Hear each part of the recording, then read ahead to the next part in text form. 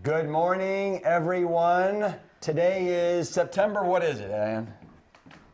It's the 24th. This is the second, the third day. This is the third day of plant stock. Hard to believe.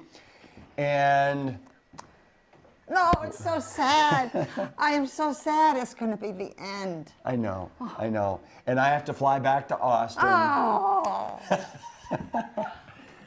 But we have got a fantastic lineup for you today. Can't wait to talk about it.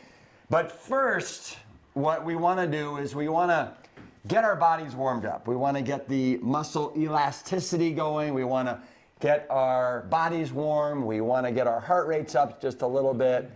And we want to get all of our kind of our nerves woken up. So let's start again with the Sandberg stretches. If you missed this yesterday for whatever reason, we were inspired by Carl Sandburg, the famous American poet, who was Ann's, what was his relationship? Step-grandfather. No, he was, no, he was your step-father. Right? No. Wait, no. He. no, Anyway. You're right. He was your step-grandfather. You're right. Yeah. And my step-great-grandfather. Because what happened is your father, Barney, married Carl Sandburg's daughter. Helga Sandberg, after my mother died. After your mother died. So, but Carl Sandburg did these stretches until he was 93 years old, and he did them every morning as long as people can remember. And then Helga did them, and Helga taught them to me. So here you go. We're going to start out with sun salutations. We're just going to do 5, all right? So everybody, we're going to stretch up. Show your bellies. And then you want to make sure that you tighten your buttocks to protect the lower back. And then we're going to bend over. And if you can only touch your knees, that's fine. If you can touch your shins, or if you can touch your toes, or if, like Ann, if you can touch the ground with your palms, then that's great too. Now let's come back up. Remember, keep the butt tight and stretch. All right, and reach for the moon and the stars. And now let's come back over. Good. Oh my gosh, my hamstrings from all the pickleball. Oh boy. Okay, now let's come back up. Let's do 2 more, okay? And pay no attention to my underwear. And then let's go down and now hold. I want you all to hold it down there. And I want you to shake out your neck and really relax your neck. It's incredible how much stress we store in our necks. And so let's kind of relax your necks, shake out your hands. All right? And then let's let out our breath. Ready? And I don't hear you. Okay, and back up. Let's do 1 more. Stretch up and down. There you go. Yeah. All right. Let it all out. All right, let it all out. There you go. Fantastic. All right, so we had a little gas incident there. Okay. That was you. Sure. You blame it on whoever you have to. That's fine with me. All right. Now, next. You know what? I need to access the old book because it's been a while. So here we go. All right. Now, this we're not going to do this yet because it's a little too much. So what we're going to do is we're going to do our sideways. We're just going to lean to the left, like so. Pretend there's a pane of glass in the front of you and behind you. And now let's go to the other side. Okay, good. And really stretch out. Feel the stretch all throughout your side. Let's go to the other side. There you go. Ready? And hold it. And next side. Doesn't that feel good? Yeah. I mean, I think Carl was onto something. And ready? There we go. Good. Feel it. Feel that stretch not only in your side, all the way down your. No, also in your hip, right? Yeah. Good. And let's go 1 more. And there we go. Okay, next, let's do the trunk twist. Okay, so We're going to go to the left. And I want you to, hold on, I want you to look behind you. Look behind you, and then come, stop in front, and then again, and then look behind you if you can. Really twist, twist, good. Left, center, right, center. And let's go 2 more, ready? 1, 1, 2, 2, fantastic. Next, we're going to do the barrel rolls. You're really good at these barrel rolls. So we're going to, let's go clockwise. Ready? So we're going to go bend over. We're going to go to the right. And then end here. And now let's go the other side. Now let's go the other direction. Right? As you so acutely pointed out yesterday, we want to make sure we're going in both directions. Yeah. All right? And then I'm going to go to the other side. What? Yep, I'm going to the right, and then I'm going to the left. Now let's go to the left. And good. All right, let's shake out the arms. Now, next, we're going to do our arms. Okay, let's do 10 arm circles forward. 1, 2, 3, You clench 4, your fists. 5, 6, 7, 8, 9, 10. Whatever you want with your hands. And now backwards. 1, 2, 3, 4, 5, 6, 7, 8, 9, 10. And let's finish with the alternating toe touches. I can just picture Carl Sandburg at 92 doing this. So what we're going to do is we're going to start with your right hand, and we're going to touch our left foot, and then we alternate. And you kind of get into a nice rhythm. So let's go 5. 1, 1, 2, 2, 3, 3, 4, 4, and one more round. 5 and 5. Hey. Woo! Hey. There you go. So last night at the end of the day, I want you to stick around because cereal. Shall I stick around behind? No, right here is good for now. But at the end of yesterday, we showed you the Plant Strong Legacy. And that's the new documentary that we just came out with about a week and a half ago, 2 weeks. I'd love to know in the comments section, in the chats, what you thought of it. As I said yesterday, loved putting it together. If any of you missed it, you can just go back and watch it. It's the very, very end of day 1. But as you know, I went to the little town of Mercersburg, and basically we challenged the community to take the 28-day challenge, Plant Strong Challenge. And we had 78 people that agreed to take the challenge, and the results were really phenomenal. And we showed this on the film yesterday, but you know, the average drop in weight in just 28 days was 15 points. We had some people that lost 30. That was over. That was the average weight loss. What was the amount of time? 28 days. We had one individual that lost 38 pounds. The average drop in total cholesterol was 39 milligrams per deciliter. The average drop in the LDL, or the lethal cholesterol, was 32 points. And the average drop in triglycerides, the amount of fat that's in your blood, was 25 points. And then we had people normalizing their blood sugars, normalizing their blood pressures. So again, in just 28 days. And It's really incredible. Really incredible. So I want you all to know, this is yours for the taking.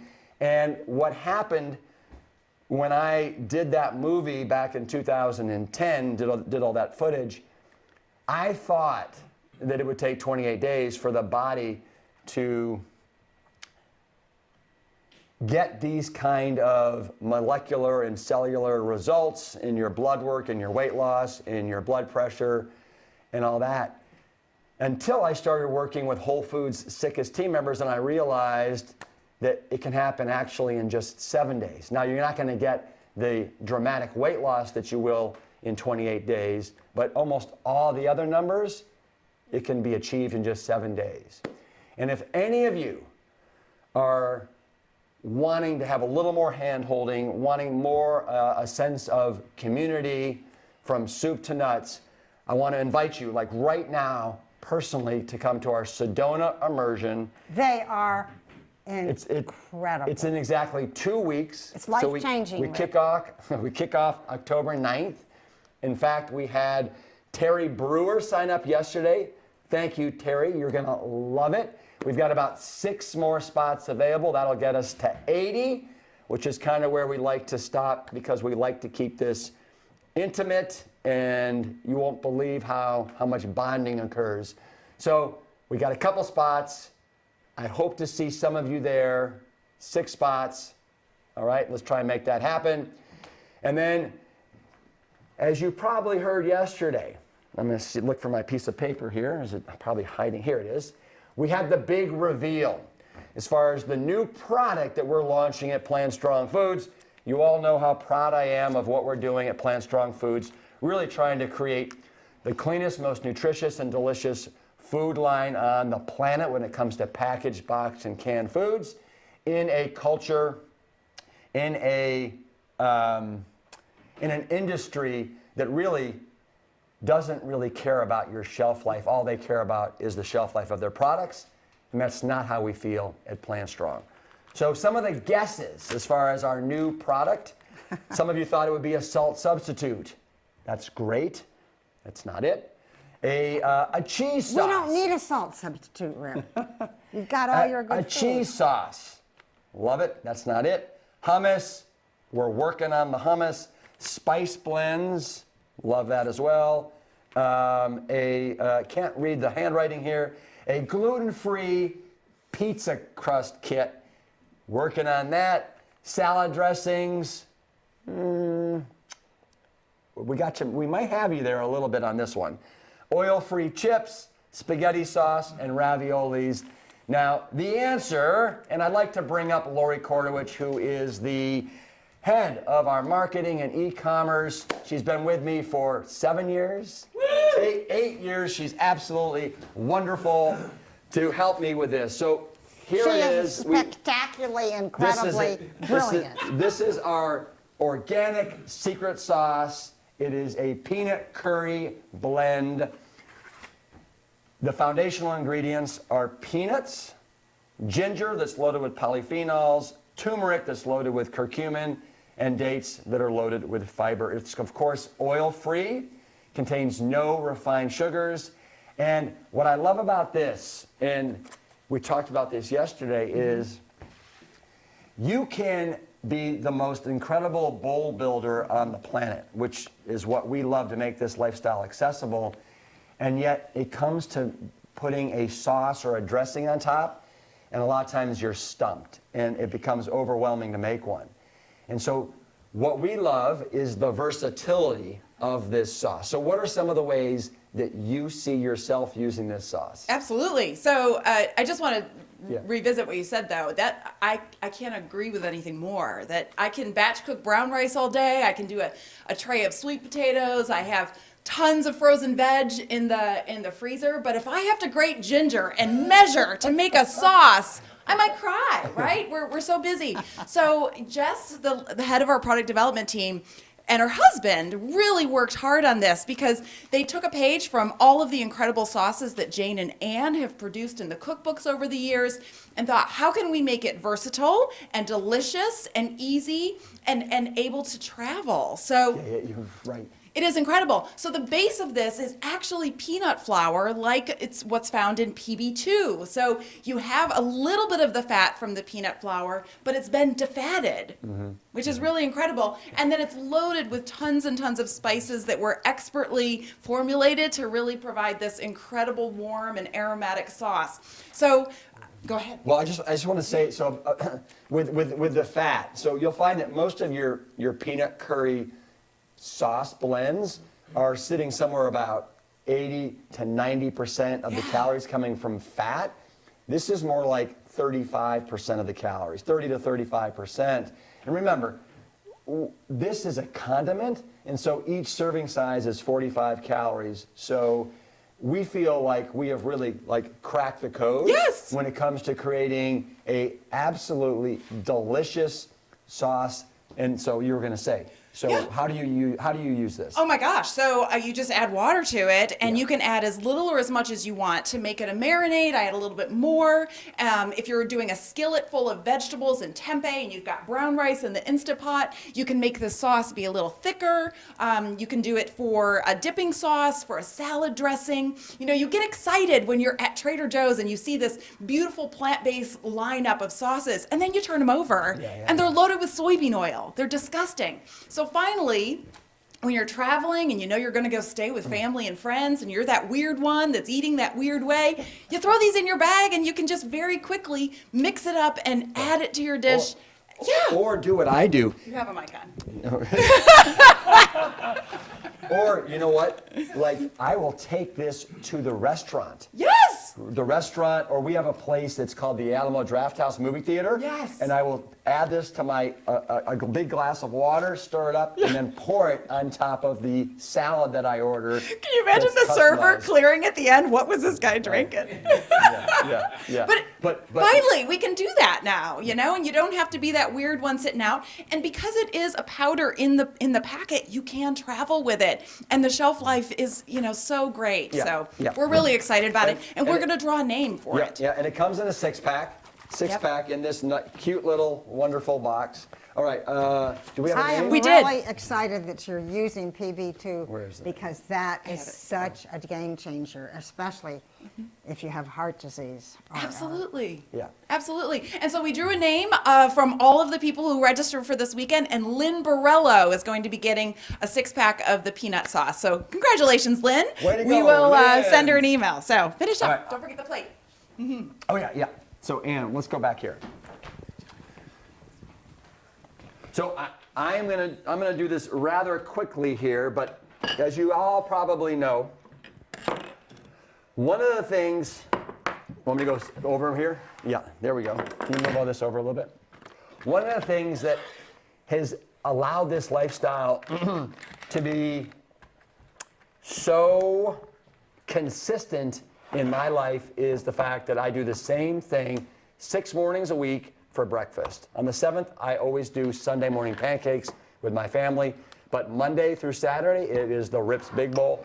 Before I had a commercialized Rips Big Bowl, I would make my own, but it's 4 different types of whole grains, and then it's typically some sort of a raisin and or a date now, and also a nut. This one has a little bit of walnuts in it. This is the banana walnut. We also have the date and raisin.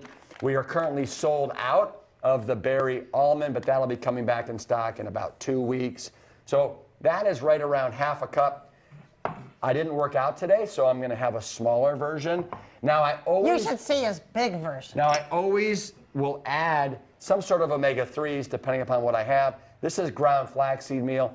If you remember from Dr. Greger's talk on Friday night, we want to add a little ground flaxseed meal. The ground flaxseed meal is fantastic for your omega-3s. And remember, we want it to be ground, okay? Otherwise, it'll just go right through you. I'm also going to add some chia seeds. And now I'm set as far as my omega-3s. Really, for the day, I am covered. Next, I always do 3 different types of fruit. I'm going to show you my patented way of doing the mango. You see how Ann and other people do the Tivolo, and they do the score and all that jazz. I like to get downright dirty. And so I always use my hand. I use it for my kiwi. I use it for my mango. This is, if it's not, it certainly looks like a Keat Kong mango. And now you can see, there we have it. There's a great cheek right there. And I'm going to do the other side right now. I like my way. All right, and I'm going to put that on here, because I don't want to put it on that plate. Right. But I need that. So Well, give it to me. I'll put it right there. All right, now I'm going to do the other side. That really is pretty incredible. Well, and then I mean- you just peel that right off. Okay. Now what I do. Normally I would score this up and put it in, but I'm just Normally, gonna, I've seen you just pick it up and eat it like a whole mango. But I'm going to do this right now. And there's something about these Keat Kong mangoes that are just, they are so absolutely huge and watery and flavorful. They're in season right now, and I go by my local H-E-B every morning after dropping off my daughter at swim practice, and I pick up about 6 for the day. And between myself and my family, we will go through 6. Okay, now I'm gonna throw on some raspberries. I want you to know, I always throw on some sort of a frozen fruit as well. These are actually frozen raspberries. I don't buy fresh raspberries because I find they always go bad very quickly, or they already have mold on them. And then, of course, I've got to top it off with the banana. This is my patented method that I need to show you. So I love getting banana in every bite. So I slice it right down the middle. Then I will slice it again down the side, like so. And now, with every slice, I get 4 pieces of banana. There you go, Ann. That's your phone going off. There you go. Hit the silent button. I can't come. I'm not here. I'm at this. Sorry. Yeah. Oh, uh-oh. She can't go to pickleball. She's got an appointment. And then I'm going to top it off with a little bit of plant milk here. This is just a soy milk here. I have no aversion to soy. Soy is actually very healthful as long as it's whole soy. And the only ingredients in here are water and soybeans. I would say the key thing about all these alternative milks is to read the ingredients. For instance, rice milk adds oil. Read the ingredients. And some soy milks add sugar.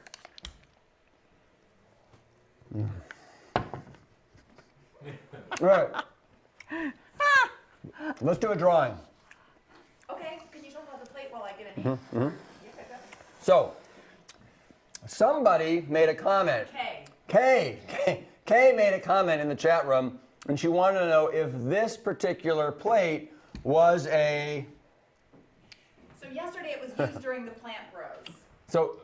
Yeah, Yesterday. no, I know. Yeah, I know. This was used during the Plant Bro presentation yesterday, and Kay, who was very observant, wanted to know if this was a piece by a very famous artist named Kevin Goning, who passed away in 1996 and was a dear friend of hers. Who passed away in 1996 and was a dear friend of hers. And so Ann went and fetched it. She turned it over, and as you can see, it is in fact by him. This is 13 of 93. And Ann, where did you get this from? This is a present from an aunt, and I want to tell you that this never has been in a drawer. It has always been on the countertop. I love it. Well, and there's a certain simplicity about it, right? And the blues and then the dots like that. It is absolutely gorgeous. So because of Kay's email, we Googled this morning and saw Kevin was rather famous. He created pieces for the Salvador Dali Museum and even Disney Studios. So his pieces are very collectible, and how special that she noticed her friend's piece. Where was he from? Do we know? I don't know that, Okay, but he died at the age of 39. I mean, Yeah. he was really a young artist, so how special. And I took a photo, so Kay, check your email. I'll send it to you. Okay. So, you guys, let's get on with today. We got a big day for you. Do a drawing though, Rick. Oh, you didn't? I forgot about the drawing. Sorry, Yeah, so we're the gonna drawing. give some cereal to Judy Sweat. Judy Sweat, you don't gotta sweat it any longer. You got some cereal coming straight to your doorstep from Plant Strong. Okay, so let's go through very quickly the lineup for today. We're gonna kick off with Chef AJ. She is gonna be razzling and dazzling us with some incredible energy. Then we have Desiree Nelson. She is good for your gut. I love her. Then we got the Plant Strong coaches, John FitzGerald and Amy Mackey. We're going to take a little break, let you guys get up and stretch and move. Then we're going to come back with Plant-Based on a Budget, Toni Okamoto. That'll be followed up by Jackie Ackerberg, the Clean Vegan, or better known as Jackfruitful Kitchen. Then we have Jane and Ann Esselstyn doing their thing. And then I will be giving you a final little wrap up. So with that, let's get on with the day.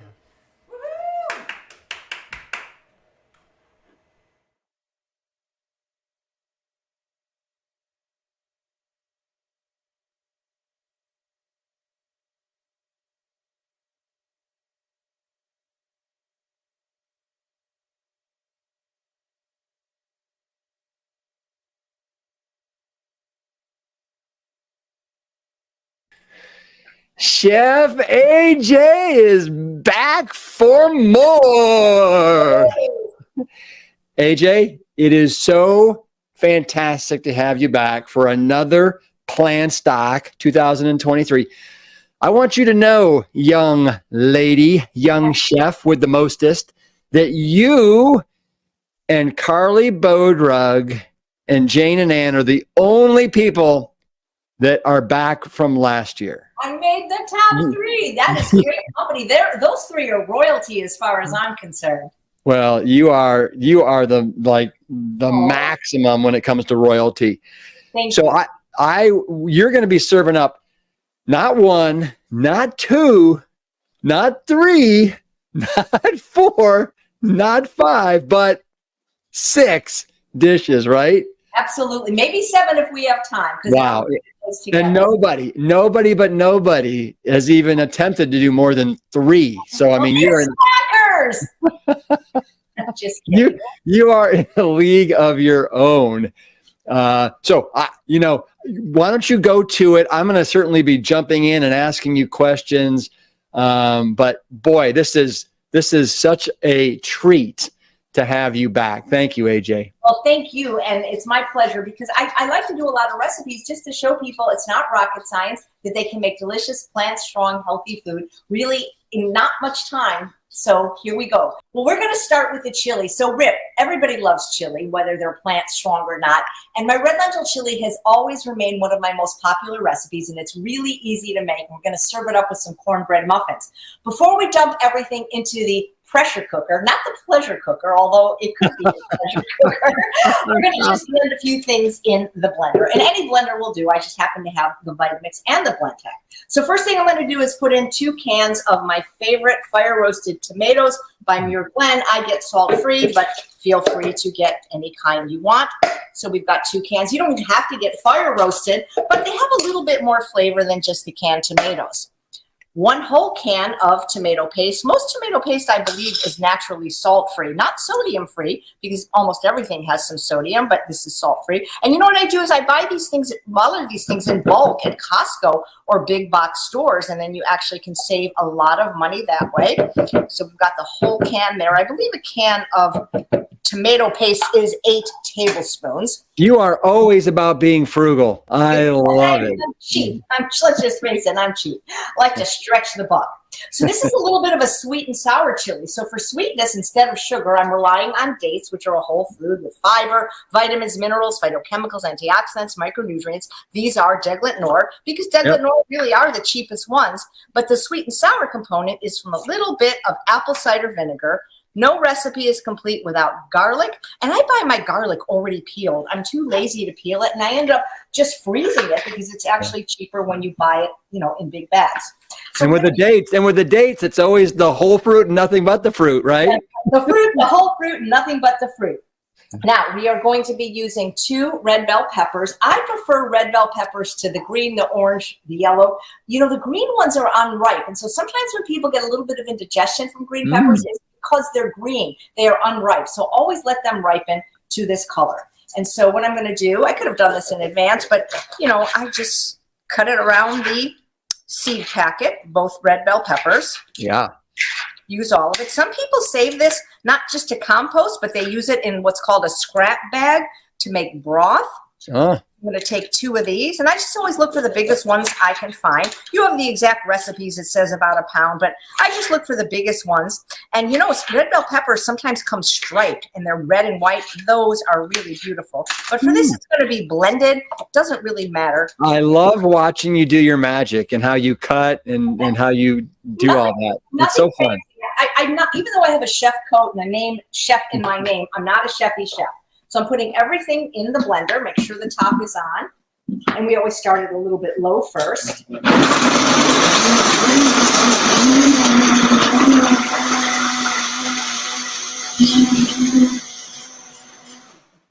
How easy was that? Maybe about 10 seconds. So I have my puree, all pureed, and now we are going to walk over there to the 8-quart electric pressure cooker. There you go, Charles. You're doing great, my man. I always tell people get the biggest and the best they can afford. You can do a small recipe in a big pressure cooker, but you can't do a big recipe in a small one. So the 8-quart is my preference. I hear they even have a 10-quart now. Boy, that would be cool. What a lot of people don't know is there's these little things on the side where you can hook the lid so that you don't accidentally put it on the stove and burn it. I've got my water in the pressure cooker. I heated it up in advance because the only part that takes really a long time in pressure cooking is heating up the water or the broth if you're using broth. And so I just did that one little step in advance just to have it come up to pressure quicker. What people don't realize that even though this recipe takes 10 minutes, it's after it comes up to pressure. Pressure cooking is 247 degrees Fahrenheit. Boiling is 212. So it heats things very hot very quickly. In addition to my water, if you want to just get an overhead shot here, now I'm going to pour carefully because I don't want to splatter on my cameraman or my chef coat. The water is hot. This puree that I made from the garlic, from the bell pepper, the tomatoes, the tomato paste, dates, and apple cider vinegar. I'm putting that in there. And then, of course, my lentils. I buy my lentils in bulk. I like the orange ones better or the red ones. I think they're prettier, and when people are first introduced to healthy eating, you know, brown lentils are healthy and delicious, but these are so much prettier. And when you get them at Middle Eastern stores, or I buy them even on Amazon, it's like 50 cents a pound. It's ridiculous. So I'm just going to pour these into the... We like ridiculous. All right, so I just got back from 8 days at teaching at the glorious Spa Rancho La Puerta in Mexico. I didn't have a lot of time to shop and chop, so I take little shortcuts. What's wrong with getting onion already chopped? And that way you save on the tears, especially if you're sensitive to that. And then the seasoning. So I all have been doing this forever. You know, they say that people don't eat 3 distinctly different breakfasts, lunches, and dinners for the 30 days of the month. We mostly repeat our family's favorites. That might be 5 or 10 recipes. Since I know I'm going to repeat this, I measure this several times so that I can just pull whatever recipe it is from my pantry. I smell it to make sure it's the right one, because one time I put cumin in a rice pudding, put that in there. Boy, that was a lot. Yeah, there's let's see, parsley parsley flakes, chili powder. We've got smoked paprika, which is one of the secrets to the smoky flavor. Chipotle powder's in there, oregano. There's, some good stuff in there. So to place the pressure cooker, what a lot of times people have trouble getting the lid on. If you can just imagine the front is the 12 o'clock of a clock. If you always just place it at 11 o'clock, that's all you got to do. You push this one button that says pressure cook, and then the time. So I would like 10 minutes. And that's all I do. I set it, I forget it, and how is that? You love the Instapot, don't you? I absolutely do, because I save so much time. You can batch cook, you can make huge portions of your favorite soups, stews, chilies. You know, you can cook steel-cut oats in 5 minutes, beans in 20 minutes. You can cook corn on the cob in what they say is 0 minutes. There's so much you can do. Are you an ambassador of Instapot? Do you get free Instapots? Don't. I mean, maybe 15 years ago, but you know, they were sold to some big company. Like, I haven't talked to them in years. They used to give me a $10 discount code. They were bought by, I want to say Farberware, but some huge company. So no, I don't. I just really think it's a great product. And, you know, I use it every single day. You know, my husband has steamed greens every single day for breakfast, and he uses the 3-quart Instant Pot, the baby size one, to do it. And when I used to travel with the Instant Pot. So I really do. It doesn't have to be the Instant Pot. It can be any company, guys. Hey. Yeah. Just for a sec, I want you to stop, slow down, look at me for just a sec, and that is, so where are you? Are you in your new home in Northern California? I have lived here for about 1.5 years in Northern California, near the state capital of Sacramento. Wow. And that means you're closer to Doug Lyle, right? Oh my God, he comes over. Seriously? Yes, he really does. He's an introvert, but I see him every couple of months for the potlucks that we have. It's been amazing. Well, then you also have him on your show all the time. Every month, first Tuesday of the month, Straight Talk with Dr. Doug Lyle. Wow. You are rocking your show. How's your show going? Is it going great? Almost at episode 1700. I have to get a special guest like you to come on that episode. I don't know exactly when it will land, but I love it because I meet so many cool people that I never probably would have met if I didn't do the show. Well, you sure do. And you recently got your YouTube award for crossing 100,000 subscribers, right? They didn't send it to me till I crossed 200,000, but I got it, so I'm not complaining, you know? Wow. Wow. You're over 200,000 now? That's spectacular. 211. I'd like to get to. Oh my gosh. So AJ, I gotta say, if you remember last year's Plant Stock, you were at your old house. The AC wasn't working and you were dripping with sweat, and it was like crazy how hot you and Charles were. So I'm glad that you're in the new home with AC. With new AC. Yes, thank you so much. I hope you'll come visit sometime. There's lots of opportunities to speak here. There's about 7,000 vegans up here. They're all in an organization called the Sacramento Vegan Society. So there's just so many like-minded people up here. Yeah.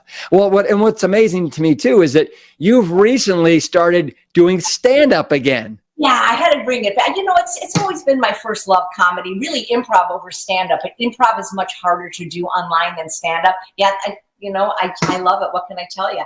I know. You in the class, I bet you would be hilarious. I don't. Stories about you're a firefighter and rescuing people. Yeah. Well, I'd have to figure out a little routine and put it together, but it would be a lot of fun. The teacher is the master at that. You go into the class the first night, you rant about whatever you are struggling with in life or a problem, and he turns it into magic. So and we all help each other write each other's material. So it's wow. Really before we leave today, you'll have to give us a joke or two or something that you do. See, that's the other thing. Stand-up is not telling jokes. So that's the first thing. But I can tell a joke. But let me think about which one I'll tell.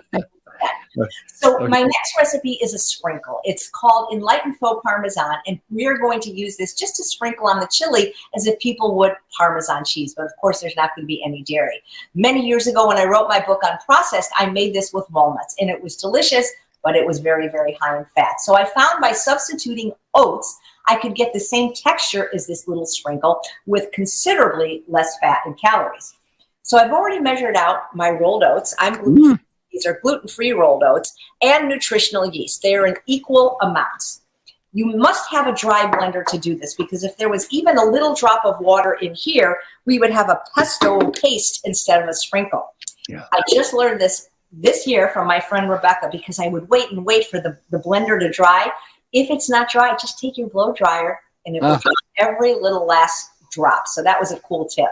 We're just going to put this in the blender with your favorite seasoning. I like Benson's Table Tasty because it's salt-free, and it's also black pepper-free because I'm allergic. I don't get anything for telling you this. You can buy it on Amazon, but it comes in 2-pound bags and little containers. And so I don't even need a measuring cup. My hand, I've made this for so many years. I know exactly what the right amount is. And you can use other seasonings, of course. You know, when you think about it, cheese is basically fat and salt. And so oats, believe it or not, have almost 20% of their calories from fat. Not as much as nuts, but it's enough to simulate that.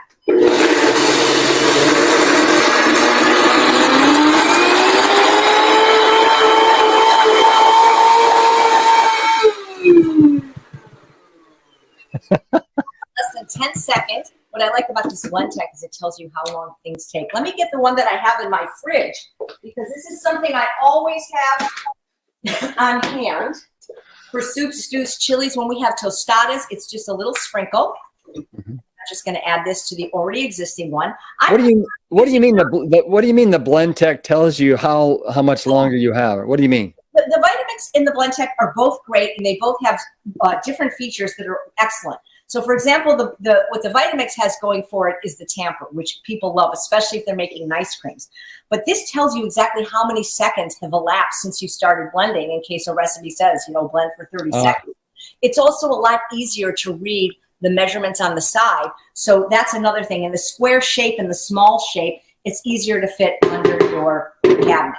So now I've got quite a bit of this. We're going to have people over for dinner tonight to enjoy this. So we have a lot of this. If you eat popcorn, this is very good on popcorn. Excuse me 1 second. I just got to rinse this for just a second. Oh, yeah. And you can actually flavor this, you know.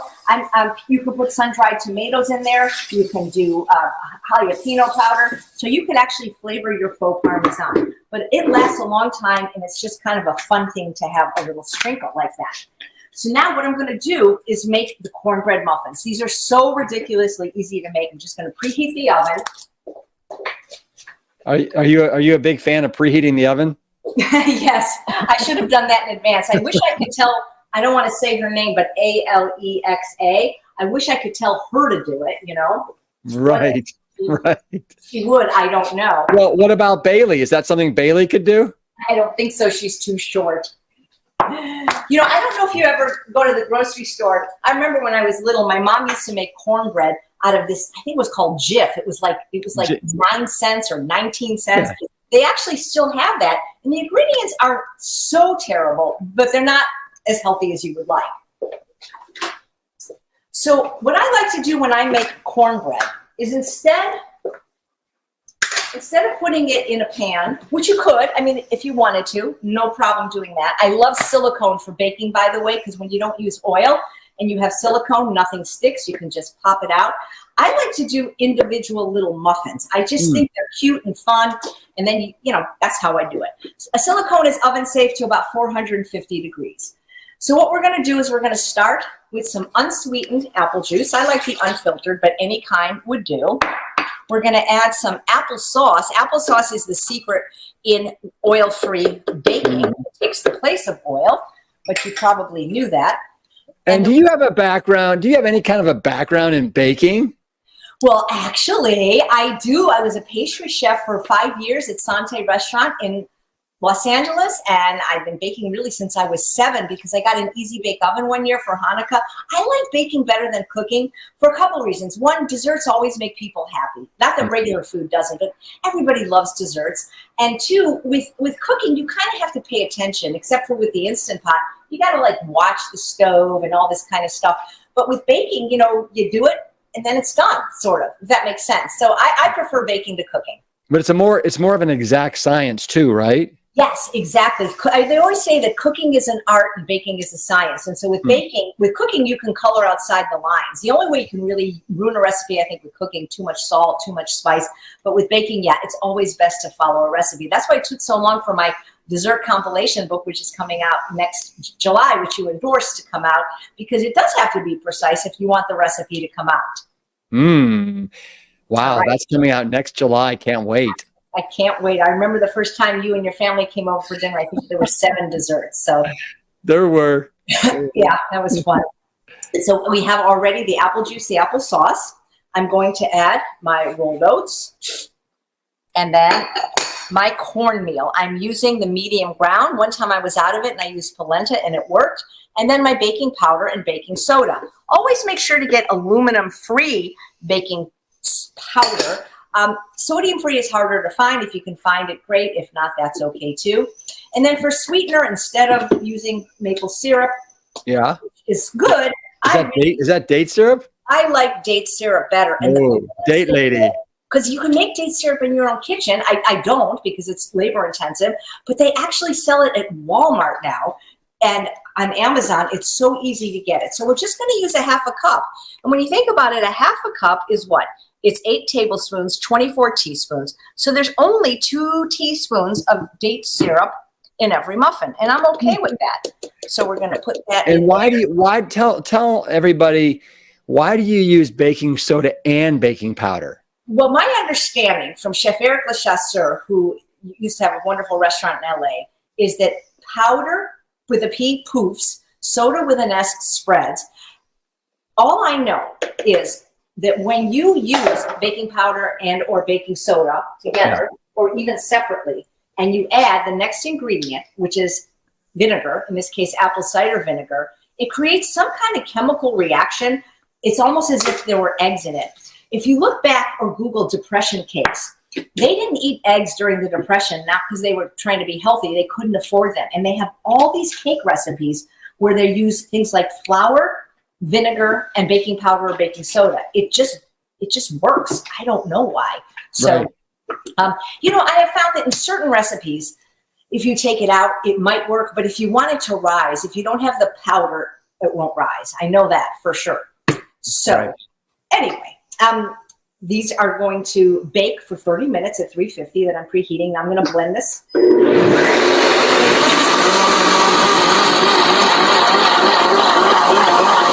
That was 5 seconds. That beep is that my oven is preheated.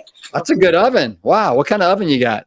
I got the Breville. I'm using the Breville. It's also an air fryer. It's so cool. Do you love your kitchen? I do, because it's part of a bigger concept called a great room. And so in the past, my kitchen was somewhere and then the guests were somewhere. So now we're all together. So can Charles show us the great room or not? Sure. I mean, I hope it's cleaned up, but okay. Well, I think we've just got, let's see what we can see here. I mean, there's light, so it's not really well lit. Oh yeah. Yeah. It extends right out. That's great. Yeah. It's really fun to have it like that. Yeah. Yeah. Nice. Nice. Well, thank you. Thank you for that little indulgence. You're welcome. These are available at cake decorating stores. I've seen them at Walmart, Michael's, Amazon. They're not very expensive. If you didn't have one of these and only had the metal one, you want to put some papers in, because then even then it might stick. So what I'm going to do is I can use a scoop, or I can just kind of eyeball. Now you're saying, this isn't cornbread, it's brown. Well, yes, because date syrup is this color. And so if this really, really bothers you and you want them that bright yellow color, then substitute maple syrup, because maple syrup is translucent and then it will work. But I just love the taste of date syrup and the healthfulness of it. Sometimes I've actually stirred a little bit of corn in. Like there's a piece of broccoli in there. I don't know how that would have gotten. But that's okay. I don't know how the heck that would have gotten in the blender. And you try to make them as equal as possible. Nice. Well, these are so good that you can eat them without chili. You can eat them like as a breakfast muffin. And Charles likes to put a little fruit sweetened jam on these when he eats them. Yeah. And they're pretty good. And they go with the chili. Even though they are more on the sweet side, perhaps, they still go very well with the spicy chili. I think I got it. I think I got it just about perfect. There we go. And if one needs a little bit more, we can just add to it. But that's what I like about this, because then I don't have to dirty another measuring thing. You know, I just am using the blender. There we go. It's okay if they're not perfect. And then just go like this. Plop them down. You can see a few of them are bigger. And I'm going to just pop this in the oven. I'll be right back. All right. We'll see you in a sec. That looks like a little toaster oven. It does, but it's also an air fryer. It's a dehydrator. It's really fantastic. And I use it mostly for air frying, but the reason I like it is it doesn't heat up the whole house, even though I have an oven. And another thing that's nice is it preheats quickly and it turns itself off. Just like the pressure cooker, the Breville, after 30 minutes, because I set it, whereas an oven, you can set a timer, but the oven won't turn itself off. So that's, again, I get distracted. That's another reason I love it so much. So we're going to serve those with the chili. But the other thing that I like to serve with chili, and if there's time, I'll show you how to make them, is tortilla chips. So these tortillas, because I'm also going to be making the salsa that goes with the burgers. These are made from nothing but corn. They take 5 minutes at 350 at the air fryer. By the way, you know when you go to a hotel, like I was just at Rancho, you get these shower caps. These are so perfect for both. I love that trick. Yeah, isn't it cool? Yes. So if there's time, I'm going to just show you how I make these. And all I do is take corn tortillas that have just corn in them. I cut each one into 6, and this is an air fryer tray, and I do 5 minutes at 350 on the air fryer. In the oven, you probably would maybe have to do it for about 10 minutes. And what I love to do is use something called the Fincredible Mi Rancho Organic, because I always make sure I don't eat 100% organic, but corn, I make sure it is. These are so thin, and they're not only less calories, but they crisp up faster and better. So even if people don't want these with the chili, they might want them with the salsa. I need the air fryer when you get a chance. So next I'm going to make my favorite burger. And I have 3 books with about 4 different burger recipes in them, and they're all good. But this one is my favorite. because it's the easiest. It's ingredients that most people have either very accessible to them or already in their house. And I love these because they freeze really well and I can pull them out and just have a quick meal. Now they take 45 minutes to cook. We don't have 45 minutes right now, so I'm going to show you a little trick. Whereas instead of cooking them as burgers, we're going to roll them into little meatballs and they'll cook really quickly in the air fryer that I'm bringing over. But first, you have got so many little like gadgets and things. I mean, wow. You'll have to let me know if you could only have 3. What would the 3 be? Pressure cooker, air fryer, and food processor. Ooh, no blender? Well, no, because I would take because when you see the Breville food processor when it comes out, no, because blenders are great for making smoothies, which I don't drink. No, I take the food processor over the blender. I really would. All right, good info. I forgot about the Ninja Creamy. No, the Ninja. That is so decadent and over the top. Oh boy. Okay, so these are called smoky sweet potato burgers, and all burgers are great, but a lot of plant burgers, you got to do some stuff at the stove, like saute onion and, it dirties a pan. So I like one bowl recipes where I either throw everything in a pressure cooker or in a bowl. Also, these are bean free. Not that there is anything wrong with beans, but it seems like almost every plant burger is based on beans. And there's some people that don't really care for them or would rather have a burger made out of something else. Like Dan Buettner, right? Yeah, exactly. Dan would like it with beans. But these are made out of my favorite food, which are sweet potatoes. These are the orange ones, the traditional ones. I think they're calling them the garnet yams. And you want them peeled. I recommend, of all the methods of cooking, steaming, microwaving, roasting, baking, you do roasting. Because roasting, it's at a higher temperature. I do these at 400 for almost 90 minutes because these were so big. And it like caramelizes them. It makes them sweeter and just much more delicious than if you were just to microwave the sweet potato. In a pinch, I have used frozen sweet potatoes. Trader Joe's sells them. But if you have time, roast them and peel them while they're still warm. Not so hot that you burn your hand. But if you wait till the next day, it's sort of like a Band-Aid on a scab. The skin will stick. So I peel them while they're still warm. And now I'm going to just dump them into my bowl. And I'm just going to take my potato masher and mash them. AJ, if there was one vegetable, only one vegetable that you could eat and you were stranded on an island in Mexico for a year, what would it be? Well, you meaning like a non-starchy vegetable or like a starch? No, I don't care. You get your choice. Well, the thing is, if I picked a non-starchy vegetable like broccoli or kale or Brussels sprouts, I'd starve. So I'm going to pick the sweet potato. Well, but I didn't. But the second part of my question was, you'd also get a fruit. You'd also get a fruit, one vegetable and one fruit for a year. I'd rather have a starch and a vegetable than I guess I'd have to take bananas because they're the only ones with any caloric density. Because I think I'm going to be hungry. Because how the heck am I going to cook my potato? There you go. When you talk about kitchen tools, here's another one I can't live without. I've had this for over 30 years and it's still in good shape. So this is my broccoli that I've steamed. And I've steamed it in the microwave in this really cool thing. It's from Pampered Chef. Other companies make them like Tupperware. And I even travel with this because it only takes minutes to steam your vegetables. And it's got holes on both sides for you to drain the water out when you're done. So I use that every day to make my broccoli for lunch. And I'm just going to use a little, usually Charles does the hard part of the smashing, but he's on the camera right now. So you just kind of smash this in. And then the other thing is, so what I love about these is these are so full of starch. The starch from the potatoes, the starch from the rice, the starch from the oats. You only need 2 cups of rice. So I use those little bags. They're organic basmati rice. Many stores carry them. If you don't like or do white rice, that's fine. You can use brown. I like the white. It tends to be a little bit stickier, and I just think it tastes better. But really, the brown would be fine. And we're just going to smush. And AJ, tell me, that broccoli steamer that you have, does that go inside of a pot when you steam it? How does that work? It's so cool. It's just this clever piece of plastic. And what do you do? What do you put it on? How do you steam it? You put the vegetable in, you can even do potatoes, you put a little bit of water, you close the top, you put it in your microwave.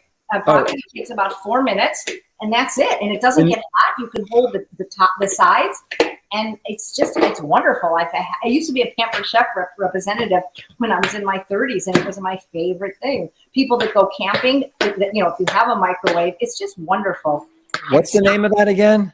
It's called the Pampered Chef Microwave Steamer. Okay. All right. Wow. See, what's cool about these is if you really smush it long enough, you know, you can't even tell that there's broccoli in it. So if you have kids that don't like vegetables, if you have a good smusher in your house, like Charles, it becomes like pretty much, what's the word? Contiguous? Like, is that a word? Like the 48 United States. So keep smushing. Oh, my seasoning. Always measure that in advance. The secret is the smoked paprika. We also have onion powder, garlic powder, and a little bit of chipotle powder to make it a little bit spicy, but not overly spicy. Chipotle is merely a smoked jalapeno, so it gives it a little bit of heat without being overly spicy. So is Charles a good smasher and smoocher? Yeah. And a good cleaner. He's a smasher, smoosher, and a good smoocher too. And he's a good sous chef. He even knows how to cut an onion. It's amazing. Okay, so this is looking pretty good, guys. You know, when I have time, I might put on food service gloves and really smush the heck out of it to get it all mixed up. But I personally don't mind if I see broccoli in my food. Yeah. Next, we got the oats. Wow, your forearms are getting a workout, aren't they? No, but I should really change arms because we only want it on one side. This way. Now, this you can also put in a loaf pan. And I'm going to put it in a flat pan just because, like I said, to take the burgers, it would take 45 minutes. But what I'm going to do is make little meatballs, which are a lot of fun. I do a lot of wraps. And so when I do them, the meatballs actually are perfect because they're not meatballs. They're sweet potato burger balls. Only one more ingredient to go in here. And like I said, most of these ingredients, like oats and broccoli and rice and even scallions and sweet potatoes, they're not hard to find. They're not weird ingredients. Pretty much every store has them. I mean, I was at Walmart to buy my date syrup, and all these ingredients were available at Walmart. So there's nothing weird about it that people haven't heard of. Why are you using green onions instead of just like, I don't know, white or purple or another onion? Well, they're prettier. And also, I find that with the scallions, they're consistently the same. Whereas, you ever notice how onions, some days they can be really, really sharp and almost too strong? I just feel like it's prettier, and I feel like they're more consistent. And interestingly enough, I learned recently that people that have to be on a low FODMAP diet, let me put this up here, they can have the green part of the onion, whereas they can't have onions. So maybe they could even do this recipe. So we're all done. And normally what I do, and I can even show you how I roll one of the burgers. And usually what I do is I put them on a non-stick silicone baking tray. And that way I don't have to keep wasting parchment paper because nothing sticks to silicone. And if it does, it comes right off when you clean it. But what I'm going to do is the majority of the batter I'm probably going to just put in here and bake. But for you, let me just show you what you do if you're in a hurry. You're going to have to lower this. This is different than the Breville. This is like an air fryer that's been around a while. It's called the Go Wise. You can get these. I've seen them $32 at Walmart and Sam's Club, $69 at Costco. They have this little basket here, and you put your stuff here, and it's very easy to clean. So what I'm going to do is I'm just going to take this mixture, and I try to make it all the same size and make little balls. And this way, these will be done in 15 to 20 minutes. They're really fun. You can pop them in your mouth. And kids might like this better because kids like food that they can pop in their mouth, that they can eat with their hands and their shape. Did you make a bunch of these when you were getting ready to go on your trip to Mexico? I didn't bring these because you remember, you can't bring produce into another country. Oh. Yeah. So what I brought to Mexico was a lot of my granola that I dehydrated and a lot of dried or fruit, fruit like bananas, like dried bananas, just to have extra calories because it's sometimes harder for me to get what I need when I'm traveling. But yeah, I wish I would have had these. But actually we made them in the class, so I didn't need to bring them because this was one of the recipes in the cooking class. You want to have a little bit of a space in here. And you know what's nice about an air fryer, Rip? For people that really struggle to eat vegetables, that don't like them at all, when you air fry them, whether it's Brussels sprouts or mushrooms, which I don't even care for. When you air fry them, something magically delicious happens and they just taste better. Maybe because you're taking out the water and increasing the caloric density, or I don't know. So give air frying a try. If you're uncertain, you can now buy a pressure cooker with air fryer capabilities. You won't be able to get a lot in it, but at least you'll be able to know. All right, so let me just rinse my hand real quick. And AJ, what do you love more? Do you love cooking more, or do you love interviewing people more for your Chef AJ Live show? I like interviewing people more because there's no cleanup. None whatsoever, you know? So you're not a fan of the cleanup, are you? You Not don't like really. dirty dishes. Yeah. Not really. All right, so there's a little button here. And so I'm just going to raise this to 20 minutes. I'm going to raise this to 400, push the button. Oh, this one.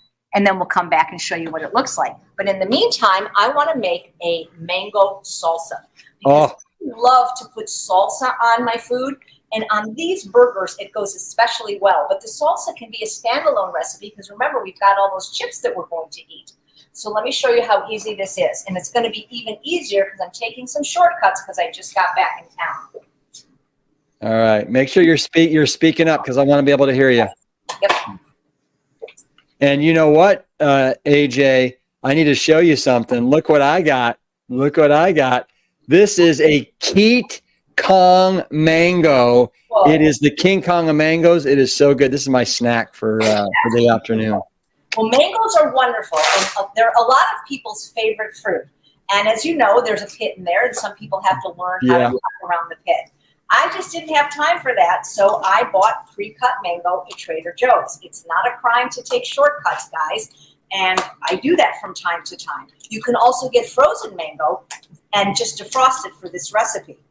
So you got that at Trader Joe's. I get the Trader Joe's frozen, organic, not organic, conventional frozen mangoes all the time, and they're always consistently really good. Yeah, they're wonderful. And you know what? I went to my local Rayleigh's and I got the red onion already chopped. I just didn't have time to do it. I apologize. But that just shows you that, you know, you can take, it's hard to open it though. I was going to use my teeth, but then people would say, teeth are jewels, not tools. They make it so hard to open. They should put unhealthy food like this and make that harder to open, don't you think? Yeah, you're handing that to Charles. Charles is going to take care of that. He's the man, let me tell you. Let me get a bigger bowl for this so it'll be pretty. Hey, when you're doing your stand-up the other night, how was Clint Pattison and Linda Middlesworth? They were fabulous. Many people don't know that Clint was a famous stand-up comedian in Australia. He opens for many acts, so he's been doing it for years, so it was a privilege to be on the show with him. He should have been the headliner, but because my set was longer, they put me last. He's brilliant, and he's so fun to be in class with. And Linda is great. Once you wind Linda up, she is wonderful. Really wonderful. So what I'm going to do is I have this tool that I love.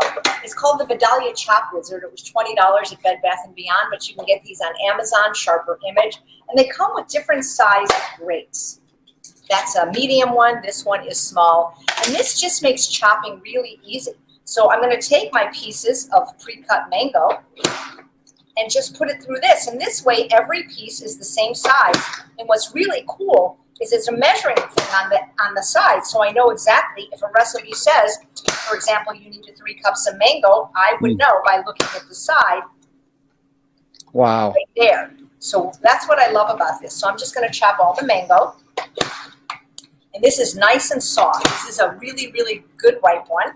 And if you have the time to get a fresh one, you just want to make sure it's ripe, of course. One time we were making this at Rancho La Puerta, and they just didn't have mango. So we used papaya, the Mexican papaya. It was still delicious. One time we used pineapple. So it's basically your basic salsa. You know, salsa just means sauce. And most salsa, like pico de gallo, is tomato, sometimes either onion or shallot or garlic, usually some cilantro, lemon or lime, and a jalapeno. It's the same thing, but we are using the mango. So I'm going to take this and put this in a bowl. It was very easy to chop it this way, and each piece is consistently beautiful. Wow. And now I'm going to do the same thing with the red bell pepper. It's such a pretty dish because you've got the orange from the mango, the red bell pepper, the green from the jalapeno, and the purple from the onion. So I'm just going to sprinkle that in. You know what's not fair about what you do? You can't taste it. No, well, that of course. But you make everything look so just like easy and natural and relaxed. Well, I mean, I've been doing it a long time, but honestly, you know, compared to like, you know, brain surgery or sending a rocket to the moon, it's, you know, if you practice, anything you practice, you'll get good at, right? Yeah. So if you want to be better in the kitchen, you got to do more stuff in the kitchen. So we're just going to use this. And again, I could have done a lot of this in advance and just poured it in a bowl for you, but I want to show you how really easy it is to do it, even in real time. Yeah, we appreciate that. And what I love too is how you're not a snobby cook. Like you'll buy pre-cut, onions and mangoes and anything that makes your life a little easier. Right, and thank you for saying that, because people like Chef Bravo say, well, you're not a real chef. But you know what the thing is I'm also a real person who doesn't have a lot of time. And if it means the difference between having something healthy and not by taking shortcuts, I'm going to take the shortcuts, because the easier something is, the more likely you are to do it. So believe me, if the red bell pepper had come chopped, I would have bought it that way, but it didn't, and that's okay. Did you say that little machine you're using is 20 years old? No, it was $20 when I bought it at Bed Bath & Beyond. Oh, because I was to say, I'm amazed that it hasn't broken. It seems like the way that you woman handle that thing. I'm pretty rough on my equipment, but I just think this is so pretty, and it's and again, the measurement isn't that important. It's really what you like. I could put a little more onion in this, and maybe I will. Of course, we do things to taste. There we go. And so now a little lime juice. And again, I buy bottled lime juice, organic lime juice, because it's easier. Huh. Yeah. And just a splash or so. Let me get a spatula. Uh-oh, what's that? That means our red lentil chili is ready. We'll show it to you in a bit. I'm just going to stir this up. And what I'm going to do is add my cilantro. If you don't like cilantro, don't use it. Use Italian parsley. This was actually a gift from Dr. Hans Deal, these herb scissors. And so what I like to do is, instead of using a knife, I just take these little herb scissors with 10 blades, and then I get like little kind of ribbons of whatever herb. This is especially great when you're making things with basil, because you get these beautiful chiffonade ribbons without having to use your knife.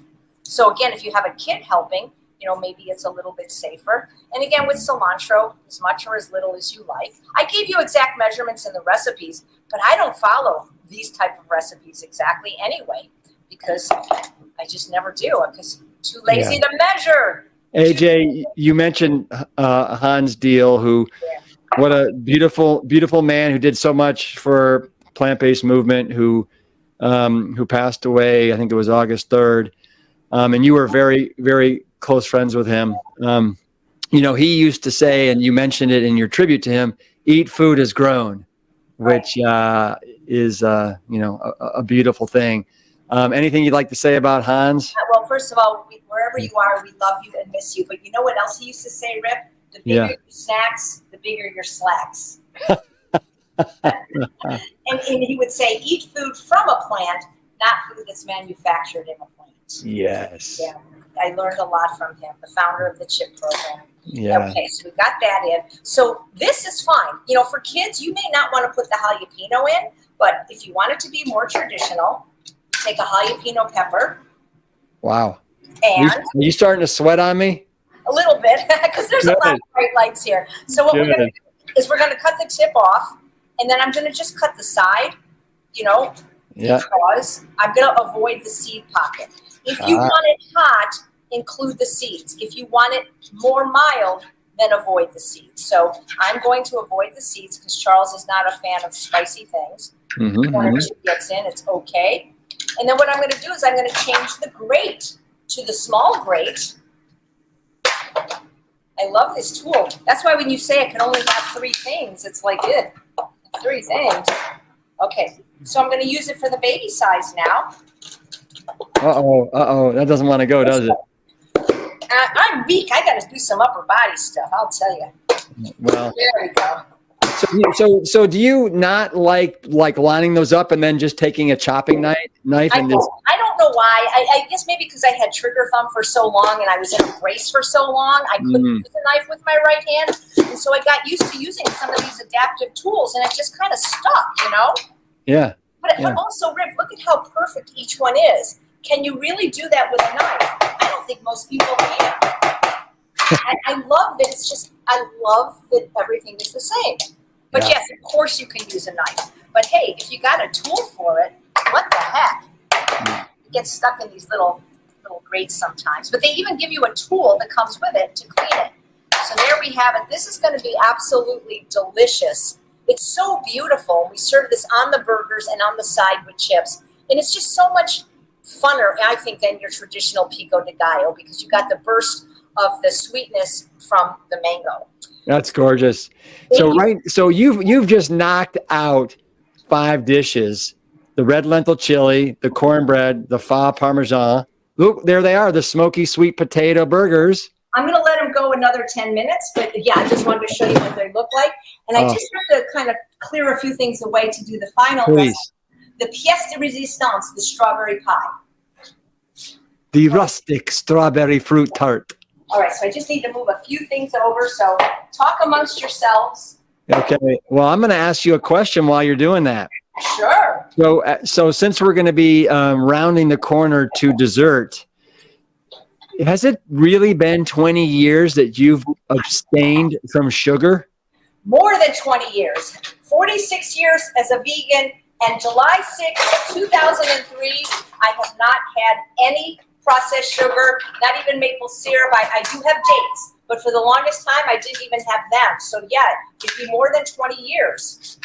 And what was the rationale for that? Well, when you met me, I was about 60 pounds heavier. And what people don't also know, or may not know, is I also had, when I was 43 years old, which was 20 years ago, the beginning of colon cancer.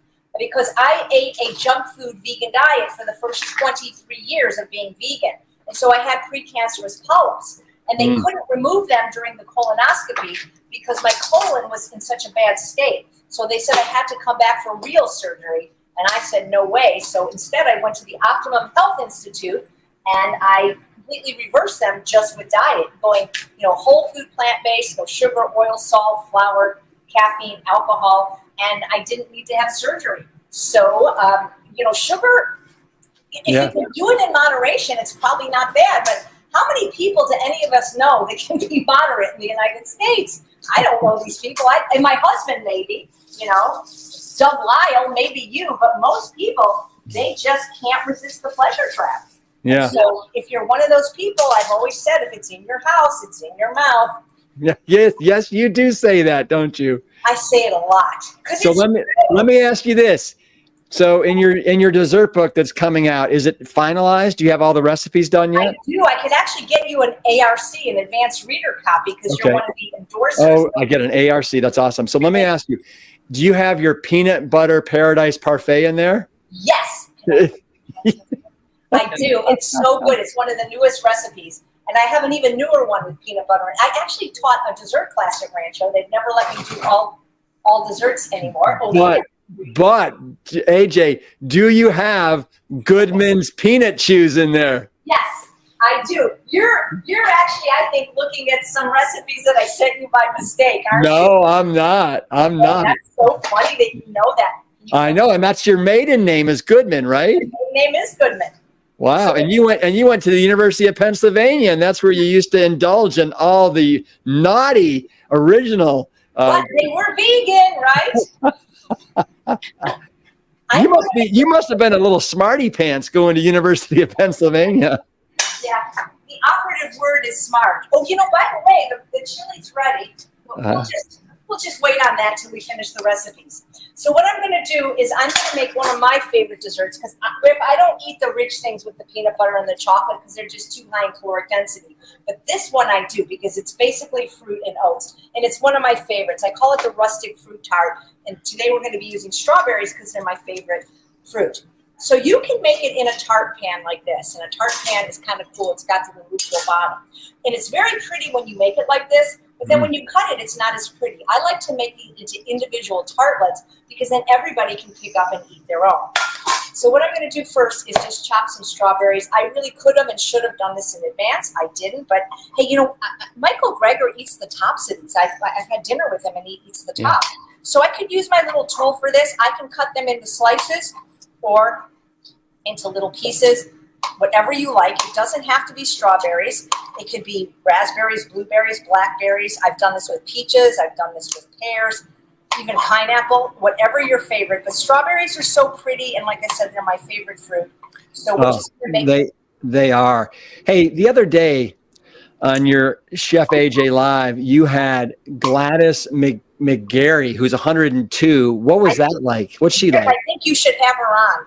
It was just so wonderful talking to somebody that's so much older than I am that has all their marbles. There wasn't one sign of any kind of cognitive decline whatsoever. And she just had so much joy for living, you know? Like she had this thing where like her eyesight wasn't so good. She said, she had this profound line about, you know, I might not be able to, I don't remember I got to listen to it again. But she was just lovely, you know, and had so much life experience. And she met Gandhi, and she lost children and a husband, but she just has a purpose for living. And her whole message is, you know, you have to have a purpose for living. Dan Buettner talks about that with the Ikigai, but she really exemplifies that. And you know, to be a woman doctor when she was no easy task, you know.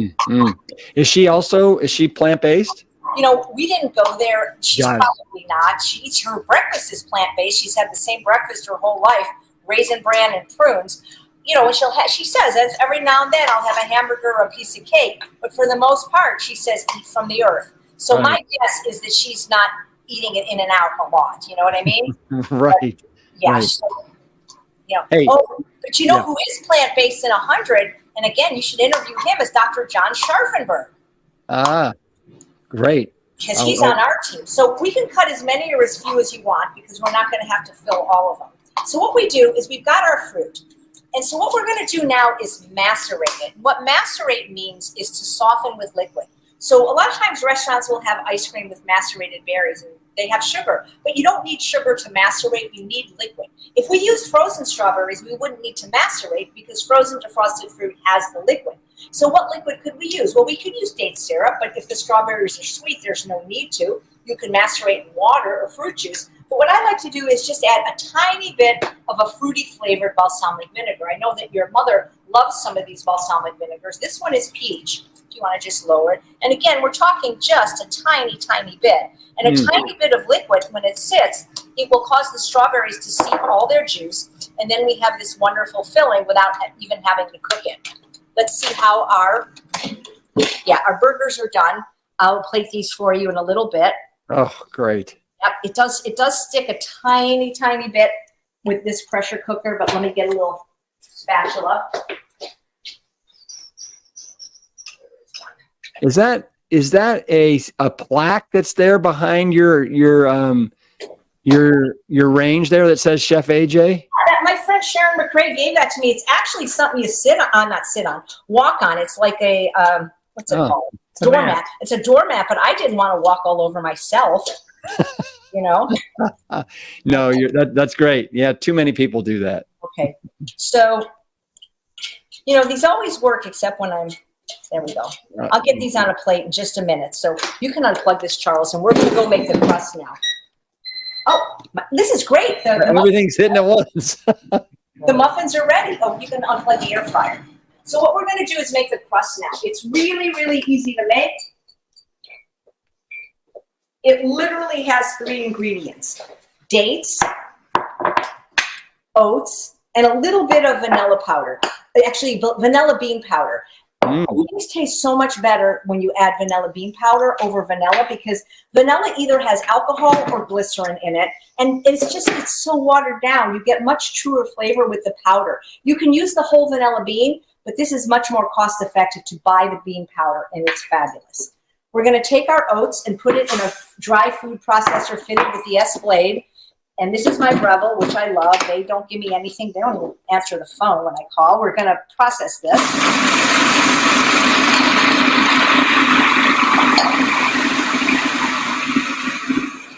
So where do you get your dates? Do you have a particular place?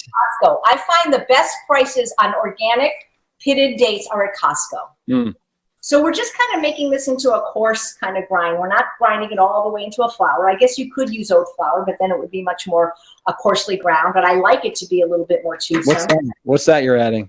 We've got our vanilla bean powder, which smells incredible. And then we're going to add our dates. And hopefully they don't have a pit. Because sometimes even pitted dates will have a pit in them. And then the whole thing will stop. So we're going to process this.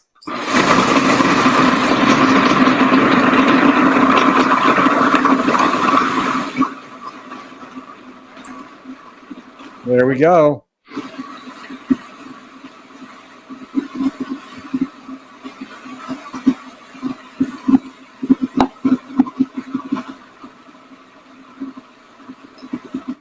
Now, you know it's ready when it starts to slow down. So right now, we still have to process it a little more because you see it hasn't stuck together. So we're going to have to let it go a little bit longer. Okay.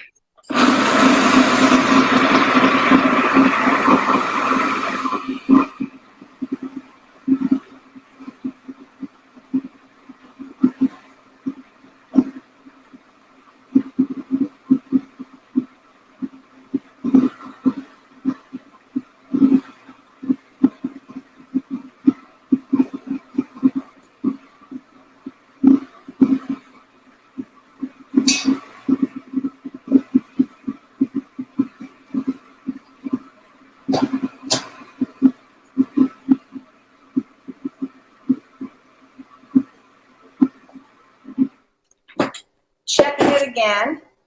Now, guess what? If it doesn't, Not enough dates. not enough dates. Sometimes dates are less sticky. Yeah. That's Get why that. There you go. Get that bag. when you make, you're exactly right. When you make desserts like this, sometimes you got to be a little bit flexible and just add a little bit more. When dates, like if you use medjool dates, they're so moist that it sticks together in a second. But these are a little bit drier. Might be a pit. There we go. When it does that, it often means, We got a pit in there? maybe, let's see. Yep. When it slows down like that, I didn't have time to check these. Wow. That is actually not good. It can damage your blade because I didn't take the time to squeeze or cut each one. Let's try again. Did you get that down there, seated at the bottom enough? Probably not. Okay. Yep. When it rains, it pours, baby. I know. But I get a little bit nervous when I'm doing these demonstrations. It's like, It's all good. It's all when I good. do it in my own life, it always goes perfectly. It's always when the people are watching, you know? There we go. Voila.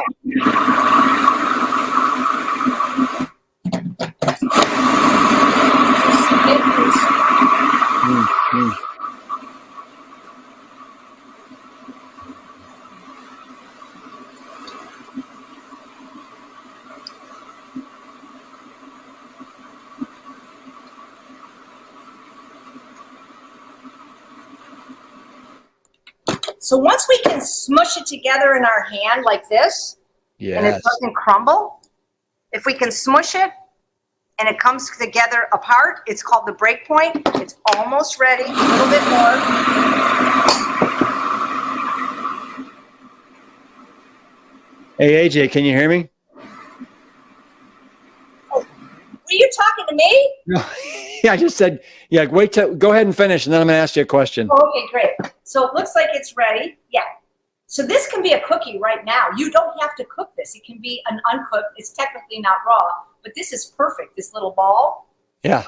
And then it comes in half. And as I mentioned, we can push the whole thing in here or miniature ones. What I like to do is make individual ones. And what I do to do that is this makes between 4 and 6 individual tartlets.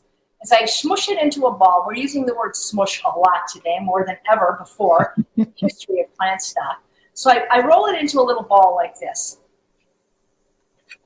And then I put it on my nonstick silicone mat and I press it down almost like a giant cookie. Yeah. And it's fun because you get to do I find that baking is a lot more therapeutic because it seems like you use your hands more and, you know, it's not just a bunch of stirring and chopping and measuring. So using the heel of your hand, you just kind of spread it out as wide and as thin as you can. And then you have to create a lip. So after I make it kind of circular like this, then I kind of pinch up the sides. And the bigger the lip, the smaller the lip, the bigger then the more filling. So I try to make these the same size. And then what I do is you can serve these. You do not have to cook these at all. You can serve these right now. Now, sometimes if you use medjool dates, they're so sticky that, they're sticky. So it's good sometimes to just put 5 minutes on something, but you can just put them like this. Your tart is ready. If you do cook them, you can make a whole bunch of them and keep them in a Tupperware or a Ziploc bag. And then if company comes at the last minute or you need a treat, you can just take any fruit you want for the filling. Let me get a little plate and show you how we plate it up. And AJ, the filling, I mean, not the filling, but that crust there is just oats and dates. Oats, dates, and vanilla powder. And vanilla powder, yeah. You put a little cinnamon in, you have a snickerdoodle. So we have our crust. And again, it's up to you whether you want to cook it or not. Just try to make it as even as possible. You can see it's beautiful. It smells amazing. You can put some mint in here if you like. I don't have any right now, but fresh mint is nice. Some people like to put cacao nibs in. So you just put it on your plate, and then you get a spoon. No, I would just use my fingers. Just that short amount of time with the vinegar, it's already created its little, like a simple syrup almost. And then you fill the tart. These are so amazing. I love this more than any dessert. Really, I think it's my favorite, honestly. Really? And it's delicious, and you just fill it with as much fruit as you can. A nice little mint leaf on top would be a nice garnish. The other thing you can do is make what's called a strawberry fan. To do that, you just take a strawberry, a larger one, and what you do to make a strawberry fan is you just kind of cut it almost up to the stem, but not all the way, in vertical lines. You can also make strawberry roses, and you just cut it along the way, and then you kind of press it out like this, and then you put it on top, and then you have really like an elegant tart, and it really didn't take very long to make. And now that's the raw one. If you want to cook it, how would you cook the? You would do exactly what I did on either a piece of parchment paper or a silicone mat. Only 5 minutes at 350, maybe 5 to 7, depending on your oven, and let it cool. And then, actually, I can still cook this. I mean, I'm not going to cook it with the strawberry in it, but what I'm going to do is maybe I'll take the fruit out and I'll cook the rest of them. Got it. Wow. So that's 6 dishes, AJ. Do we want to do a quick review, or are we good? And no, we'll do a quick review because actually I've got the chips in the oven, so maybe it's 7. So we've got our sweet cornbread muffins right here. Wow, with the date syrup. Hopefully I'm going to be able to poke one of these out right now. Yep, look at this. Perfection. Yeah, gorgeous. Perfect. These are delicious. These freeze well too. I've brought these to potlucks. We've got that. Let's see, where did our salsa go? Here's our beautiful mango salsa.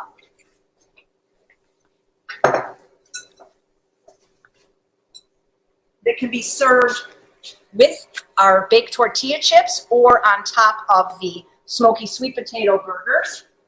I'm going to show you the chili. I forgot to get the burgers out, or maybe they're bites, or maybe they're balls. Wait, Yeah. Let me take them out. Don't. Let me get them out. Don't go in there. It's a little messy. So you know what I like to serve with my sweet potato burgers or any plant burger? I like barbecue sauce. I've never been a ketchup or a mustard person. I love barbecue sauce. So. AJ, do you ever give leftovers to Bailey?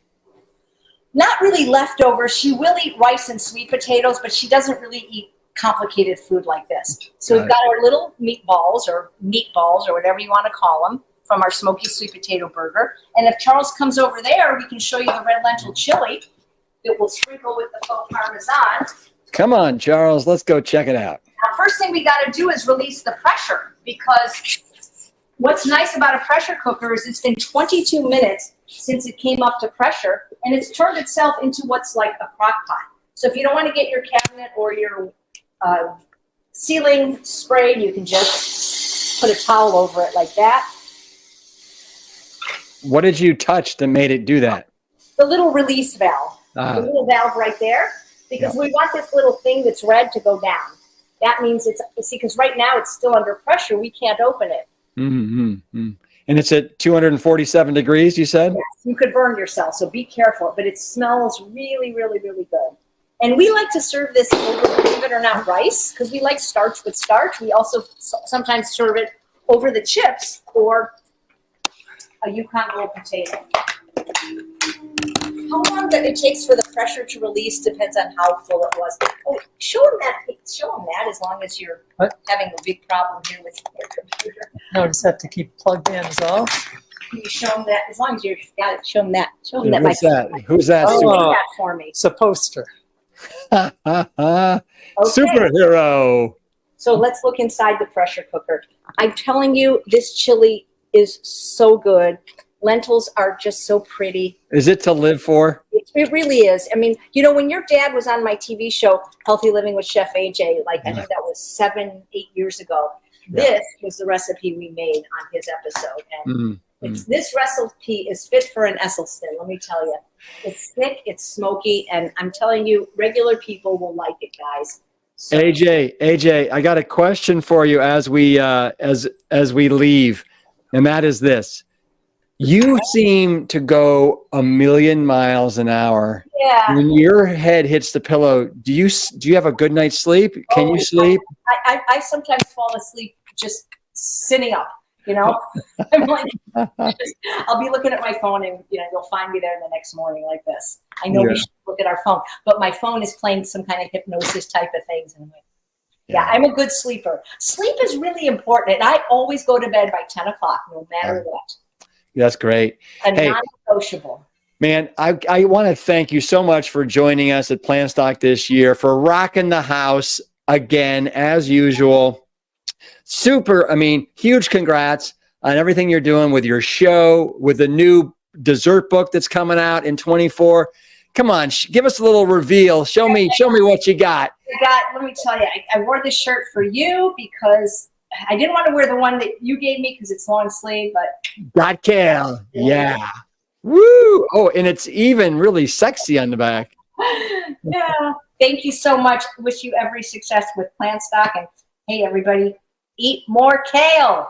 Eat more kale. AJ, I love you. I love Charles. Charles, come around so we can see you really quickly, Charles.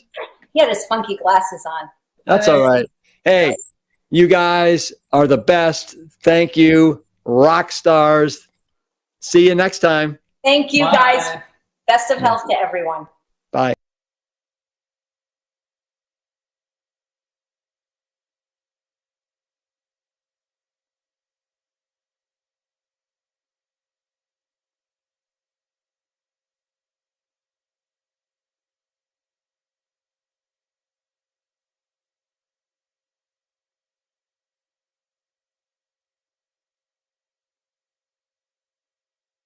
Desiree Nelson.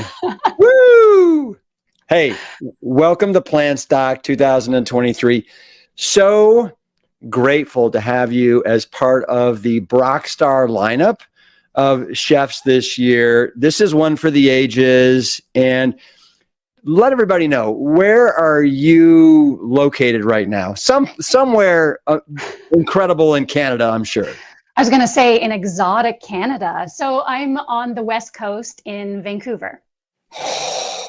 You know, we just came through Vancouver after we did an Alaskan cruise back in June. We kind of did a bike ride around some part of the island. It's incredible. You are so lucky. It is. Vancouver is truly one of the most beautiful places I have ever seen. I do feel really lucky to be here. It's very special. Yeah. Well, and we're lucky to have you. So you first appeared on the Plant Strong podcast. You were episode 145.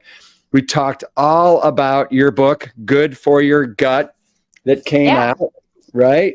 And you are a registered dietitian, and you love what you do, don't you?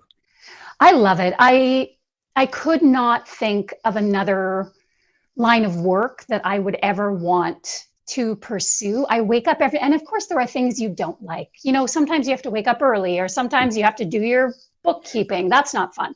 But I can't imagine loving anything more. I work with food all day, which is incredible. I love developing recipes. I love knowing that my food will be a part of someone else's life, but also the power of nutrition to change lives, not just to bring joy through delicious food, but to physically change lives is something I wouldn't trade for the world. Yes. And, and just kind of remembering our wonderful conversation that we had several months ago, I love the fact that you kind of went in this direction, not nutritionally, but, vegetarian, vegan, to impress a boyfriend or a guy that you were trying to get, who played in a band and some other things. And Yeah. I don't think it ever worked out with him, but you said the one thing that did stick was you loving this kind of lifestyle. Everything happens for a reason, right? And I think it's really important also for people to give themselves a little bit of grace about that. Like, we all come to a plant-based lifestyle for a lot of different reasons. And you know what? It doesn't matter why you're here, we welcome you. Like, hello, come in, let's feed you some good food, and we hope you'll stick around. So when did you decide, just to revisit just a little bit, Yeah. when did you decide that it was the gut and the microbiome that you really wanted to focus on with your RD degree? Yeah, because my first love was actually oncology. And so I was very interested in how food contributed to the progression of cancer in the body. And so that was my first love. But what happened was that in my first real job, and probably only real job as a dietitian, I don't know. Yeah. I worked as the head of nutrition for a local chain of health food stores. And as soon as I arrived, from day one, easily 50 to 75% of the questions I was getting was around digestive health. And I felt really unprepared, because this is like 15 years ago, of course, when things like the low FODMAP diet for irritable bowel syndrome were considered controversial. And now they're as close to a gold standard as we have. And so I really saw this gap, and people were searching for information. And because they weren't getting it from their health professionals, they were going to all sorts of less evidence-based sources. So I dove in head first to learn everything that I could about celiac disease, IBS, inflammatory bowel diseases. But then after the birth of my first child, I found myself with IBS. And so it was both professional and also personal. Like, I have a little skin in the game because I wanted to figure out what was going wrong in my body, and I wanted to get back to feeling better as quickly as possible. Yeah. Wonderful. And so what would you say, and we've got some limited time here, so I want to be respectful around that, but how would you express your core nutritional philosophy? Desiree Nelson, what is it? It is eat more plants. No matter where you're starting from, all of us can push the needle in the direction of plants. And the more that you do, the better you will feel.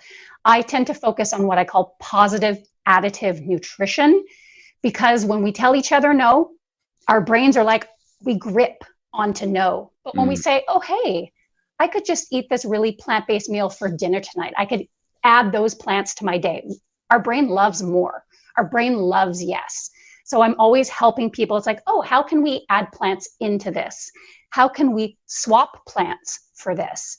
And really just focus on eating more plants, eating whole as often as possible.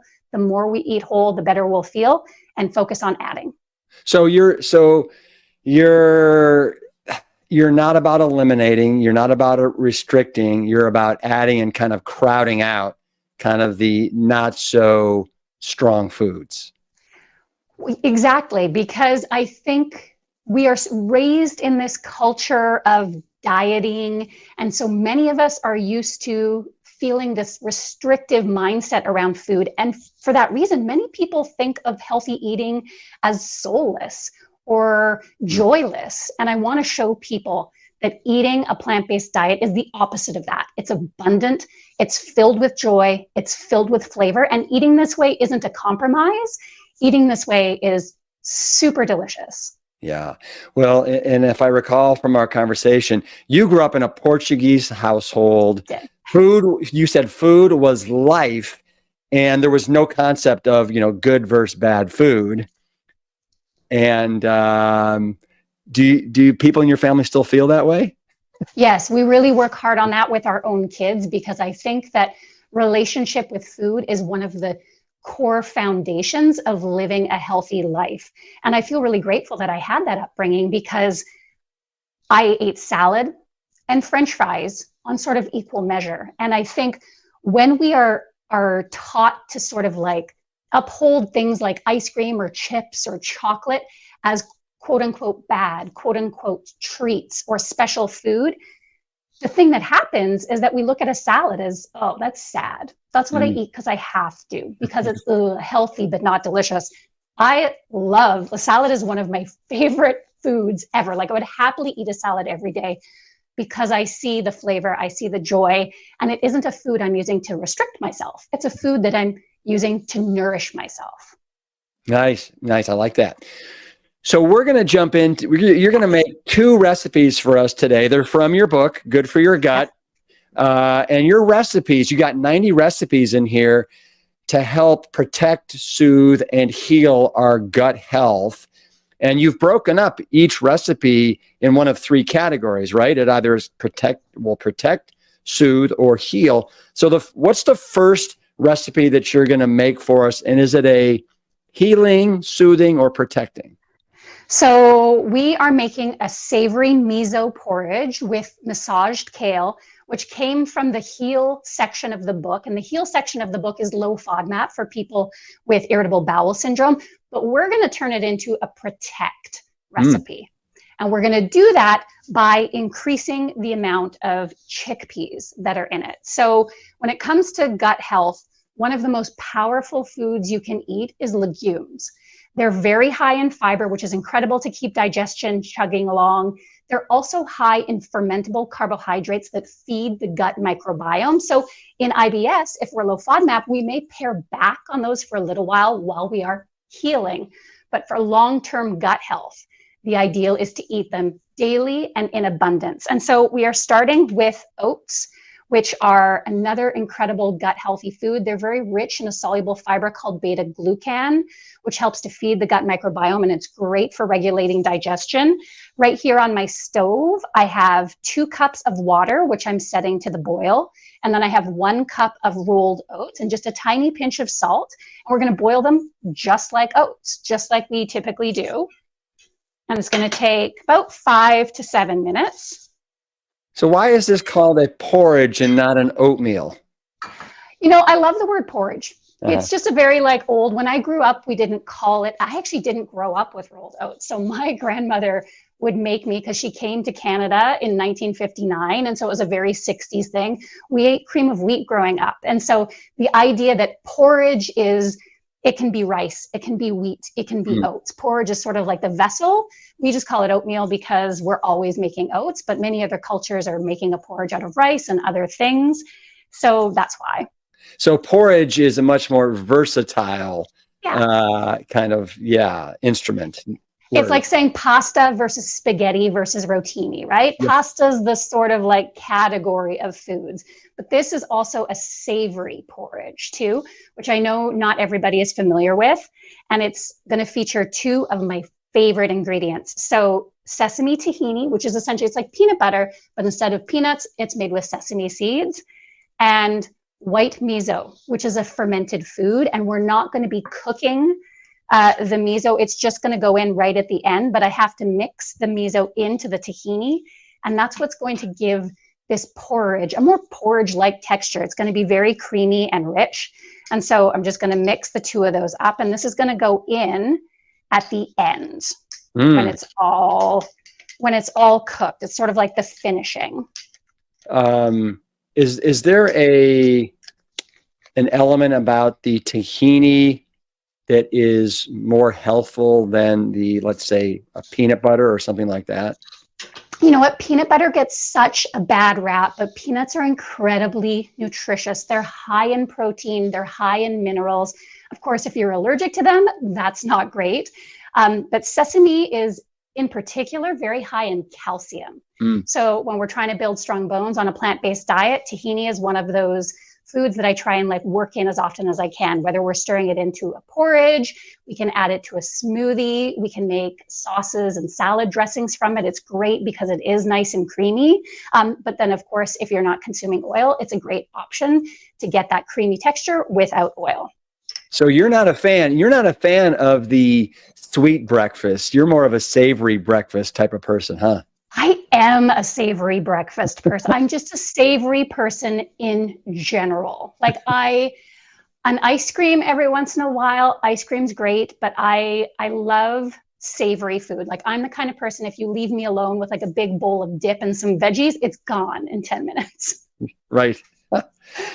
Okay. Okay. So now what's next? Yeah, what's next is we're going to prepare some kale, some massaged kale. So in the book, because the book is not exclusively oil-free, we do a crispy kale in the oven with a little bit of oil, which you can do oil-free if you have a dehydrator. That's awesome. I do not. So we're going to do a little massaged kale. And this is such a great hack because a lot of people will say, oh, I don't like kale salads. Kale is so chewy. It's dense. Probably because that kale salad hasn't been massaged. So I'm just taking a little bit of low sodium tamari. Yeah. And popping it over. Let me check on my oats.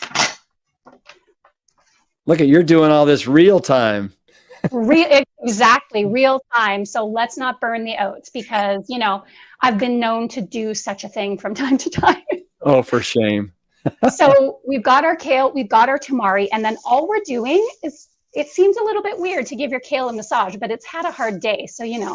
I do that. I do that all the time when I'm actually doing like a massaged kale salad, and I do avocado and lemon juice and a little bit of salt. I find that. And you can do lemon juice. You can absolutely do avocado. There's so much that you can, all you really need is a liquid. Mm-hmm. And the liquid, when you massage it in, it's kind of like, already, I think you can see like it's starting to look like it's a bit wilted.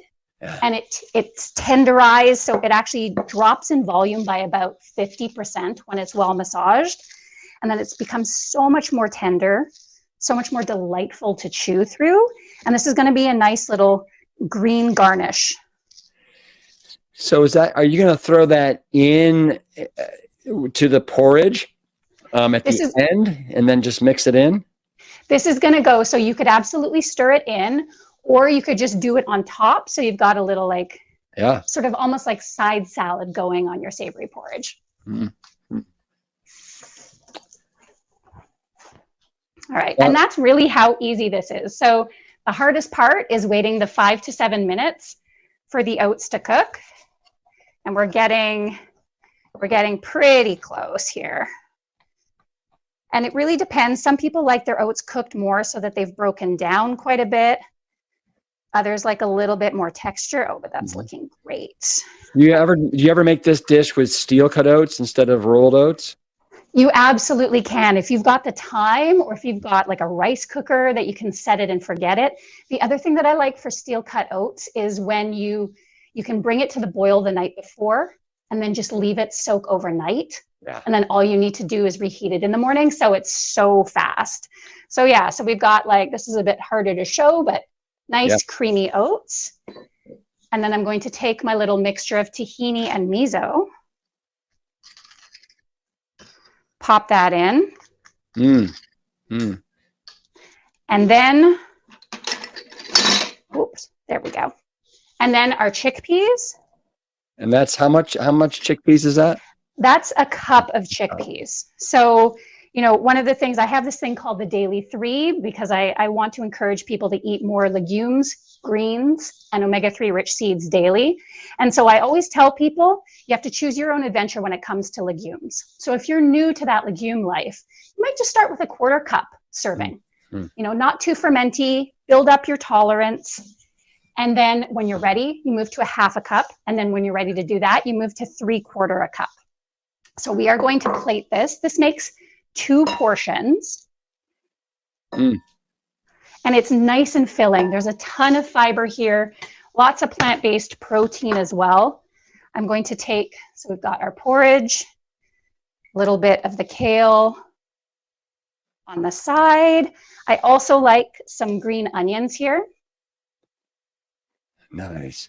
And then typically, Desiree, do you throw the kale into the oven and bake it to get it crispy? Is that right or no? So here I'm just doing it like a little salad, but you could absolutely throw it in the oven if you want to bake it. I thought, so we have this beautiful. Yeah, get it even a little closer, if you can. There we go. Oh, there we go. Love it. Love it. Wonderful. Yeah, little hot sauce, a little green onion, kale. It's a great way to get out of your porridge rut. Or if you're like, I'm not sure about savory porridge for breakfast for dinner. Well, and yes, breakfast for dinner. Yes, I was going to say I could do that for breakfast and then have the leftovers for dinner. Yeah, totally. Desiree, I know you're going to be moving on to the second recipe here shortly, but let me ask you something. You know, part of this year's Plant Stock, it's all about coming together. That's our theme this year. And I'm just wondering, for you, what does coming together mean for you? You know, I've been reflecting on that a lot the last few years, particularly after COVID and us not being able to be together, feeling so isolated, feeling so alone. And I realize, you know, just how nourished we are by our communities. Particularly, I feel very lucky. I live in this incredible neighborhood where folks have block parties and actually go. You know, like we actually go to the neighborhood block party. We know our neighbors by name. We know their kids. The kids are running around the neighborhood. And it's incredible just how held and supported and nourished you feel by being a part of something. And so for me, coming together is really about remembering that we're all on this journey together. We're all on this planet together. This idea of us versus them is really made up. We're all humans. We're all someone's sibling, someone's child, someone's parent. And I think it's so important now more than ever that we really get together again. We have a meal together. We talk. We get curious about different points of views. Yeah, I think that's, yeah. I feel like that was a longer answer than maybe. It was wonderful. And in fact, when I was in Vancouver, we spent the night with a friend who actually lives in a co-op. So it's basically this it's like this community, and they've got probably 15 different kind of homes, and every home faces out into a courtyard, and then they have a community dining center, and every dinner, you know, they take turns making meals, and it's so idealistic and so wonderful. And I was there with my kids, and they're like, can we do something like this back, you know, in Austin? It's the way we should be living in that community and coming together every day and sharing. It's wonderful. Yeah, it is. And, you know, it's everything from, you know, we live next to an elder, and when it's hot, making sure that they're staying cool, and maybe we can bring them whatever they need. Or right now it's harvest time, and neighbors are showing up on our doorstep with their grapes, and we are sharing figs. And, you know, it is, to me, it's like, that's what we are supposed to do. That's how we're supposed to be, but we're so isolated all the time. And it's like, well, we avoid contact with others as opposed to doing the open and awkward thing of being like, hey, how are you really? Or like, would you like to share a meal with me? Or here, like, take my figs. I have a lot of figs. Yes. So this next recipe, you're going out on an edge with this one, or out on a limb, especially with me, because it's a baked eggplant, and I do not like eggplant, but I challenge you to make me like this dish. I really want to like it, and it's a soothing dish, right? It is. Yeah, and is it a lasagna of sorts? Yeah, it's an involtini. It's inspired by lasagna. You might call it an involtini because it's rolled, but you are not the only one. I love eggplant, and the entire rest of my family does not. So I will be enjoying this by myself happily. But for those who are a little bit nervous about eggplant, whether it's texture or whether it's flavor, this dish has it all. Because I'll show you the eggplant, and then we'll work on the ricotta. So this does take a little bit of preparation. What I did is I sliced it thin, and I'm going to show you because I have terrible knife skills. This is one of my favorite tools. When you are getting into plant-based cooking, texture makes such a huge difference in recipes. And so this is a mandolin where you can shave anything super thin. So I use it all the time for fennel. I use it to make these nice thin strips of eggplant, because the thinner it is, the easier it is to roll. If they're too thick, they're not going to stay in rolls. And then they were sweat with coarse salt. So that helps to draw out the bitterness, draw out some extra moisture. But we use coarse salt, we let it sit, and then we rinse it and pat it dry. So you're not consuming all of that salt. The salt sits on top to draw out the moisture, and then we rinse most of the salt away. So I love the fact that you're taking out the moisture, because that's the thing I really don't like, is that chewy, I don't know, spongy texture of it. It should be tender, not spongy. And it's a hard balance. It's a hard balance to sort of like strike. And so I feel like this dish strikes that balance. Plus it's filled with an incredibly delicious ricotta, which we make from cauliflower, kale, and soaked almonds. Oh my goodness. Very nutrient dense. And I'm going to cook the cauliflower and the kale just quickly, just to like take off the raw edge. Now, instead of, if I didn't happen to have kale in the house, could I use arugula or spinach or another green leafy? Absolutely. Yesterday I have a little hero that I made ahead, and I had a bunch of spinach to use up. So I just threw spinach in. And I think that's another really sort of important point about cooking as well, is that I think when we're new to cooking or really used to using recipes, we can just do whatever the recipe says, instead of, well, hey, I'm not consuming oil, so I need to swap that out. Or I'm allergic to peanuts, I need to swap out an almond butter. Like, we can use that recipe as a guide and then make the swaps and the changes that we need in order to suit how we're eating now. And so, yeah, like if a recipe has a green and you have another green, almost every green is interchangeable. You could use chard, you could use collards, whatever you have on hand. And we're just going to let it go with a little bit of water in a nonstick pan to cook off that sort of like rawness. And then everything's going to go in here. So I noticed you're using almonds, soaked almonds.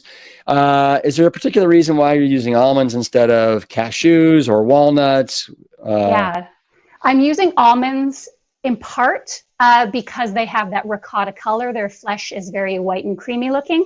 But I prefer an almond ricotta because what I find is with the cashews are a really high fat nut. And so I love them for making creams. I make my Alfredo sauce out of cashews, but ricotta, true ricotta, remembering all the way back to when I ate it, it's a little bit grainy. There's a bit of a grain there. There's a bit of a texture there. So I feel like the higher fiber, higher protein almonds creates a little bit more of that texture. So we soak it so that it blends nicely, but it still retains a little bit of graininess, which to me, I feel like is more of a true ricotta texture. I like that. Yeah. Yeah. So that's the base of our ricotta. We're going to add, I like a lot of pepper. Mm-hmm. You do you. Maybe you don't like it at all. Garlic, similarly. You want to scare away the vampires, use as much as you want, but I use one sort of like nice fat clove. We do need a little water and a little bit of lemon juice. So lemon juice, again, helps to mimic that freshness, that tanginess of real ricotta. It's about 3 tablespoons and about a 1/4 cup of water. I use a little bit of salt. You do need a little bit of salt here, again, to your taste. If you're already not consuming salt, I would put just a pinch. I often make recipes with more salt because I'm trying to lure people whose taste buds are reared on like hyper processed. Exactly. Come over to my plant side. So if you're already consuming far less salt, then just a pinch, taste, and you can add just a pinch more. All right. So it doesn't take very long at all. We've wilted that kale. The cauliflower has just got a little bit of heat and a little bit of the starch burned off. And we're going to pop that right in. Do you love your, what is that called you're putting everything into? It's a food processor. Do you love that food processor? Yeah. I love it. Food processor, I got my big fancy blender first. That was my first sort of big ticket item in plant-based cooking. I really hesitated on a food processor just because I have such a tiny, I feel like it looks much bigger because you're actually seeing all the way into my living room right now.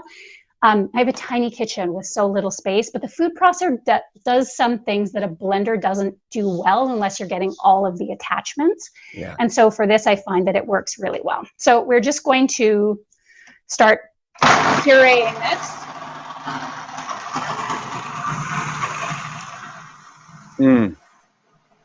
That's looking good. It's amazing, right? And it's going to need a couple little helper stirs. And if you're looking, especially again, when you're at home, you're like, how do I know if it's right? So in the recipe, I mentioned that when it's properly blended, you should be able to it should be able to stick together in your fingers. Right now, it's not quite there yet. Mm-hmm. If your food processor, everybody's food processor is different. Some are stronger, some are not as strong. If yours isn't as strong, you can add a little bit more liquid. I might add just like a tablespoon or two.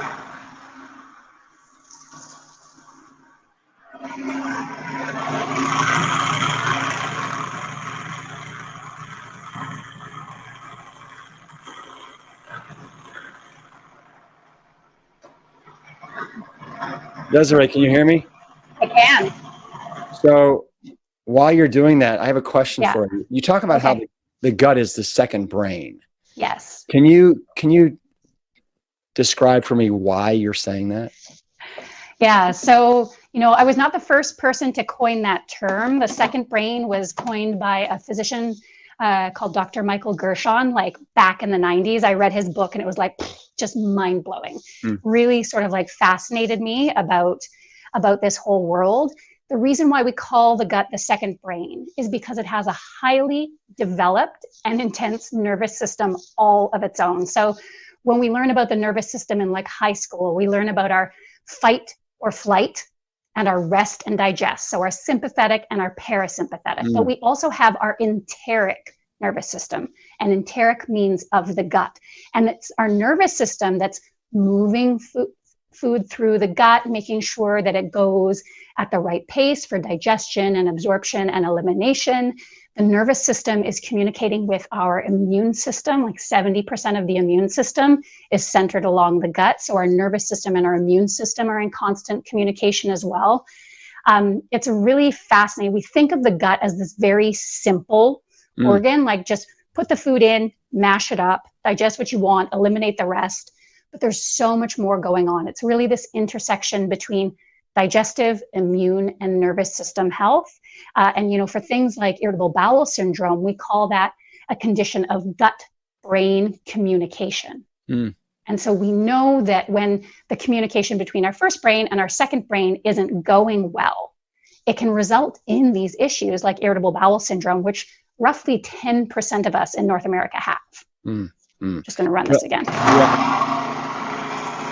Well, and I know in the book you mentioned how close to, I think it's 70 or 80 million Americans have some sort of digestion issues, like major issues.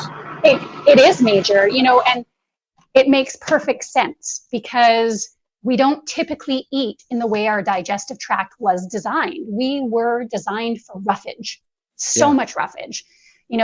Back in the day, and I would not recommend anyone do this today, but back in the day, we probably ate about 100 grams of fiber a day when we were like hunter-gatherers. So our digestive tract was designed for an enormous amount of fiber, and the average American consumes about 15 grams of fiber a day. So that changes our digestion. It changes our microbiome. Yeah. When the microbiome is changed, that interacts with everything. And when you're not consuming all that fiber, Desiree, you're also not creating all those short chain fatty acids. They're magical, right? They are magical. We're learning more and more about short chain fatty acids every single day. And yes, they are fats, just like their name sounds, but they are fats that are created from the fermentation of carbohydrates, which I think would not make a lot of logical sense to people. Science is often not logical to us. But when we consume carbohydrates, fermentable carbohydrates that are found in whole plants, in legumes, in whole grains, in fruits and vegetables, nuts and seeds. The bacteria in our gut create short chain fatty acids like butyrate, for example. And we're learning more and more about butyrate every single day. But what we know is that butyrate appears to help moderate the nervous system, the immune system. We want our gut bacteria munching those carbohydrates from plants so that we can have this butyrate, which acts as this really beneficial messenger in the body. And then All right. and I know, I'm peppering you with questions, but I find it so fascinating. So while you're making this, can you just talk a little bit about leaky gut and the gut and that barrier that's so, it seems like it's so just sensitive and thin, and like, are the short chain fatty acids help prevent leaky gut and the kind of, I guess, the unzippering of the gut? That's it. I mean, so much is involved in that. So when we hear about leaky gut, it sounds like a very made up thing on the internet, but in fact, it is an actual thing. It's leaky gut. Our gut is meant to be a barrier between us and the outside world. And it is only a single cell thick, which is kind of remarkable.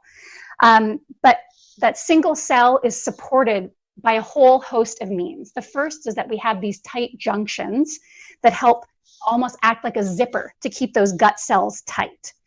The other thing we have is this very strong mucus layer. We think of mucus as like when we're sick, ew, gross, but this is like a good kind that helps to make the barrier stronger. The other thing we have are these beneficial bacteria. So when we have good bacteria in the gut, the bacteria help as part of that barrier. They nestle into that mucosal layer. They help fight off bad bacteria. Like, it's this incredible ecosystem. Really, it is an ecosystem that all we need to do is eat more plants, move our bodies, try and manage our stress. And it goes so far towards helping build a healthy gut. Like, we're buying all manner of supplements. We're doing all these like wacky things that have no research for them. The foundation is the stuff that we don't love because it takes effort, right? Eat well. And the other thing that you mentioned, besides, manage stress, exercise, is you're a big fan of chewing your food. Yeah. When we talk about these sort of foundational steps, chewing is critically important. And you're going to hear that and think, that's too simple. What does she know? But your opportunity to chew is your only opportunity throughout the entire digestion process for you to consciously break the food down. We are meant to chew food until it resembles a pulp. There should be we shouldn't be able to recognize our food if we've chewed it properly. And when we do that, when we combine it with the enzymes in our saliva, then we have this very high surface area. And the high surface area is critical for everything that comes next. We need more surface area for enzymes and acids to attach to so that they can do their job better. So if you want to really help foster digestion, it's so simple. Chew your food well. Go slow, which is something that honestly, even I'm not good at. I'm the world's fastest eater. My family is just like, I don't know how you eat so fast. But I feel like it's because I was a mom and I realized, I have like 10 minutes to eat now before my child needs me again. So I'm going to blame it on that.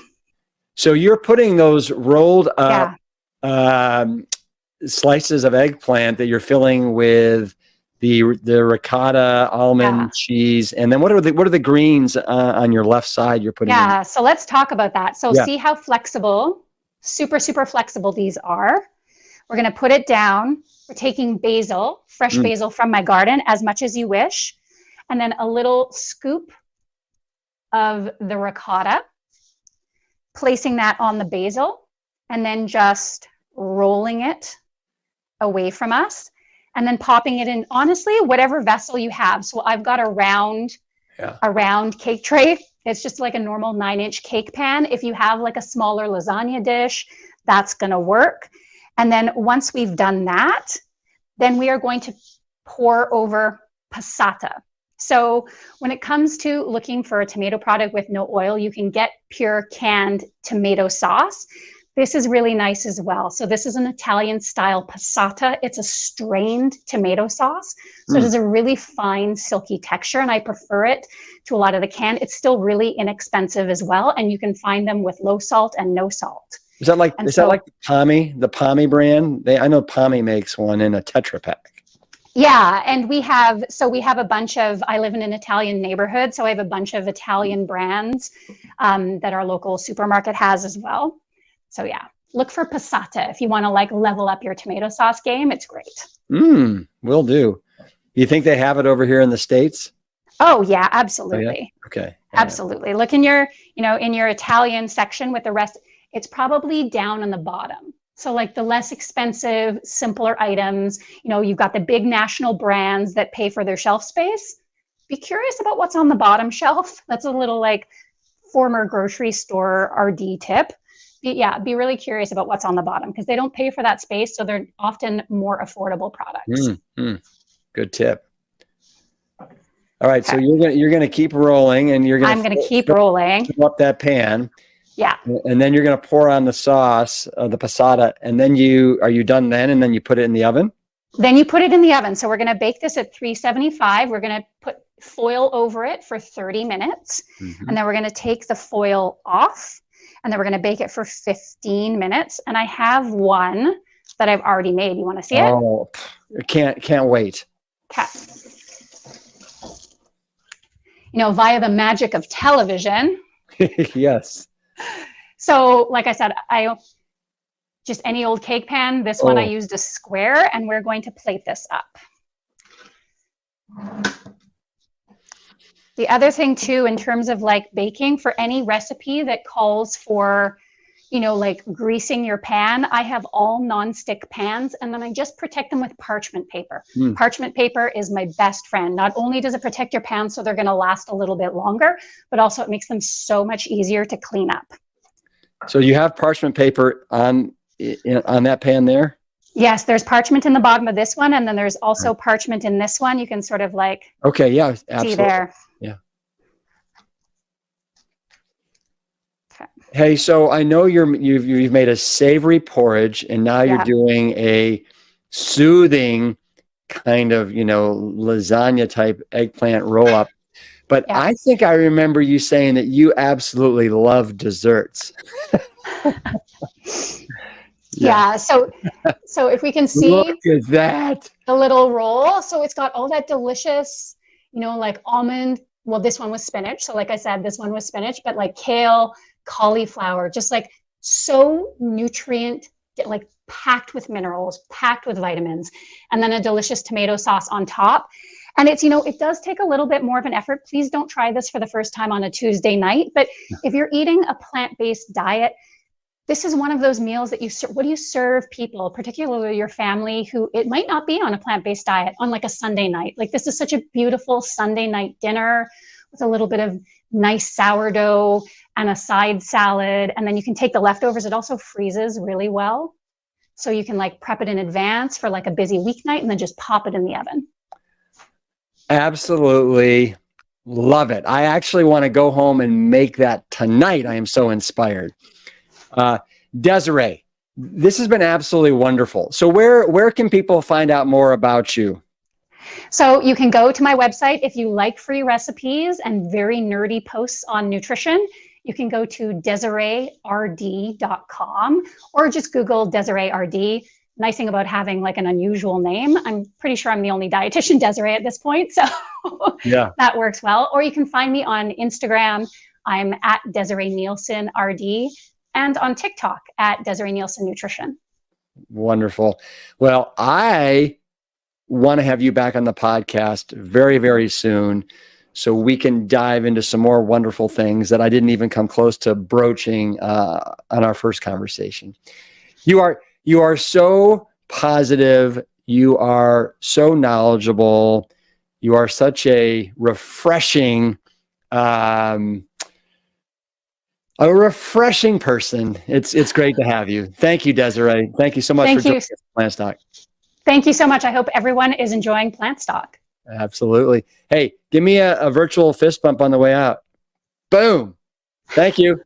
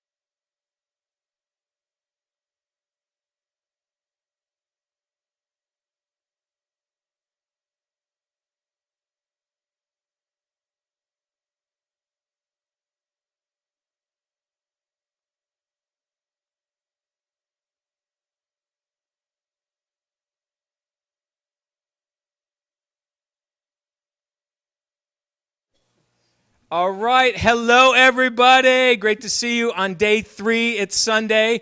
I am lucky enough to be here with my fellow coach in the Plant Strong Coaching Program, Amy Mackey, coming in live with us.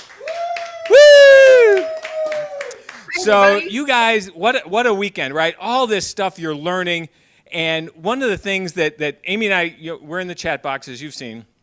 One of the things that we see a lot of people mentioning is, how do you do this? How do you learn this? How do you keep doing this? I've done it. I've stopped. I've come back.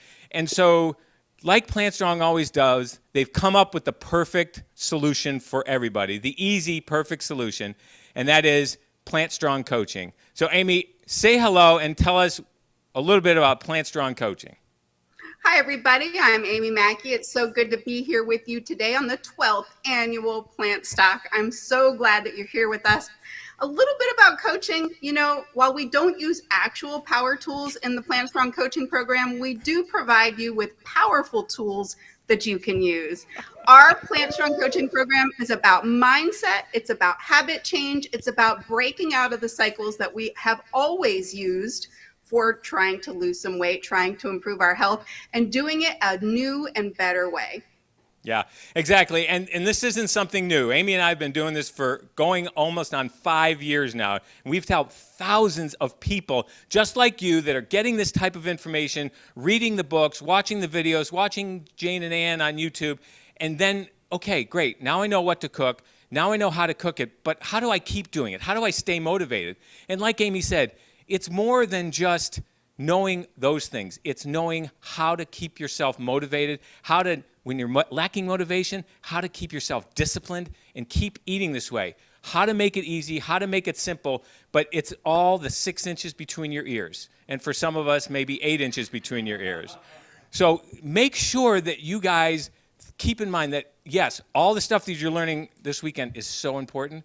But Amy, tell us, mindset and habits are the 2 keys that we stress, and anyone in the program will tell you over and over and over again, as how you make this successful. Well, that's right. Anyone can give you a plant strong or, keto or paleo, right? All of the meal plans that are out there, all of the diet plans that are out there, there are so many of those out there. It's usually a sheet of paper with the information. Buy this, don't buy that, eat this, don't eat that. Our plan is no different. However, anytime you start to follow something, if you're going to use the same habit patterns and the same mindset that you've always used, you're probably going to have the same result. The Plant Strong coaching program teaches you how to break free of those habit patterns, create entirely new habit patterns that are really going to be helpful on taking this from being a plan to being a lifestyle and a journey that you follow. In the respect that so many aspects of the way we eat really aren't about the food. Like John said, a lot of it is here. It's your mindset. It's the way that you think about food. It's a way that you plan for food. Whether you're thinking about food all day or you wish you didn't have to think about food at all, we've got so many tools inside the Plant Strong coaching program to really help you incorporate the Plant Strong plan in your daily habit life. Yeah, and if you think about it, right? Everybody, whether you're new to this or whether you've been doing it for years, you face hurdles, you face struggles, you face new situations that maybe you haven't experienced before. So how do you get through those? And Amy, we'd be remiss if we did not mention the extremely incredible, loving, and supportive community that's all part of the coaching program, where we've had people that have been with us for 5 years, right? We thought people would come in, do the 10-week program, it's now a 12-week program, do the 12-week program, and then go about their business. But what they stay for and what they love is the community and the weekly calls that we do. Every single Tuesday night, Amy and I are on an hour-long call with you, talking about struggles, hurdles, mindset, how you do this. We have special guest coaches. Amy, talk a little. You've been involved with the community because of the Facebook community Plant Strong's always had, longer than I have. Talk a little bit about just the overall community of the coaching program. What I love so much about our program is that it is community-based. We find the power of group learning, group support to be so much more successful than when you try to do anything by yourself, right? It's always great to have a helping hand. Inside our coaching program, in our private group, we have resources for you that have been in this program for 5 years. We have new people who have been in this program, gluten-free people, people who have little kids at home, people who have just their significant other who doesn't want anything to do with this way of eating. There are so many people inside the Plant Strong coaching program that bring such life experience, that are there to help share, help cheer you on, help give their tips and information that they've used in their own practice to really help to amplify your own experience. It's always great to have like-minded individuals along on this journey with you, especially if you are the only person in your household or the only person in your friend group who may be eating plants in the way that we do. Having that extra support from so many people around you is really life-changing. Whether you're looking for a fitness buddy, an accountability partner, or just an open ear to listen when you're having that kind of day, the Plant Strong coaching program can be a really great resource for really surrounding you with so much Plant Strong love. Yeah, absolutely. And here's the best part. It used to be a year-long subscription. We have changed that. It's now a monthly subscription. And the best part on top of that is just by registering for Plant Stock, you get 1 month free of Plant Strong coaching. Why not drop in? Check it out. You will get an email sometime early this week, probably tomorrow, from Lori, and you will have a link on how to sign up for that 1 free month of coaching. Make sure, take advantage of it. You are getting free coaching for 1 month. You'll get 4 hour-long calls with Amy and I. You'll get all the community that we're talking about, and you will have access for 30 days. If at the end of the 30 days, you decide, no, this isn't for me, or I got it, doesn't matter. Think about what you've learned in those 4 weeks. And if you do love it, which we know you will, if you do love it, we know you're going to stick around. You're going to stick around for the touch point every week, the community, the learning that you will continue to do long after this weekend. So, Amy, how do they sign up and continue once they get their free month off that email? So you can go to myplantstrong.com. MyPlantStrong.com has all of the information about the coaching program. You're going to sign up for a subscription. When you get that promo code that is going to be in your email when you sign up for the Plant Strong coaching program, it signs you up and it is a recurring subscription. You can cancel at any time. There is no obligation to stick with us, although we hope that you do. Get all you can out of our program. John, you didn't mention our amazing coursework. We have an entire coursework inside the coaching program. That there are PDF downloads, there are charts, there are guides. There is 70 easy meals that don't require any recipe in a PDF included in there for you, along with workout videos. There are tips and guides for traveling. There are tips and guides for how to do this when you are having your worst day and really don't want to cook anything. There are so many guides and resources inside the Plant Strong coursework. We hope that you will drop by, stick around for the program for a bit, download the information, put it to use in your own practice, and really see how it can expand your journey. Yeah, and Amy, I will just say that if you join the program, even for the first month for free, check out Amy's Kitchen Hacks. It's well worth the price of admission, and the price of admission is free for the first month. So check out Amy's Kitchen Hacks. Unbelievable. Amy's been doing this for a long time. She's amazing in the kitchen, creative, all that good stuff. So check it out. Please watch for that link. And we'd love to see you all Tuesday in the live call. If you're there, we'd love to see you. If not, they are recorded. Every call is recorded. So if you can't make Tuesday night, 8 o'clock Eastern, you have access to the recording. So, Amy, thanks for being here. Say something. I need to say something. Oh, boy. Hold on. What? Here, come here. My name is Rip Esselstyn. I want you to know that John and Amy have the Plant Strong Coaching stamp of approval. Ha ha ha! We're so glad. And if you're lucky, Rip drops by the coaching program sometimes and hangs out with all of us, right? He comes in and chit chats with everybody, and to see how everybody's progress is doing and all of those things. It's so great to have you and your stamp of approval. We appreciate that. Absolutely. All right. Thanks, everybody. Let's get on with the show.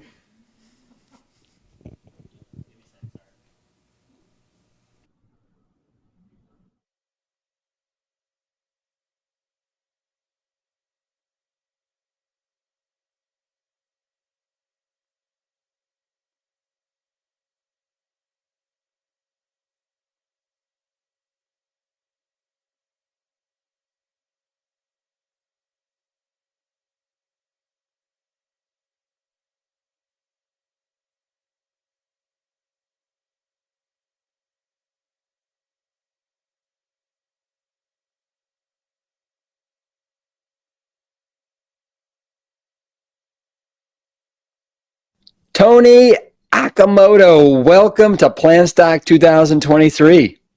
I am so excited to be here. Well, not as excited as I am to have you here. You know, this is our 12th annual Plant Stock, and this year it is about 15 of the most incredible rock stars in the plant-based movement, and I feel so fortunate to have you here. For those that didn't hear our podcast episode, we were episode 186. Loved our conversation. Toni, you're so real, authentic, inspirational, and we all have so much to learn from somebody like yourself. So thanks for giving us another dose of you and your medicine. Oh, thank you. I feel so lucky to know you and to be here and to be among all of the superstars that you have chosen for this event. And I really hope that next year or the year after, it's in person and we can all hang out together. So do I. So Toni, your brand is really plant-based on a budget. For those that need a little refresher, can you tell me how and why is this your brand? How did you come to this? I have had plant-based on a budget for almost 12 years now. So about the length that you've been running this event. And yeah. I am just amazed how time has flown by. When I first started it, I had so many people in my family who were experiencing really severe health issues like type 2 diabetes with amputations and even death, and heart attacks at 40 years old. My grandpa died from complications in a triple bypass surgery, and it was a very sad time for my family. And meanwhile, I was thriving on a plant-based diet, and I was saying, family, try this out, and getting so much pushback saying, I can't afford your fancy food. I shop at Walmart, I shop at the local Costco or Food for Less or stores like that. And they could not understand that I too was on a budget, even though I was eating plant-based. And so I started compiling some of my favorite recipes, and the rest is history. And you started your brand, yeah, like you said, like 12 years ago, 2012-ish. Yep. And it's incredible how you've just consistently grown it. It's resonated with people. You're now on is it your third book, right? Fourth book, right? Plant-based, quick and easy is what we talked about on the podcast. I mean, who doesn't want to save money, right? Eat well and have it be quick and easy? I'll raise my hand. Yes, I have a wonderful community with Plant-Based on a Budget. And one thing that I've learned is that people, no matter what background they come from, which socioeconomic background or racial background or part of the world, they love saving money and they want their families to thrive and be healthy. They don't want them to suffer. And so I have had the greatest pleasure teaching people how to do and learn basic recipes, basic cooking skills, and have been shocked, especially in the beginning. Now it's my favorite thing, to teach people how to cook rice, cook beans, introduce staples that people have been thriving on for centuries that are the most economical, and how to do it easily and with the right tools and in a way that's not going to burden a family. Yeah. Okay. So Toni, let's jump into some recipes. What are you going to start with today?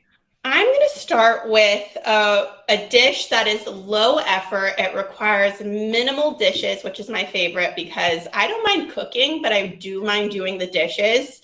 And I also like this for meal planning and doing a little bit of meal prep. I have already cut up some of the dishes, some of the vegetables, but I'm going to also show you how to do a little bit more. And there are two ways you can make this. You can do it the super easy way and buy frozen produce. I actually bought one, but I left it over in the freezer area to show, but it's a bag of frozen mixed bell peppers, and sometimes you can even get them with onions in there too. So if you cannot be bothered with cutting and after work it's just too hard to get the family situated and get a healthy meal on the table, that is a great option. But bell peppers are also affordable. I bought bell peppers. There were 68 cents for the green ones. That's what I usually do, and that's what I made in the batch that I'll show you later. And I also bought the red ones, which were about 98 cents. And then the yellow and the orange are going to be a little bit more expensive. But in my recipes, I always call for whatever bell pepper, whatever onion, because they're going to do the trick. Wonderful. So I have already sliced my bell peppers. I thinly sliced them like this. I am a very poor cutter, and I didn't want to embarrass myself by showing my poor cutting skills and a possible injury of my finger. So I have sliced them, but I wanted to say a few things. I do not remove a lot of the skin or insides of my produce when I am cleaning them up. So I sliced them, and I did remove the tip that it grows on. But on the inside, you'll see that I did leave a lot of the white part. I see some people online cutting this off for mostly vanity reasons, but I don't have time for that. It's good for me, and I leave it. I don't peel any produce. I don't peel my potatoes. I don't peel my carrots. I leave all that good stuff on. It saves me so much time in the kitchen. So you keep it real. I keep it real, and I like I said, I just can't be bothered. It takes extra effort, extra time in the kitchen, and I just don't want to do that. So I don't. So I've already got my bell peppers cut, and all you're going to do once you've got your bell peppers cut, we're using 2 today. You can use all green if that's the cheapest, or if you want a little bit of color, you can choose different colors, and you're just going to toss them on a prepared baking sheet. I like to use silicone mats. I'm really trying to reduce my waste in the kitchen. I have a few friends who keep me inspired in that way, watching their videos. And one thing that I have done is stop using so much parchment paper when I'm baking, and I use these silicone mats. They're washable, they're not that expensive online, and I feel better about reducing my footprint. Do you know what brand that is that you have there? This one is one that was on sale. It's LiQ, but I also have the Amazon basic ones. Okay, just make sure you tell your spouse what I didn't tell mine, which is it's not a cutting board. So he grabbed one thinking it was one of those sort of flimsy cutting boards, and he used our knife on it and cut like a big slice in it, and I still use it, but I wish it didn't have a big cut in it. So make sure, tell your family they're not cutting boards. Got it. I also have an onion. You can use any onion you want, and we're just going to try not to cut our fingers off. I usually have a knife glove, but I'm trying to be cool for this for this setup. And it usually has more of a part to grab right here. Yeah. But this one does not. I just cut it at the top. Can you see that? Yes. Yeah. Like that. And then if it had more of a space to grab, I would hold that part and start slicing it, but it doesn't, so I'm just going to slice that off too, because you can hardly see it. And with our food scraps, you can do one of 2 things. You can save it, put it in a container, and throw it in a freezer, and use it and all your other food scraps to make a nice vegetable broth. Or if you don't want to do that, I always keep a compost bin right beside me, and that keeps me from running back and forth across the kitchen to throw out my scraps. So that was something that I learned later in life. I would cut one thing, go toss it, and then come back to the kitchen, then walk across the kitchen all the way back, and so I don't do that anymore. So are you keeping the skins on right now? I already removed the top thickest layer. Got it. I keep you can remove several layers. Some people remove the papery part, and then the first layer, I'm leaving that one on because I think it's fine. Well, you like to keep it real. I like to keep it real. And I will say, when I'm cooking for other people, not just my family, I will sometimes make food a little prettier. Sometimes. With my onion, I'm just going to pull it apart, make sure that they're a little bit thinner pieces, and I'm going to pull them apart over my my baking sheet. I'm going to do the whole one, and like I said, if you don't have a purple onion, red onion, you can use, I might cry, sorry. You can use any color that you have on hand. And you're setting us up right now for your sheet pan fajitas, right? Yes, this is the sheet pan fajitas. And when I was writing this book, I went back and forth with my publisher because fajitas are the vegetable part. Like, this is the fajitas, but we couldn't get on the same page. I had to Google it and send a screenshot of what fajitas were, which is what I'm making right now. And then you can say tofu fajitas or bean fajitas, but this is the fajitas. And we're going to make fajita tacos with the fajitas. But that was a conversation. A lot of people think that it has to have an animal-based protein. I'm going to show you how to do a tofu instead, which I'm now realizing I did not bring right here. I'm going to show you how to break apart tofu to make it a little bit more meaty. Good. Okay. And while I'm doing this, I'm also going to keep mixing it just so that I don't have to do a bigger mix at the end. And that's about it for that. I also have other vegetables that I'm not going to use today, and I don't use them in my book. But with fajitas, you can use whatever you have on hand after the onions and bell peppers. I am using these pre-sliced mushrooms. I don't love mushrooms. I might be the most wild vegan alive, not liking mushrooms, but I use them because my husband likes them and I tolerate them for the health benefits. But I'm going to add the mushrooms today, which I do call for in the recipe. And if I had more time and had more produce on hand throughout the work week, I would add different vegetables like this that I just pulled from my garden. It's a zucchini.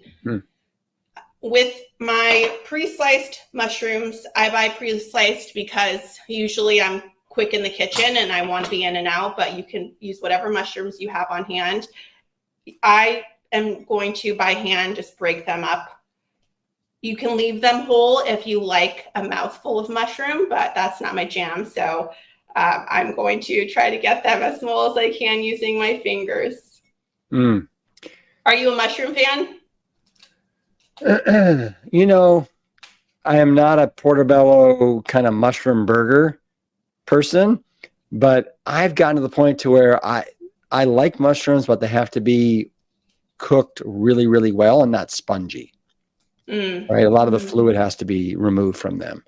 So, but like you're using white button mushrooms, it looks like, and you know, if those get nicely browned, I would love those as part of the fajita mix. Yes, I can see that. One time, my best friend got married, and I was so grateful that she was considerate of my plant-based eating, and it was kind of awkward because the bride and groom got seated first and served first because it was a buffet. And so while they were sitting, I also got to stay because I got my special meal, which is a little bit awkward to be the only one singled out while everyone's going through the buffet. But I get my meal, and it's a giant portobello mushroom. And of course, I was not going to complain about it. So I got it together and I just ate this big, giant, hardly seasoned, hardly cooked enough portobello mushroom. And it was not my favorite, but I did it. I've been there too. Okay. I don't have my tofu. I left it in the refrigerator. Do you want me to grab it and show how to do that? That'd be great. Go for it. Yeah, go for it. Yep. Terrific.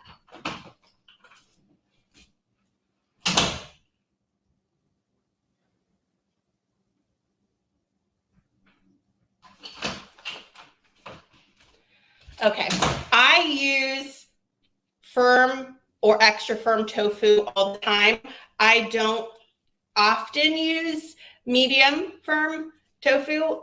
The texture of super firm tofu is going to be the closest to a hearty protein, and it's just my favorite. I also like that I don't have to press this very much. I actually usually don't press it when I buy it sealed like this because it has minimal water, and you'll see I'm going to cut it right now, and I'm just going to put the excess water in this bowl. It doesn't have very much water. Yeah, we do the same thing. We get our tofu typically from Trader Joe's. They Yep. make this super firm, and it comes like in a container just like that. Terrific. Okay, so I just cut it in half, and I'm going to start like that. And I'm going to use my fingers to break up uneven parts and make them really textured. And I'll show you what I mean by textured. So I start first like this, just pulling it. And then I'm going to grab some pieces to show you how uneven and about this size, a nice bite. And I'm just going to toss that in there, and you can do it faster than I'm doing it right now. So this really is just a one sheet pan fajita mix, isn't it? Yep. Yes. I don't want to do a lot of dishes. I know that some of my recipe testers, so for Plant-Based on a Budget, Quick and Easy, I used about 100 recipe testers, and that meant people did what was best in their homes with my recipes and then gave me the notes. And throughout the book, I used their notes to show how other people did it. And I know that some people, they did not want to do everything in a sheet pan. It just felt more comfortable to put everything in a bowl first and then move it to the sheet pan once it's fully mixed. But as I mentioned in the beginning, I don't like a lot of dishes. And so if I can spare myself from even just one dish, I'm going to take that opportunity to not do that dish. So let me ask you this. I've been asking a lot of the Brockstar chefs. So when you're cooking, do you clean as you go, or do you leave a big pile in the sink for later or for your husband? Good question. He does a lot of the after dishes. So when we still have a pot, I usually serve from the pots. So I'll bring the whole pot to the table and we can serve ourselves. And he'll do the dishes afterward, but I usually clean as I go with the knives and things like that. But again, I've been cooking professionally for 12 years, and I know that I'm going to very much not like my life for the next 30 minutes or 1 hour if I have a whole mountain of dishes to do at the end. Okay, next I have some garlic. I've already peeled it just because it takes a little while sometimes and I wanted to spare the time. But if you are not interested in using fresh garlic, you can also use the jarred garlic. I know a lot of, especially families, like parents, who are trying to get in and out of the kitchen as fast as possible, and you can add a little, like a spoonful, and mix that in at the end. And you can also use a garlic press, which I usually use, but today I'm going to show you how I'm going to quickly just slice it. I'm not even going to mince it, and you might get a full mouth of garlic, but I like that. I like a lot of garlic. I love that meme that says when a recipe calls for 1 clove of garlic, I put 1 head of garlic, and that is my style too. And also probably why, Rip, I was able to recover so quickly. I love my ginger. I love my garlic. We eat a lot of turmeric, and it helps build a strong immune system. Nice. So let me ask you this, Toni. Is there 1 or 2 pieces of kitchen equipment that you just cannot live without? My pressure cooker is heavily used, and that is an understatement. Sometimes it's used 3 times a day. I'll do rice, I'll do full meals, I do weekly beans, I do lentils, I do, you name it, I do it in there. I recently made a batch of apple juice in there. So you can do all kinds of things, and it saves so much time. And it also was a huge turning point for me to moving toward buying staples like rice and beans. I used to buy a lot of canned beans, and now I just use my dried beans because I can have it done in 1 hour instead of watching it on the stove for 2 to 3 hours. So, okay, go ahead. So is that the fajita mix or so spices? This is, you can get any spice mix. I got the one that is low sodium. And if you don't do salt at all, and a lot of my audience stays away from salt. I have in the recipe in the book that the spice blends that you can put together to make your own fajita mix. And so I'm going to put in some onion powder, some cumin, smoked paprika, roasted red pepper flakes if you like a little bit of spice, and I have some Himalayan salt. If you don't do salt, you can omit that, but you can make your own blend, and I have an example in the Toni's tips section of the recipe in the book. But these packets are 50 cents to $1. So if you are on a budget and you don't have a well-stocked pantry, this might be a good option for you because it'll help you save $4, $5 per container of spices. Also, check the bulk bins. There's a store here in Northern California called Winco, and it is a big box store that people who eat plant-based may think, oh, that's full of processed foods, probably not for me. But I remember the first time I went in there and I was shocked how impressive their bulk section is. They've got maybe 4 to 6 full bulk bins with spices and every pantry staple you can think of. You can buy different flours, you can buy, just you name it, they had it. And it was very good for buying only what you need in spices. And you could be spending more like 25 cents for just what you need instead of $6 or $5. Yep. Okay, I am now done with my fajitas, and I'm going to use my hands and just get really dirty, make sure they're clean, make sure you're not sick like I unfortunately was last week, and mix it as much as you can. As you want everything to be covered in that taco seasoning. And there are also a lot of different taco seasonings too. You can get like a chorizo taste, and it's just the spice blend. It has nothing to do with actual chorizo. It's just what it's going to taste like. And so if you don't want the normal taco blend, you can try a different one and vary things up. Okay, so this is good. I would put this in the oven for 425 degrees, and I would put it in there for about half an hour. And then because we're not using oil and it's not going to get the same crisp, what you can do is toward the end, put it at a broil and watch it for just 30 seconds, maybe a minute, and you'll get that same crispiness, and some of them will even brown. I'm going to show you the finished version right now. So this is what we've got. So what are you doing? So are you having a big party tonight then?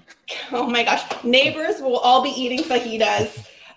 They love when I'm cooking, which is often. So, okay. So this is what it's going to look like when it's done. I did what I said. I brought it to a broil toward the end. Did I say broil originally? I meant broil if I said boil. Yeah. And so, yes, it's so beautiful, so colorful, especially if you're using a red onion and different colored bell peppers. So we're going to take that and make a meal out of it. I'm going to wipe my hands first. We're going to make a meal that's going to be super simple. I'm going to move these dishes out of here. And what I've got here, I bought a can of black beans with no salt. I also rinsed them already, so you can see that I rinsed. So plain black beans, a jar of salsa, some corn tortillas, and corn tortillas are actually so easy to make. I did not know that until I was an adult. You can just buy a bag of corn flour and add water and use a tortilla press, and boom, you just cook them up, and they are super easy and very economical to make yourself.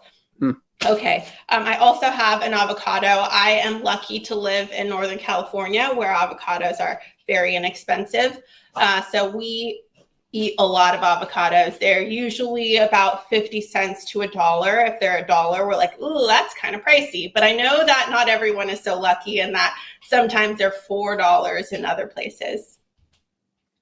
Yeah, Okay. you're lucky. Yeah, here they're about $1.99 a piece. Ooh. Yeah, that would not be good for me. Okay, I'm gonna grab a spatula Okay. really quickly.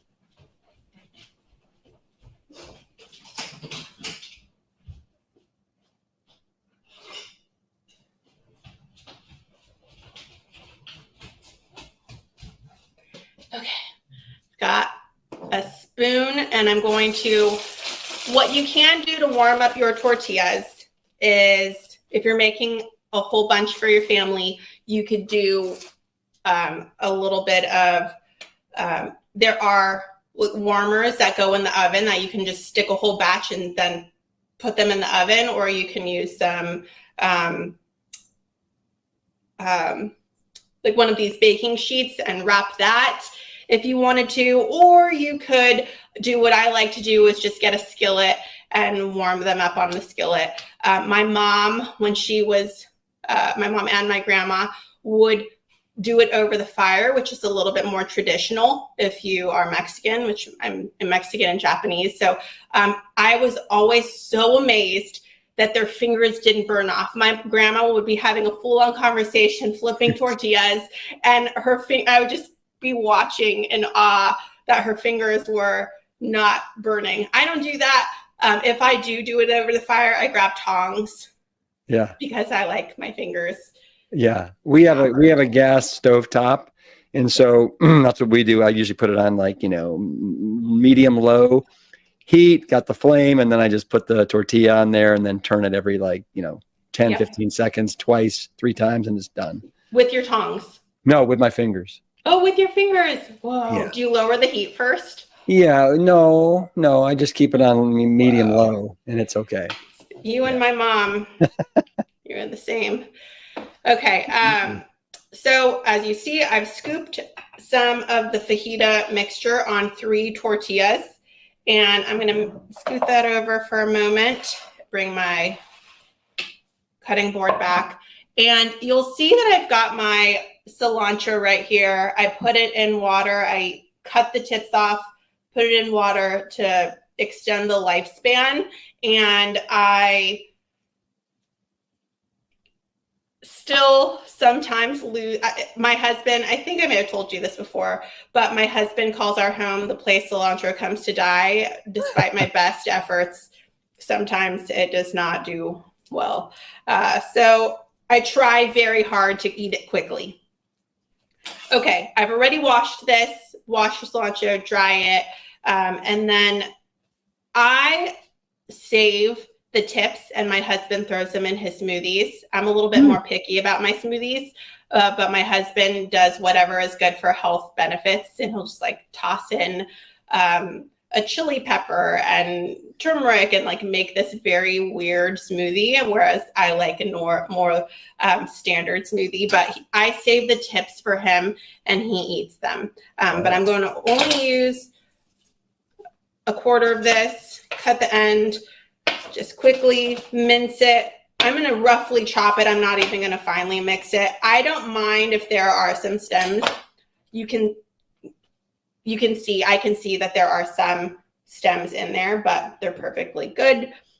I put those on top of my tacos, which you can see right here. Mm-hmm. And I'm going to add some of these beans. Yep. And I'm going to add some. Yeah. So those beans, do you heat these up in the microwave or do something, or do you just eat them like that? I eat them like that. Got it. I like it. But I know that some people do not like any cold food. and would heat them up. I eat them out of the can usually. Right. Okay, so my avocado is not the ripest. I might actually forego the avocado. Feel free. We get it. Okay, now you're gonna watch me struggle. To open up the jar. I actually was working on it. Hit it.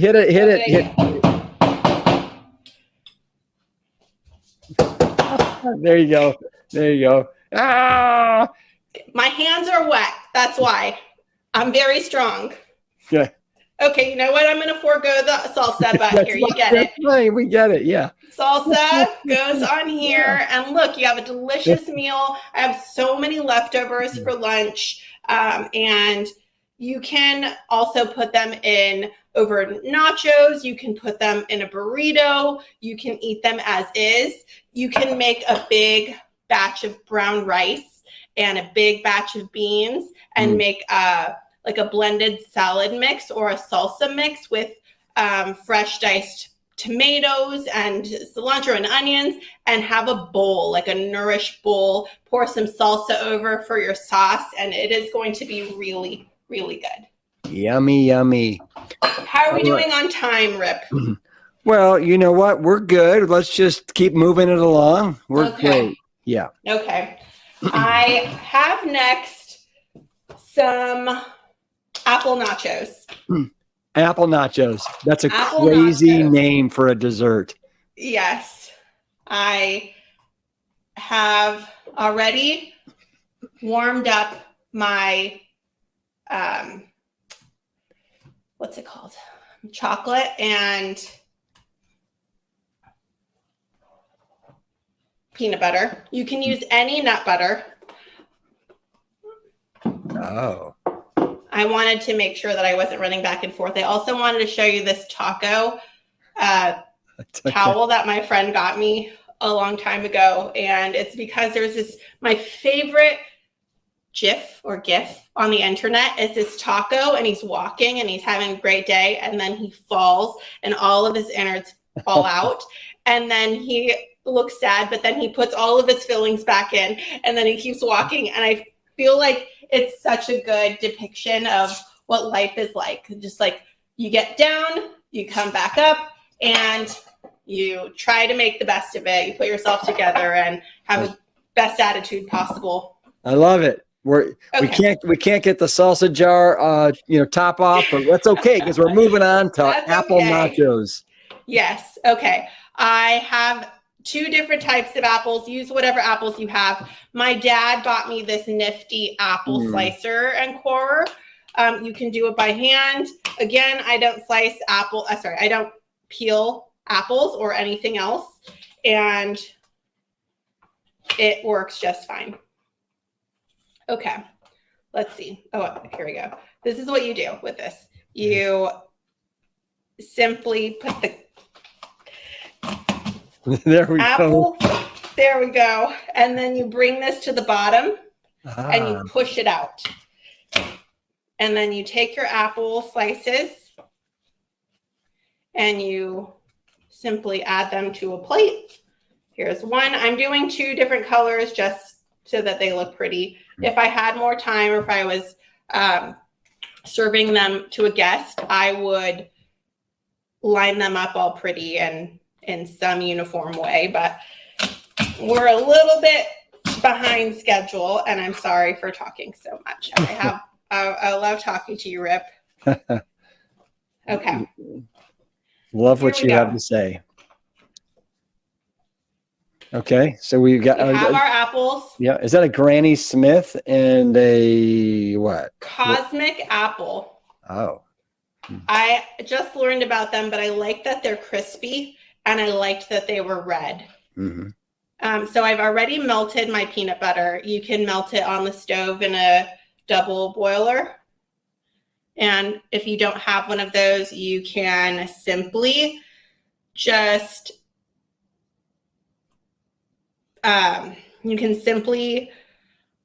use a metal bowl. Can you microwave it? Or no? Oh, yes, you can microwave it. Yes, definitely. I wasn't sure if you microwaved. A lot of people don't have a microwave or use a microwave, but I use a microwave, and you can do it in 30-second increments and simply stir it in between. Okay. I'm going to probably make this, I'm not a pretty drizzler. And are those chocolate chips that you melted or what? Yes. Yeah. I'm sorry. This is chocolate, and you can use chocolate chips or chocolate chunks. I use either the ones from Trader Joe's, which are non-dairy, and there's the semi-sweet ones, but there are a lot of dark chocolate options that are also non-dairy. Okay, so I drizzled some nut butter, drizzled some chocolate, and now I'm going to put on some chopped walnuts. Oh boy. This is very, very nicely decadent. Yes. I'm going to just put a little bit, a small handful, and there's a dessert. Yes. So easy to make. Yes. So pretty. Adult and kid friendly. Yes. Also Instagram friendly. Okay. So what do we got at last? Last we have, I'm going to show you what we're making first because it's going to help us visualize. I've already made them. They're going to be these baked baked pears. You can use any pears that you have or any pears that are on sale, but I have been using Bartlett the most. And I do that because they're the most affordable at our grocery store. But Asian pears are very pretty when you're serving them to guests. Okay, so we're gonna start simply by slicing them in half. And I like it if they're ripe. Yeah. So 2 of mine are ripe, 1 of them is not. The other one that is not is going to work just fine, but it won't be as sweet and juicy. And I'm only going to take out the seeds. You can use a melon baller, but I use the knife. And it doesn't have to be a very big hole. You just want to make sure all the seeds are gone. Yeah.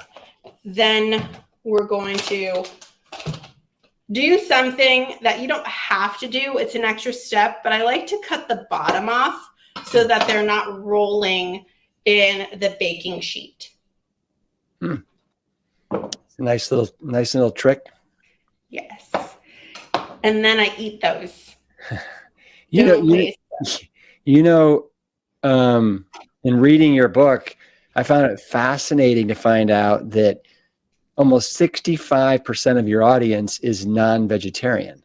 Correct. And I think that that's so fantastic that you're bringing in people that are not necessarily, 100% whole food plant-based. Thank you. It's been really fun, and to watch people have these transformations. One day they're eating McDonald's and they're coming to me being like, hey, I'm trying to lessen my McDonald's. I'm trying to eat a little bit more healthy and be more thoughtful about the food that I'm consuming. And then this guy recently, last week actually, who, it's funny because he sends me his photos almost every day of his meal preps from my books. And I actually have a Plant-Based on a Budget Facebook group, and I told him, why don't you share it there? People will probably be really responsive. And so every day he shares his meal preps. And he recently was featured by Forks Over Knives on his transformation going whole foods plant-based. But it started as this thing I do sometimes and has transformed his whole life. And I think that that's really cool. So I'm putting in some raisins, but if you have any dried fruit, dried blueberries, dried cranberries, whatever you have, just toss them in a bowl. You can use any nuts. I've got these chopped up already, so I'm just going to add in a little tiny bit of nuts. And I'm also going to put in, you can either use agave or maple syrup. And just a splash. Doesn't need to be a lot. I have all of the mix. If you like to follow recipes, I have all of the measurements in the book. But for now, this is what we're going to do. And then lastly, I have pumpkin pie spice. I have a recipe for how to make pumpkin pie spice in the book if you want to try to make your own. It's mostly cinnamon. It's a lot of cinnamon. And all we're gonna do is mix it up. And I'm going to get my spoon, which I lost. Well, you could use your fingers. That is true. Good idea. Here, I'm going to mix it up with my fingers. Yeah. And then stick it in the middle where I made the hole. And voila, it's so easy. They look very fancy. You're going to bake them I did them today at 400 for 20 minutes. But they always impress guests. Sometimes I'll serve them up with a little banana nice cream to make them even more decadent. And people love them whether they are vegetarian or not, vegan or not, whole food plant-based or not. Like, they love these baked pears. Wow. Let me ask you this question as we're about to say goodbye to each other. And that is, the theme of this year's Plan Stock is coming together.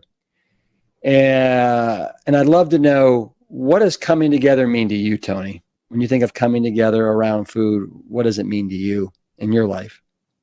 My favorite thing about food sharing is that you can have totally different opinions. I feel like in this year and in the recent years, life has become very polarized for a lot of people, politically, but also medically and in every other way. But coming together over a good, nourishing meal and sharing the bond that food creates is so special. And it's something that people have been doing for the whole span of life. So that's my favorite thing, is that it just allows us to set aside everything else and share our love of the food. Do you ever give your extra scraps to your rescue dog?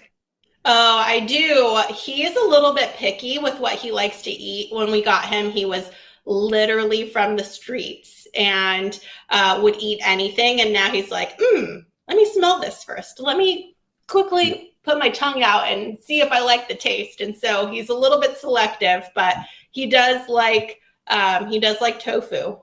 What can you remind me? What's his name? Eddie. Eddie. There's Eddie, guys. Right there. Yeah. He's got a big old head.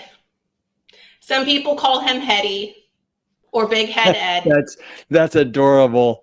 He looks so beautiful and so sweet. I think in our Instagram live, if people want to go find that on your page, I went and I found him and I showed him in the video, so people can see him in our interview there. Fantastic. Well, Toni, so appreciate you sharing these 3 incredible recipes. Love your brand, plant-based on a budget, everything that you're doing, all you're creating, bringing people into the fold. It's a great thing. Thank you. I feel the same about you. I admire you so much and I love what you're doing here. And I'm so honored to call you a friend. Me too. All right. Can you give me a virtual fist bump on the way out? Plan strong. Boom.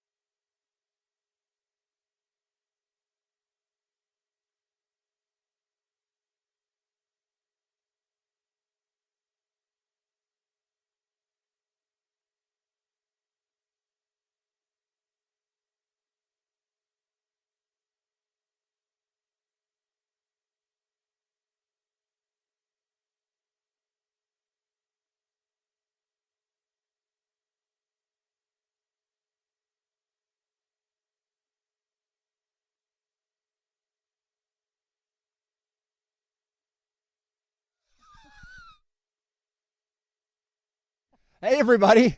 Brian Hart here, Executive Director of the Esselstyn Foundation with my two favorite women, Ann Esselstyn and Jane Esselstyn. I'm here to give you an update on the Esselstyn Foundation fundraising. So we are at $12,000. We're trying to get to $15,000 by the end of the weekend. We're at 12. Thank you so much for everybody who's given. Every gift counts, and it makes us able to do the work that we do, which is to give away for free all of this programming online to partnering organizations, nonprofits, churches, hospitals, groups of medical residents, schools, teachers in elementary schools, all the way up to college professors to we're actually working with this organization called Plant Futures right now, which is groups of college students all over the country. Physicians assistants at Delaware Valley University. Foreign people. Yeah, foreign people, yes. Is that even appropriate to say anymore? Global citizens. And so please, if you haven't given, please consider giving. It's, of course, 100% tax deductible. And any amount, $10, $25, $50, we'd love to get to $15,000 by the end of the weekend. And it truly means the world to us that you're supporting us. Some people have really dug deep and gone into their bank accounts and been very giving this week, and it just touches our hearts. So thank you so much. Do you all have anything else to say? We get involved with the programming, and we do the educating, the teaching, the demos, and it is so fun because we always have a few minutes beforehand to check in with the group with whom we're presenting, and I have to keep it sort of, it's not like HIPAA because we're not their healthcare provider, but someone who's part of the EPA. We are so excited for those 10 minutes before we present because her update is so exciting. She herself has become, as my father says, the locus of control, and she's had so many great health changes that have happened over the course of the, I think, 4 or 5 months we've been meeting with them. And like now her family is now making some changes. I mean, you change someone, you save someone, you help someone, and you change their world and other people's worlds. Knowledge makes the difference. It's so important.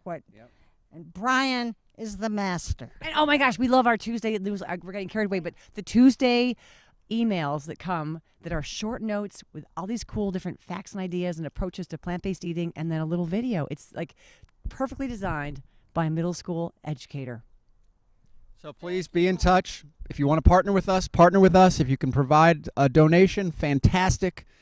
All in all, whatever you do, just be sure you're plant-based, and really that's ultimately what we want. Yeah.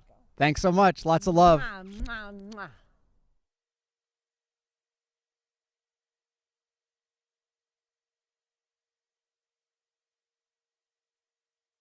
Jackie Ackerberg, thank you for being one of our Brockstar chefs to share some amazing clean vegan recipes with this incredible audience that we have this weekend.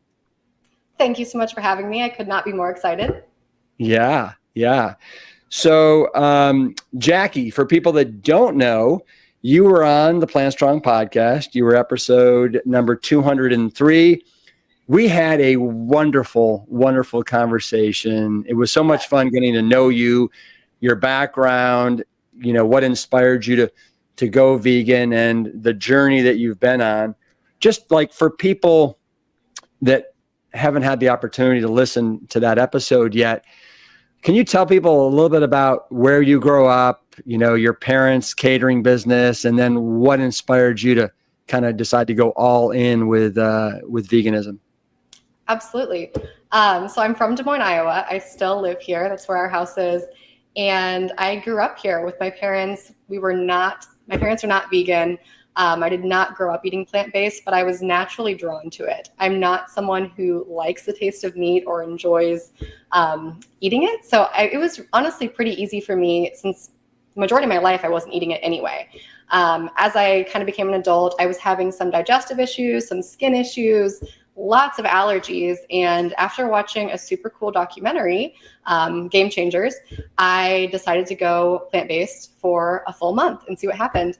And at that time, I was pretty much only eating salmon, a cheese plate here and there with friends, and some eggs. But cutting all of that out, my skin cleared up, my digestive issues went away, and I just felt so much better. And I used to suffer from asthma, and that entirely went away after making these dietary changes.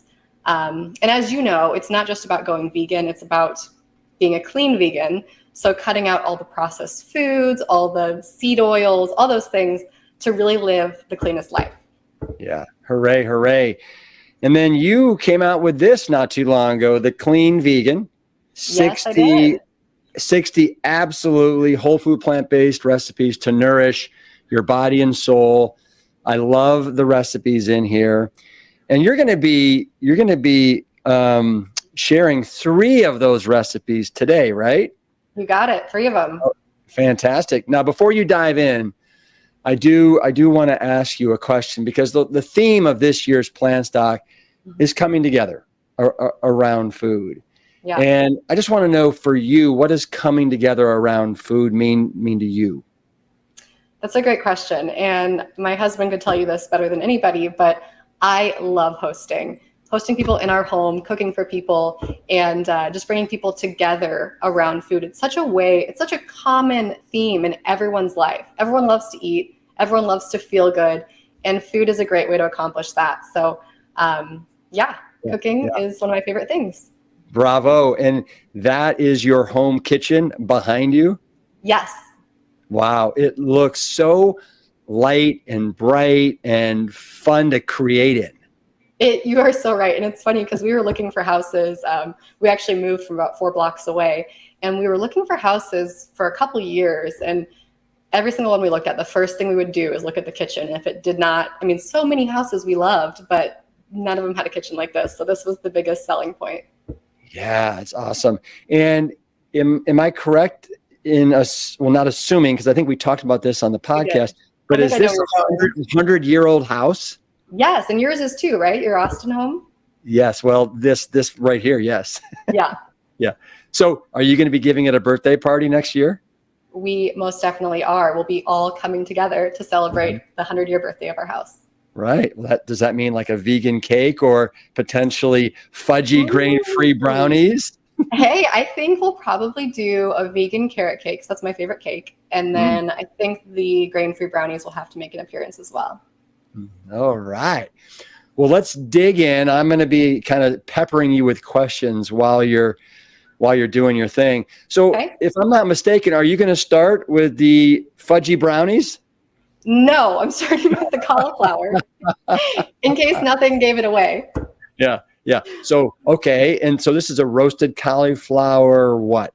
Roasted cauliflower salad with dates and tahini sauce. If you have my book, it's on page 99, but otherwise it'll be in the booklet for Plant Stock, it sounds like. So we can go ahead and get started if that works for you. It works. And I'm turning to page 99 right now, just so I can see it. Yeah. It's delicious. And it's funny because this is a recipe that I've been making for years, and I decided to put it in the book because I love it so much.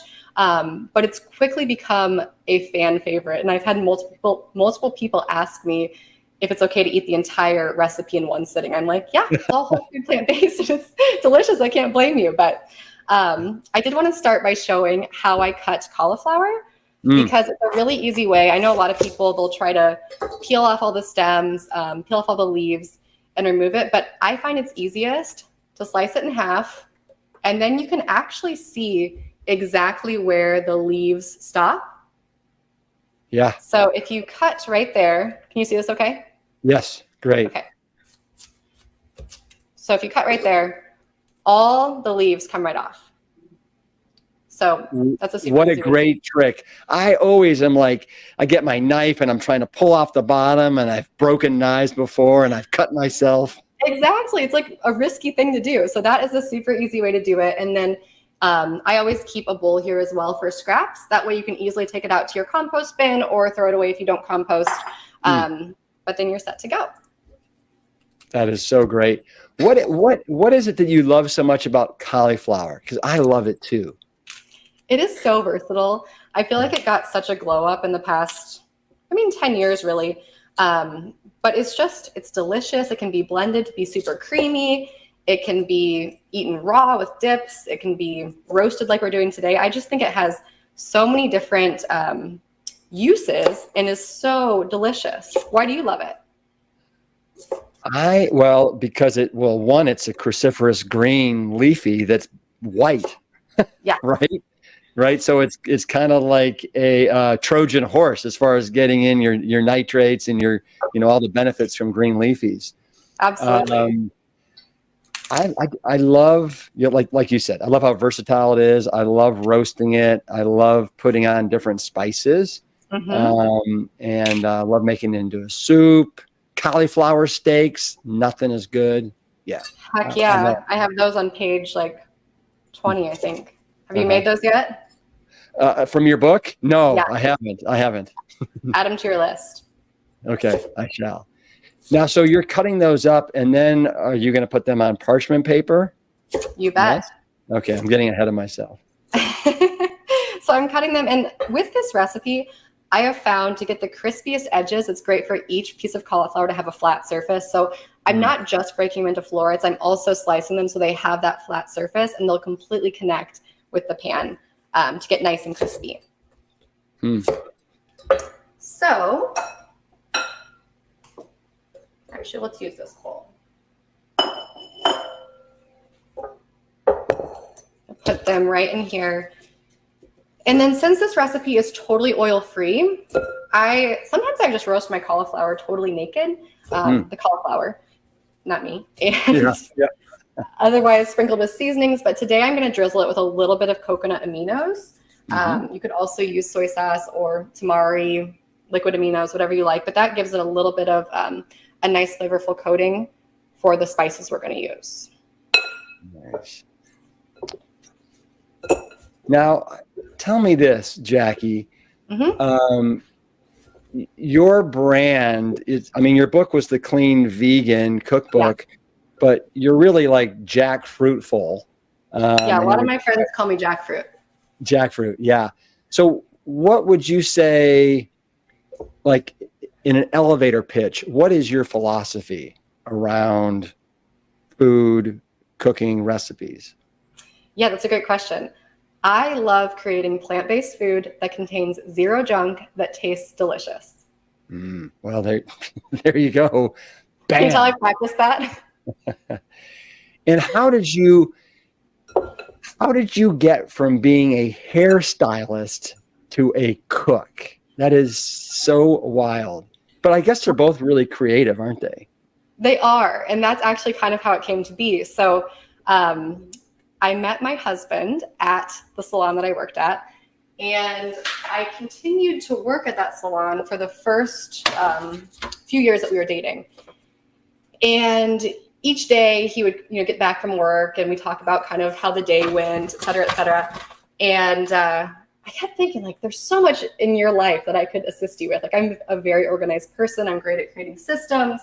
And that is a big part of his world. He has a wealth management business, some rental properties, et cetera. And a few years after we'd been dating, I started working for him and left the salon. And when I did that, I was seeking a creative outlet because I suddenly went from a busy week where I'm interacting with people all day, I'm using my color theory to be creative, to sitting behind a desk. So I love to cook. And I was always sending pictures of recipes or different recipes to friends, or I'd make something up and Clinton a month later would be like, hey, will you make that roasted cauliflower salad again that you made 2 months ago? And I would have no idea what I did. So I started my Instagram actually just as a creative outlet and a place to kind of store the recipes that I was coming up with. And then during COVID, right as everything shut down, I'm not a huge TV watcher, and I didn't have a book I was super into at that time. So I just decided to pour all my time into growing my Instagram, learning more about food photography, and learning more about recipe development. Wow. And so who did the food photography in your book? I did. Wow. Wow. You sure did learn a lot about it. That's really phenomenal. I'm just going to show people here, like wow. That quiche is one of my favorites. So I have the cauliflower all ready to go on the parchment paper. I seasoned it with garlic powder, nutritional yeast, salt and pepper, and then the coconut aminos, of course. So I have the oven preheated to 425. We're going to roast it for about 25 minutes. So I'm going to go ahead and put that in. Great.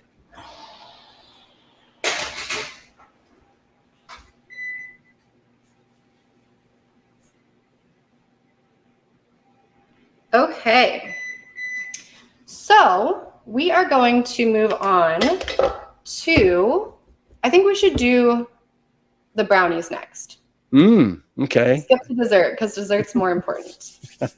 So the fudgy grain-free brownies. Now you say grain-free, is that because are most or all of your recipes in your cookbook gluten-free? Yes, all of them. Mm-hmm. Okay. And I know you love grains. Oh, I do. But so many great grains are gluten-free. So For sure. And I love grains too, but gluten does not agree with me. So I made this book. Every single recipe is gluten-free for those that need it. And this one happens to be grain-free. And it's just, I mean, my goal with this recipe was to create a better version and a cleaner version of like those super gooey box brownies that you had as a kid. I mean, I remember going to the store with my mom, getting one of those boxes, whatever amount of time it said to bake them, I took like 5 minutes off because you want them to be super gooey. And yeah, that was the goal with this recipe. So. And without all the excessive oil and the vegan butters, right? You got it. And I'm super excited. There's a few really fun ingredients in this recipe that may surprise you. Well, I took a little peek, so I know what they are, and it is wild. I agree, and they all have a purpose. So I'm excited to share them with everyone. So Please. So we are going to start with coconut sugar, which is a great unrefined natural sugar. So we'll put that in here. And then also using some grade A maple syrup. So this adds kind of a different type of sweetness. I like using a combination of the two, and the maple syrup is also great for texture for the brownies. Ground flaxseed, a must in many baked goods. For those of you that don't know, I'm sure many of you do, but it's a great egg substitute and adds a lot of healthy fats and fiber. Do you buy your ground flaxseed meal already ground, or do you grind it yourself? I buy it already ground. What do you do? No, I do too. Okay. I thought you were going to call me out for being lazy, but no, I will never do that.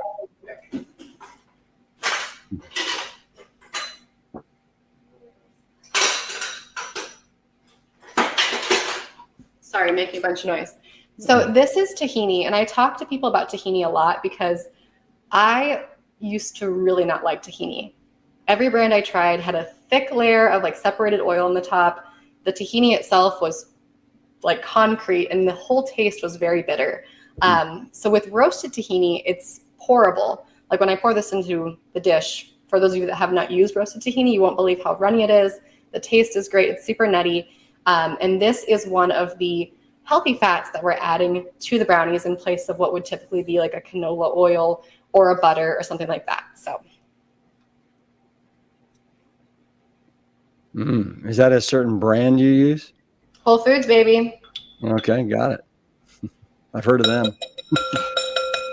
Thought you may have. Uh-huh. And then this is one of the fun ingredients. I have the vanilla extract in here too, but I'm also adding a tablespoon of balsamic vinegar. It adds a lot of richness and depth to the flavor, and it's just fantastic. How did you come up with that as an ingredient? You know, I was thinking of the ways to achieve like the darkest, richest, deepest chocolate flavor. And to me, like a really, really good balsamic kind of has a similar taste or mouth sensation. So I just started playing with it, and it worked really, really well. So this is the other fun one that we're adding to add a nice, healthy, natural fat to this recipe, and it's mashed avocado. Yeah, I've definitely done avocado puddings before. Yeah, heck yeah. Yeah, but I don't think I've ever used it in brownies. Well, you're missing out. Not for long. Exactly. Gonna mix these here.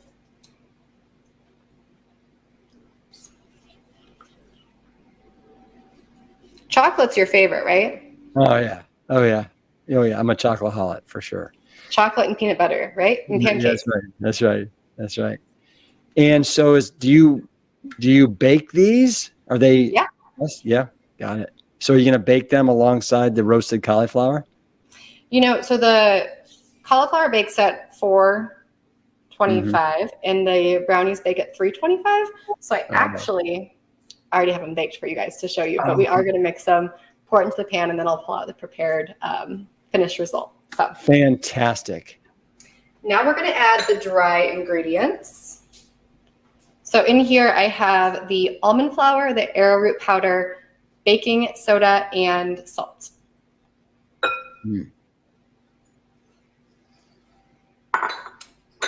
And then of course the unrefined raw cacao powder. And one more fun ingredient is espresso powder, which adds another layer of depth and complexity to the flavor of these brownies. Wow. It's funny because I don't drink coffee, but I do like coffee ice cream a lot. So the thought of a fudgy brownie with notes of espresso and whatever that balsamic vinegar can do to give it a depth and richness sounds very exciting to me. I am so glad you think so. Next year it'd be fun if you were making all these recipes alongside me. Oh. And then we could taste test and compare notes. Yeah. Well, maybe Plant Stock will be live next year. Yeah. Who knows? Hey, Clinton, could you come tilt the computer and kind of show the consistency here? I have my husband helping me a little bit more forward. Perfect. So it's pretty traditional to regular brownie batter. You can see a little bit of avocado in there as I'm stirring. And then I'm just going to fold in the sugar-free vegan chocolate chips. What do you know what brand those are? Yeah, they're Lily's brand. They are really good about, they don't have any oil in them either. So it's a nice oil-free, vegan, sugar-free option. Yeah. Thank you. I think I could drink that bowl. I know. And that's honestly the best part. One of the best things about being vegan is you can always lick the spoon. Don't have to worry about raw eggs. It's like, you can always kind of taste test ahead of time. Pan prepared here. Yeah, so you're a fan of the parchment paper. Heck yeah, how about you? Oh, yeah, absolutely. Yes. Makes everything easier. Yeah. For sure. But I know they also make these, these pans and these little cupcake containers that are made out of like a silicone that, are nonstick as well. Yeah. But no, I haven't. But I've seen people use them and they really like them. Yeah. Yeah. I go the old school route like you, with just a pan and the parchment paper. Absolutely. I think it's just classic. Mm-hmm. And it makes it really nice for, at the end, lifting it out really easily if you have these little tabs. So that's great. That's a great little trick. There's a reason for those tabs like that. Yes, for sure. Makes your life much easier at the end of this. So tell me this, when we talked during the podcast, Clinton, the videographer, who is a serial entrepreneur of sorts, he had come out with a crumb catcher that was on Amazon. How is that? Is that crumb catcher? Is it still in existence? You're making his day asking about this, but yeah, I mean, we are literally catching crumbs. I mean, we sell a couple few a day on Amazon.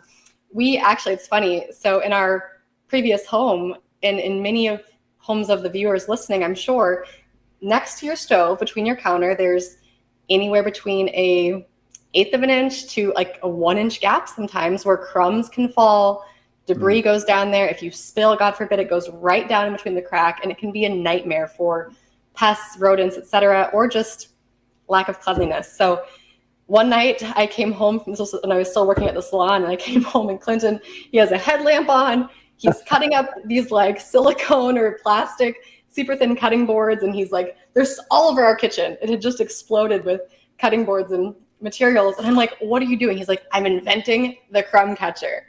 And that's how it came to life. So it's a piece of, it's a self, what do you call it, honey? Self-suspending. Yeah. Self-suspending piece of polypropylene that sits between the gap and catches all the crumbs that may fall, catches liquids as well, but it's completely out of sight, unlike every other product that's available in the market. So you want your moment to shine? My advice to everyone listening, if you're thinking about inventing something, maybe don't. Caveat emptor. But also buy a crumb catcher because you'll be glad you did. That's right. Well, thank you for that that little bit of trivia there on the crumb catcher. Good stuff. Yeah. So the brownies are all ready to bake by the magic of plant stock.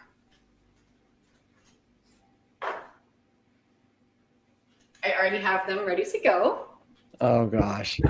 And they are so delicious. So that made 12. Well, no, I actually made 16, but I ate 2 and there's 2 over there. Got it. Yeah, but they're super fudgy. You mean to tell me Clinton hasn't had one yet? Do you want to come try one, Clinton? Okay, we'll get the taste test on camera. He can't fake, so this will be a good test. Come on, Clinton. Amazing. Is it pass one over to you. Is it fudgy? Perfectly fudgy. You know, in full disclosure, I had a lunch meeting at Fleming's yesterday, and they sent us away with But what did they have? with a brownie. Oh, they actually had a vegan option I was super proud of them. for this little lunch, which was very good. And it was just the most sugary brownie I'd ever had. And so this is a real delight to have this the following day. Yeah, I'm going to take this one with me. Apparently brownies are part of his daily diet now, so. I love it. Clinton makes a second appearance. Okay, what do we have next? Are you Well, talking about the brownies? No, the brownies I think are an absolute slam dunk. I'll be making those this weekend, or I should say next weekend. I think that you were going to razzle dazzle me with a gazpacho, if I'm not mistaken. You bet, and it's my favorite gazpacho. It's funny. Well, for my cookbook launch party, I made a ton of food, like 150 people. It was insane, and I never want to do it again. But it was so much fun. And 2 of the things I made were those brownies and then this gazpacho. And so many people were like, ooh, chilled soup, like no thanks. And everyone walked away loving it. So it is truly a fan favorite as well. Let me grab my blender. I can't wait because I have never been a huge fan of gazpacho. So hopefully this will change my mind.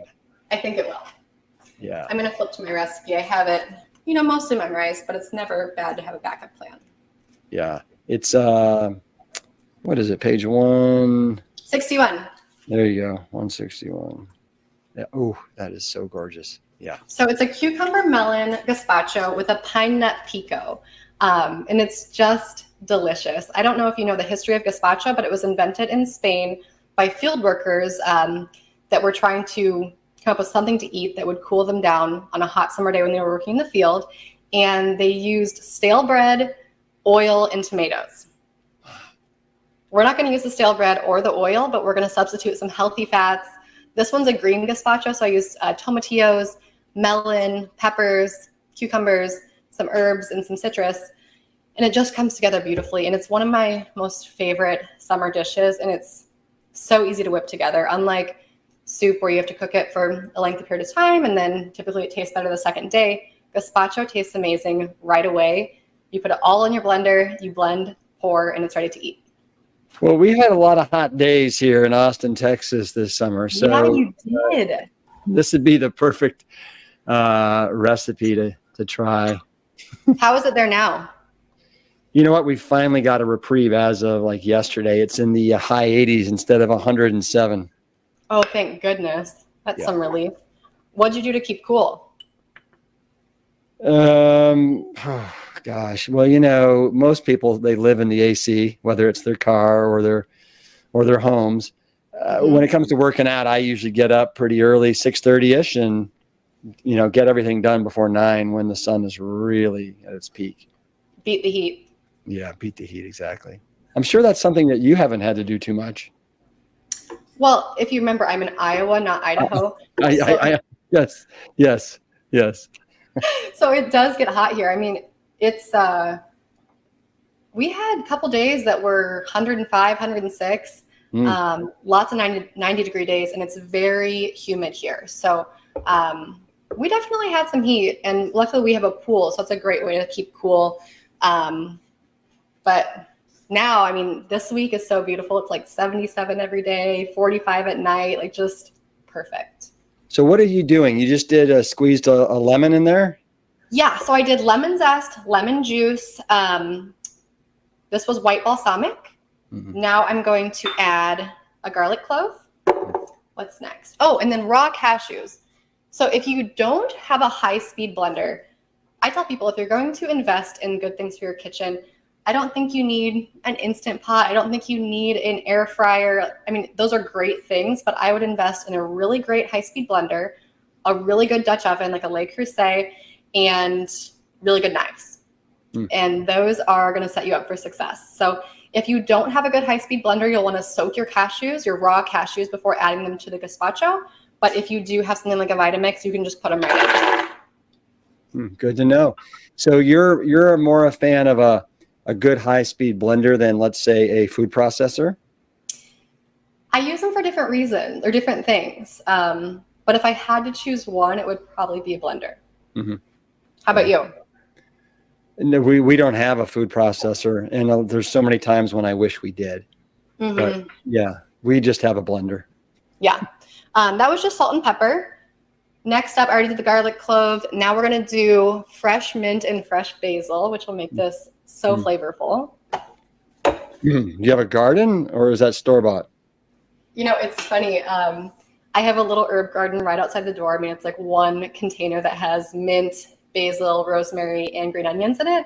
But our next door neighbors, they have a massive garden and are constantly bringing me cucumbers, tomatoes. Oh my gosh, last week they brought me Carolina Reaper peppers. Have you tried those? No, but I hear they're hot. They were so hot. I made the mistake of biting into one raw, and I was in physical pain for about 5 minutes, and I love spice. So don't try that at home.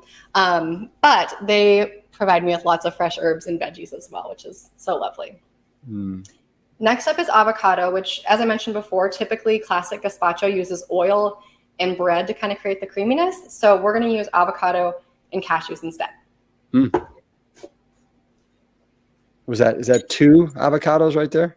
So the recipe calls for 1 large ripe avocado, but my avocados are really small, so I did 1.5. Got it. It looked like more than 1 going in there. Yeah, you caught me. This is the tomatillo, so I've peeled off the papery skins, quartered them, and they will add like a lot of people think a tomatillo is just a green tomato, but it's actually not a tomato at all. They're like distant cousins, but it is its own variety, and it's much more acidic and slightly fruity and a little bit earthier than a tomato would be. For some natural sweetness, we have a nice honeydew melon, which I was still able to find a really nice ripe one here this time of year. Melons are kind of still at their peak, which is nice through September.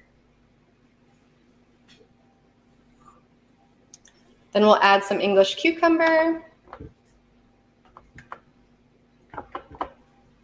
Wow.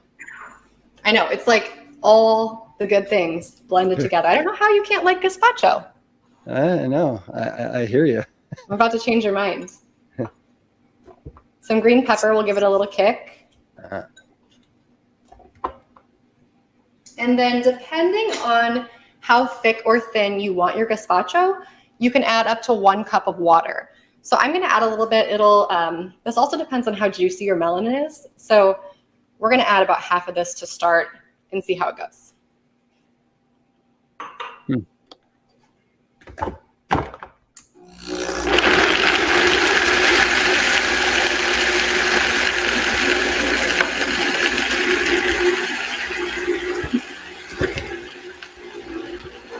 Good tricep workout there.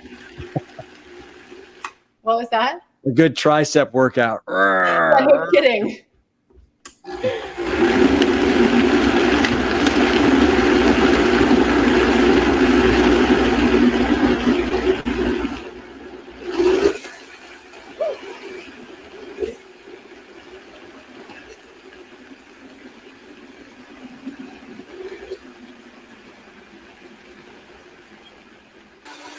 Okay,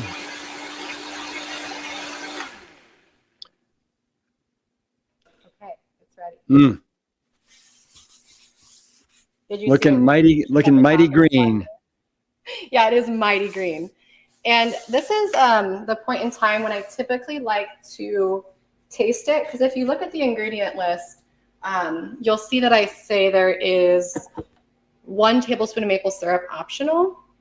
And that depends how ripe and how sweet your melon is and how sweet you like your gazpacho. I like just the tiniest hint of sweetness, and usually for me, the honeydew melon is perfect. But if it's not the ripest melon, you may want to add just a dash. But after tasting it this morning, I know we're going to be good.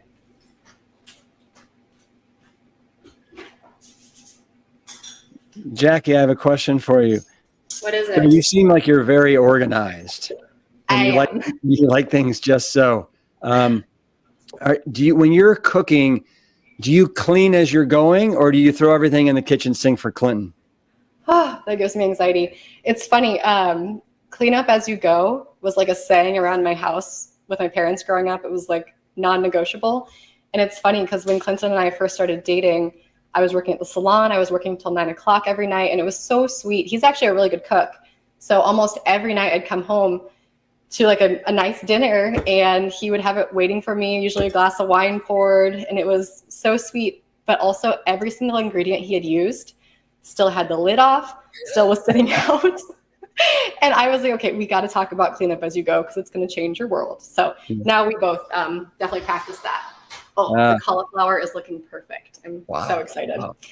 I'm actually going to turn that off. Clear. Put that in there. Okay. And then Clinton, do you want to come over here and tilt the screen for me? That'd be really helpful. Okay, is that a good angle? Maybe a little bit further? That's good. Okay, great. So I'm gonna pour it right into these bowls here. And this is your reward for helping me today, Clinton. You get lunch. I'll take it.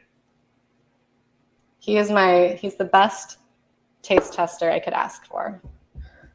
Yeah. It's an easy job. Oh my God, so good, you guys. But somebody has to do it. Yes. Yeah.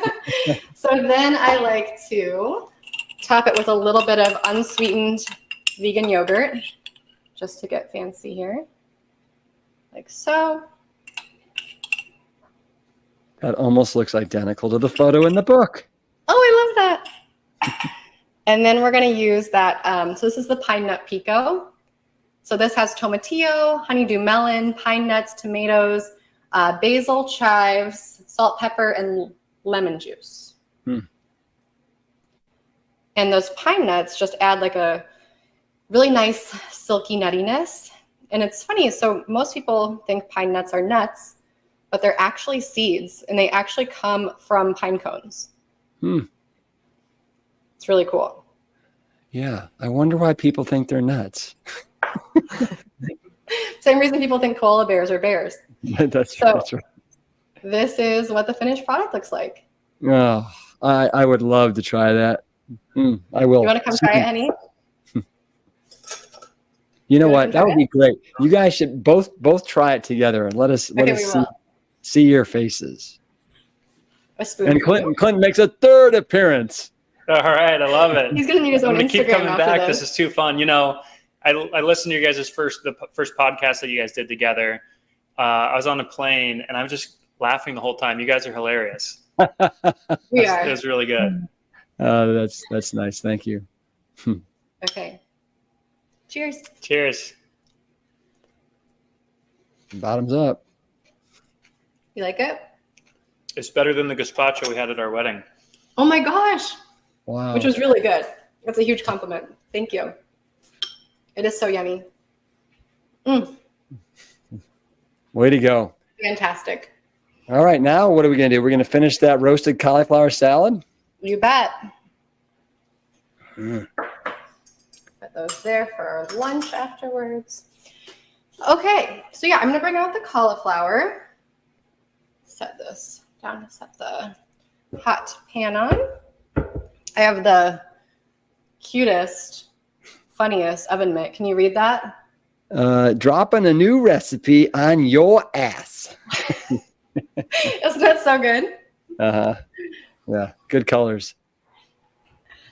Okay, so as you can see, totally oil-free, and it gets so nice and crispy. It's amazing. People think you need oil to get stuff to be crispy or golden in the oven, but you just don't. And this is the perfect example. So how many of your recipes of your 60 have oil? Do you know? Like 3. And, or maybe, so there's only one that I don't provide an oil-free option. But pretty much all the other ones say either, you know, oil, vegetable broth for sauteing, or a little bit of water. Great. Our audience loves that. Yes, absolutely. Okay, so what we're going to do now, my spatula, there it is transfer this to a bowl. They're so perfectly crispy. You can probably hear. Uh-huh. Yeah, no, it sounds like they're the perfect perfect crispiness.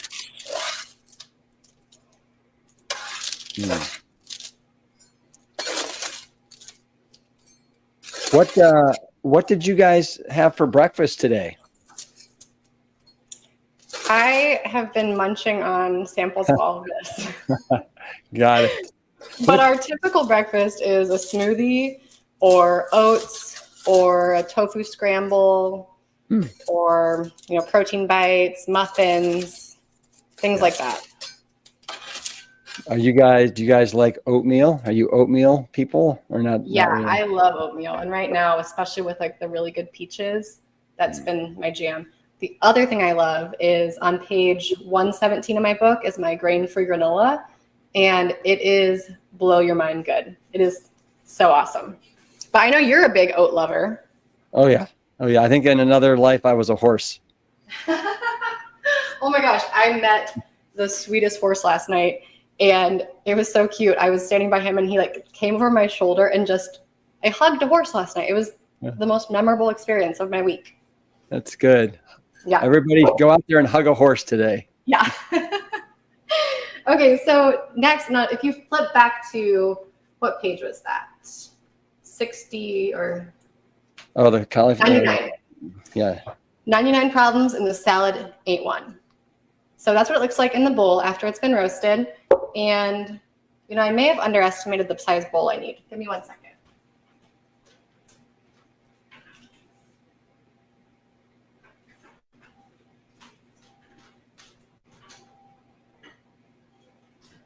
That's better. Yeah, that's usually not a problem that I have. I usually always go with the bigger bowl. I always go for the smaller bowl, and it's you think I learned my lesson, but I just haven't yet. But okay, so I have the cauliflower in there. We are going to add some roasted salted sunflower seeds, some chopped medjool dates. They were really, really moist, so might have to kind of separate them a bit. And then some freshly chopped parsley. So good.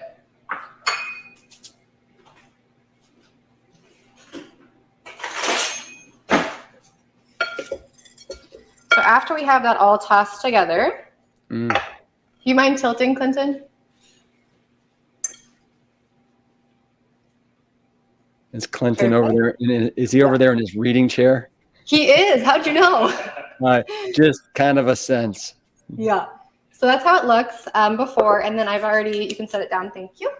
Have already prepared the dressing, which is that same roasted tahini, lemon juice, water, a little bit of garlic, and a little bit of salt. So we're just going to drizzle that right on as well. Yeah. So your suggestion in me looking and reading this recipe is that this is really great in the cooler months, which we're getting into now. Absolutely. You say that there is an absolute flavor explosion that occurs here, especially when you combine everything together. For sure. And what you're pouring on there right now, that tahini, that is your go-to sauce, and you put that on even your breakfast cereal. Pretty much. I mean, I love it. It is so delicious. Do you mind tilting one more time, Clinton? Thank you. So it's just beautiful. Tilt a little bit more. There, and reach up and get close to it. There you go. It is just delicious. And what's so nice about it, I mean, sometimes when you get to the colder months, thank you.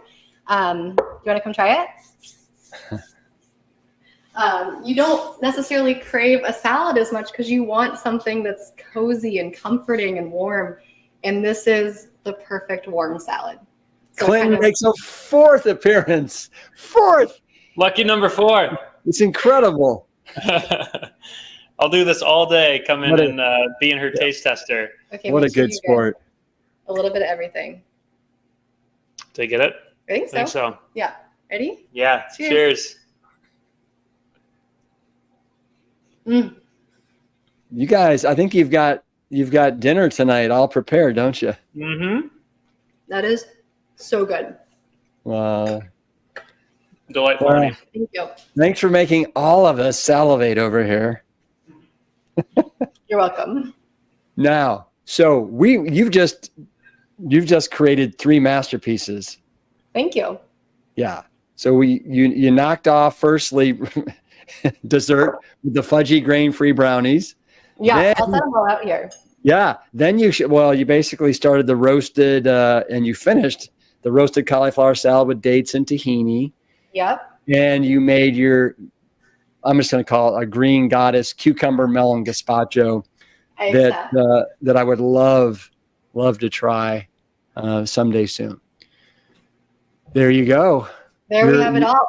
Your Plant Stock Creations, Jackie Ackerberg. Thank you so much. The clean vegan.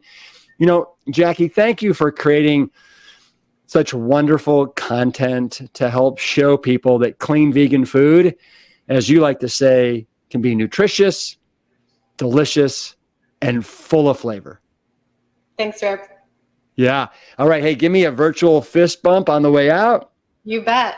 And give your husband a nice kiss on the cheek for all. He's running up here to give one too. We'll all do a fist bump. Yeah. Come on. There you go, Clinton. Boom. Rick, good to see you. You too. Thank you. Bye.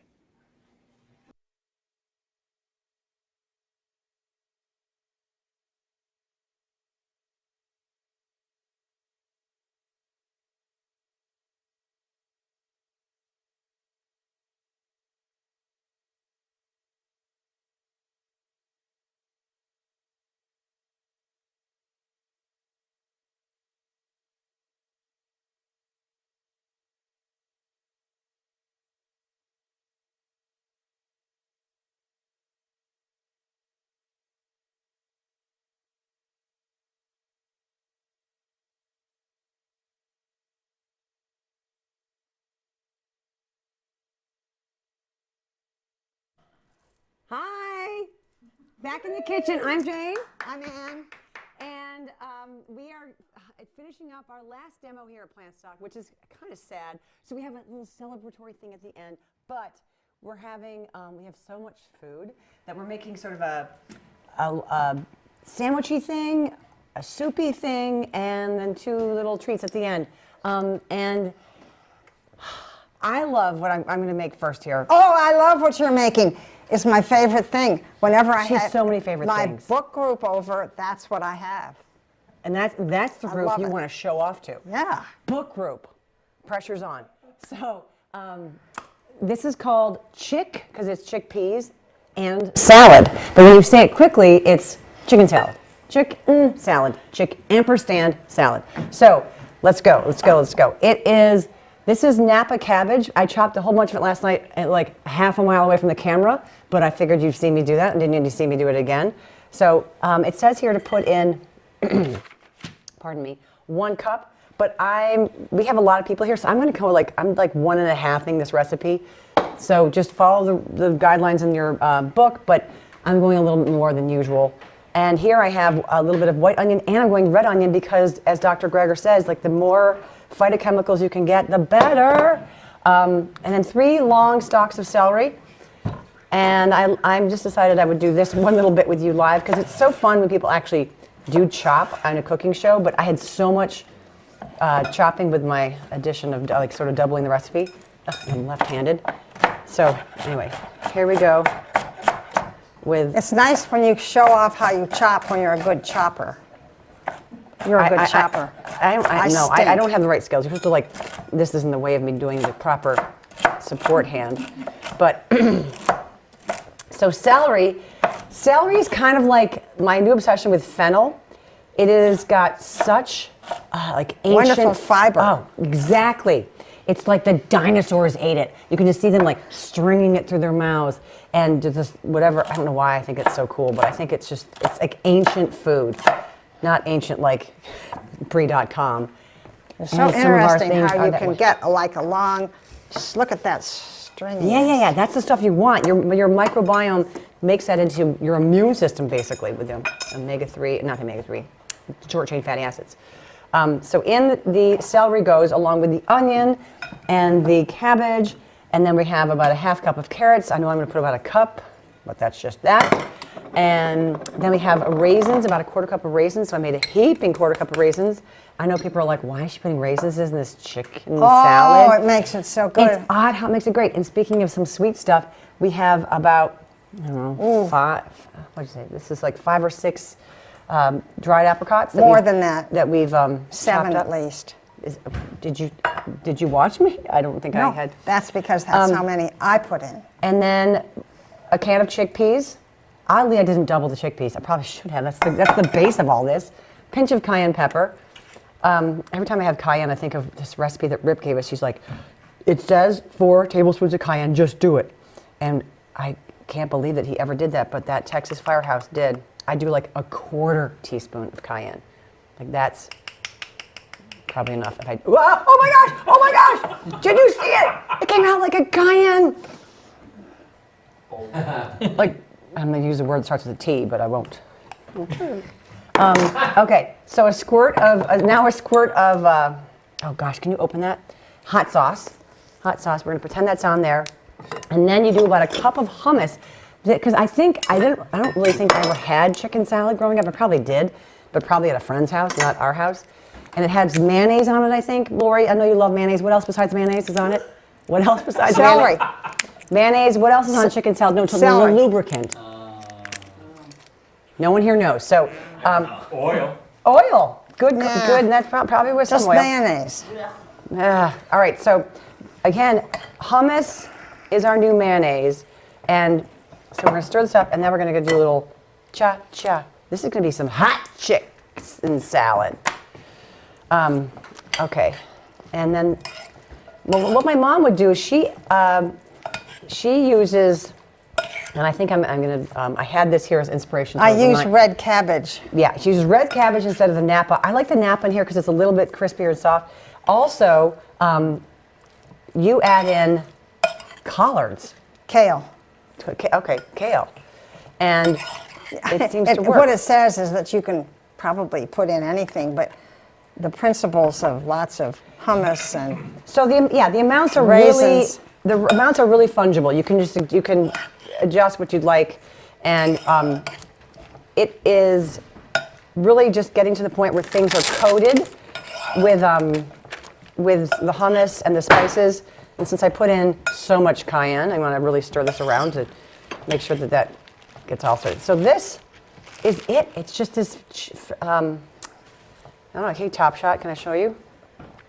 This is just this wonderful, I guess you can't even see it. It's this beautiful sort of chicken salad. And ways to have this, you can have this in a bowl. Just put some greens in your bowl like this and plop it in. Or take a pita pocket. So I cut one in half here. Pita pocket, fill it. Do we have some mustard? Is there any mustard here anymore? Fill it with greens. And I love these fresh greens we have here. This is the trusty little mustard that works. Oh, the door is still open. It is? Let's see, Mommy. Okay. And I like to put mustard in because it kind of is a mortar and it keeps the greens to the wall of the think it would be nice to put a little hummus along the edges of the pita. No, well, that's why I have the hummus. Where'd Rip go? He wanted. All right. Well, I'm gonna have. Hey, are any plant pros around? Can one of the plant pros come up here and try this? Hey, Jane. Hey Jane, Dog Mom in the comments said, wouldn't that work great with walnut sauce? That would be really flavorful for sure. So you could try this. Oh, here comes a plant pro. Will you give that a go? We love to grab things. Yeah, grab. Yeah, two-handed. Manhandle that. How is that? Oh my God. All right, it's all yours. That's That all we is need. amazing. It's for the plane. It's for the plane. It's not too spicy. No, great. I don't like spice, so. Well, Wow, thank you, John. All yours. Were you getting? See you guys later. See ya. Thanks, Plant Pro. Way to manhandle that. The other thing I want to recommend trying it on is this pacha bread, P-A-C-H-A. It's got this cool graphic, but pacha bread is it's a buckwheat-based sourdough, and they have lots of different flavors. I love the garlic rye and the cheesy herb, and I can't wait to do this, and I'm going to eat it when you're going. But I would just put this on. It's really well toasted, so it's gonna be really snappy and crunchy. But it is such a great option if you have people in your life who are gluten-free or prefer to just dial down some of the gluten in their life. Give that a go. And I think we're gonna put a link in the chat if you want to try it. It's just I've not known that this cool buckwheat-based bread existed, so it was a great discovery. All right, chicken salad. Kicked it in the goal! Okay, Mommy, what do you got going here now? I am making Oberlin corn and shallot chowder. So, this is what's so cool, this is last night's roasted corn to perfection. It was so good, I can't even believe we had any left, and the only reason we did is because I went out and saved it. We made 2 dozen. You can make this for 9 of us with frozen corn as long as you are sure that it is sweet. I like to make sure that it is sweet corn. Sometimes if it just says corn, it's awful. I'm making this for our videographers right now. Wade, here you go. You want to have a bite? There you go. I don't know if you can do it your duty and do that. So Top here's the corn from last night. Oh my gosh, I can hardly stand it. And I am just going to cut this off the cob. And when you're doing this, you should always do it into a bowl, because if you do it on a flat plate, you get corn all over the place. And a little bit of this nice, well toasted corn is going to make it even better. Jane. Yeah? While I'm doing this, I want to Yeah? start and have you do one other thing for me. Okay, I'm just getting some napkins. Need to start. I'm going to keep going on this.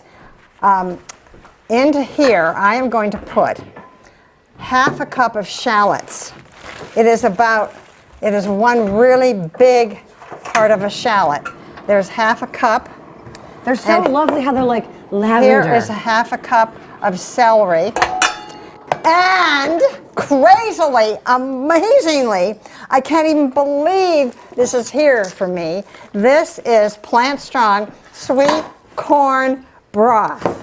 2 cups comes perfectly right in here. 2 cups. That's like the answer for this recipe. Oh my gosh! I mean, I couldn't believe it that it was just right there. And then I can just turn all this down and pour this in and cook it until the celery and shallots get a little soft. And Jane, you need to watch it for me. I know. I'm taking a peek when I There, look, sweet corn broth. Thank you, Plant Strong, for having that available in that flavor. And so I'm gonna. I had a bite. So good. Cheesy, herby bread. All right, one down. I'm going to use 5 ears of corn, and so I've done a couple just because I wanted to get it out of the way. Do you want this to boil? What do you want? What's the goal here? I want it to boil, and I want it to just soften the vegetables. Well, we should have cooked them before you put the broth in. No. No? Do it all together. Yeah. Okay. There's many ways to skin a cat. I think We'll have to turn it Jake? up high. It's gonna be hot. It's gonna be. Let's just be careful of coming near it because it's really cranking. All right. You know, the best thing of all, oh my gosh, I would just love to. I know all those little empty kernels. Oh. Yum. Semi-empty kernels. Now, I'm going to take this, and there's about 5 ears and a whole 16 ounces if you're doing it frozen.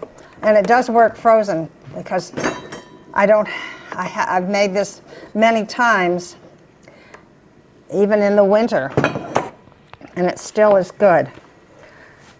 Wait, what do you mean by in the winter? When you haven't had When I don't have fresh, delicious corn that's just blows your way. So what kind do you get then? Do you get just the sweet corn? Oh, I have this in here backwards. We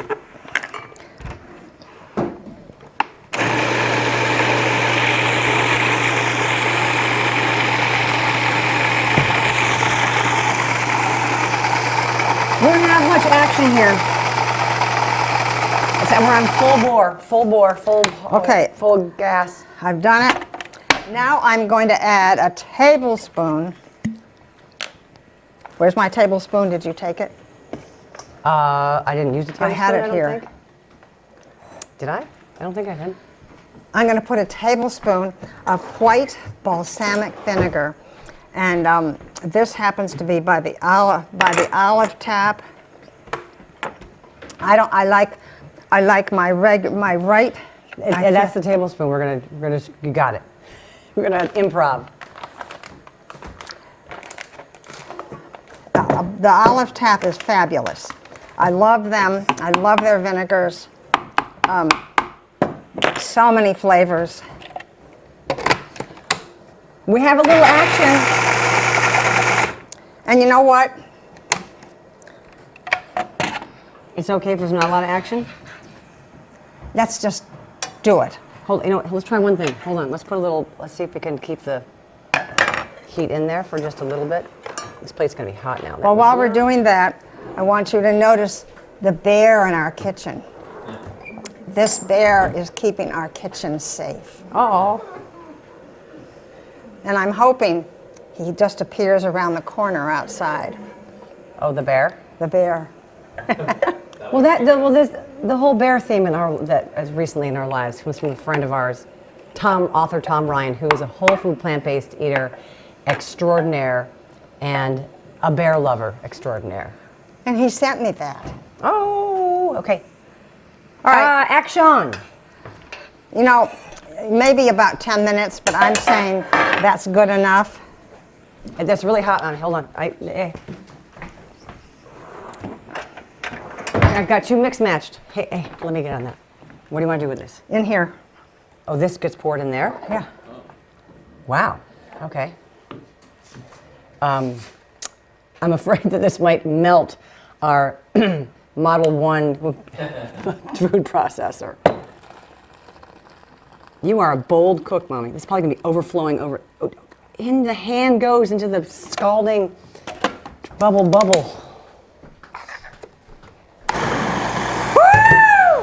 Overflowing. This is small. This is smaller than my usual one, but it's still. This is Vesuvian. Oh my gosh. And look at that. Look at this. Mount Vesuvius, the volcano. Wait a minute. I'll just tell you how good it is. Your tongue is going to. Amazing. Is it good? Amazing. Okay, I barely recovered from that. Scalding hot, overflowing. That was like Mount Vesuvius. I'm going to give it one more. This is a smaller Cuisinart than I normally use. You know what? I think this might be part of the origin of us having confidence in the kitchen and being untrained and clueless really about a lot of stuff, but we just go. Just go with it. The heat, the gurgle, the overflowing, the chaos in the kitchen. And if you're up at bat enough, you're going to hit it. So, and look at these adorable dishes just made for corn chowder. I mean, for corn. This corn. chowder. I think they have thistles in them, which is right from Scotland. It's not really from. I guess they may have corn in Scotland, but it's pretty much a. I think it was being Wrap. native to. Yes. You missed the chicken salad sandwich. I know. I was getting ready for something. Okay. You want me to try this? But you're in time for the soup. How are we And time-wise, Rip Laura? isn't a soup person. Are you a soup person, Rip? Oh. A little bit? Our Yeah. chilies and Time? stews, yes. Yeah, 25 minutes. 20. Okay. What I'm do you taking the think? pedal off the gas That here. was really nice. But that sweet corn All right, just comes Plant Bros. barreling through. Plant Bro. Beautiful texture too. Can you come trace this? It looks really good. Take it. Why you don't leave it? Here, wait, Plant Bro's going to trunk price them. We have some comments. A couple people saying they Right. love that you make a mess in the kitchen like they do. Oh my gosh, we've never don't make a mess. Look, I even got some in the measuring cup. So put it back. Plant Bro, give it a go. Well, they can't see you. Let's see. Like, he looks cold. He looks cold. This is perfect. Tastes like corn on the cob. Good. It's all yours. Take it. Here, don't take it with you. Warm you up. All right. So we are going to now move on to our next bit of business, which is making something that you've seen us make 3 times already. But I like the fact that my mom did her own version of making a lime mousse. She calls it a lime mousse for her peach melba, which is yeah, it's so good. Brian, I'm sorry, a Plant Bro. Yeah, you got your Plant Bro, Brian. Yesterday made a chocolate pudding, or chocolate, what'd you call it, pudding? Yeah.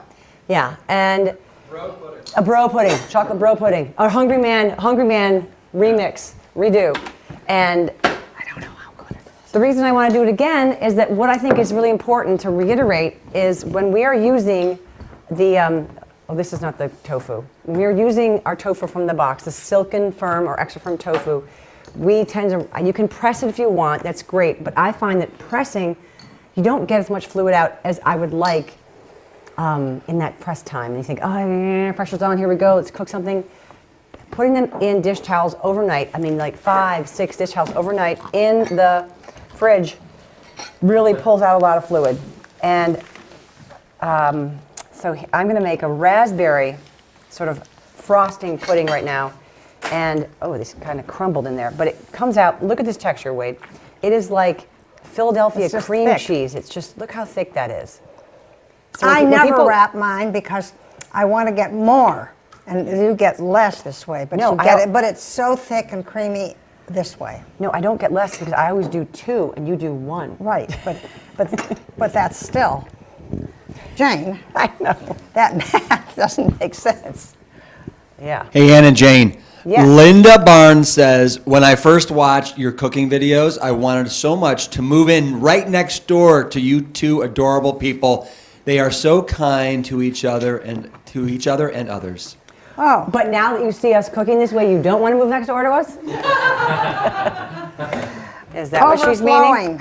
Overflowing. Okay. Let me get this. These old school Cuisinarts are old school? well, they're just. That's new. Oh, from your wedding? Just kidding. That was bad. This is pre-wedding. Okay, so this is 2 of those blocks of silken firm or extra firm tofu, and I just got them all stirred up here for a minute, kind of for no reason. And now I am putting in 1 cup of frozen raspberries, and these are you can just feel how good these taste. Makes me go a little squirt, squirt. Okay, and then I'm going to put in about 1/2 to 3/4 cup of maple syrup. This you might want to just at first not go as much because you can always add more, but don't go too much and then want to take some out because you can't really work that ratio. So I'm putting in about, that was probably 2/3 cup between 1/2 and 3/4. All right, and then what else we need in there? Oh, lemons.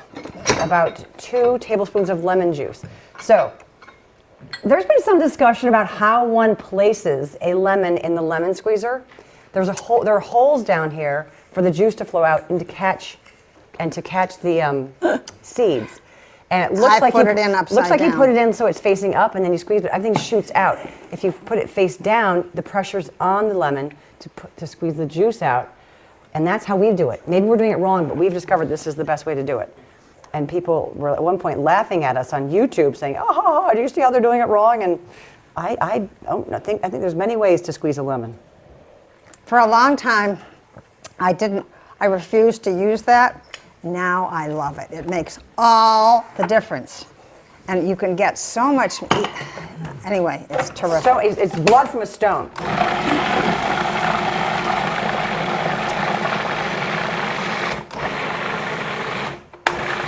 All right, where'd that? I had a bowl.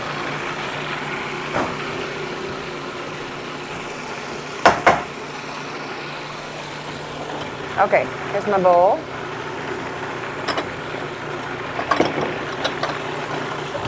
Oh, I need a cutting board. Can you get me some kind of a small one if possible? I'm going to shoot everything your way, Mommy. Okay. Thank you. Yesterday we chopped onions on here, so I'm just smelling to see which side is the more onion need. I think we'll go with this side. The side that has if you no... can hear me, I was saying I was looking for which side had less of an onion smell, because yesterday we cooked chopped onions on there down at the shish kebab pit. All right. I want to try this. Oh my gosh, is it good? Try that.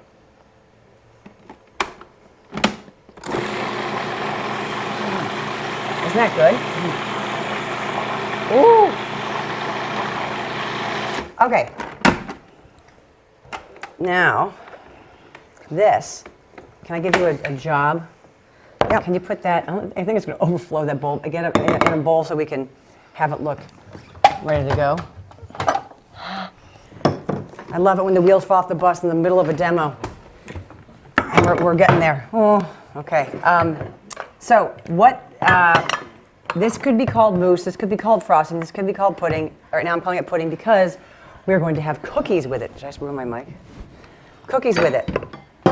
And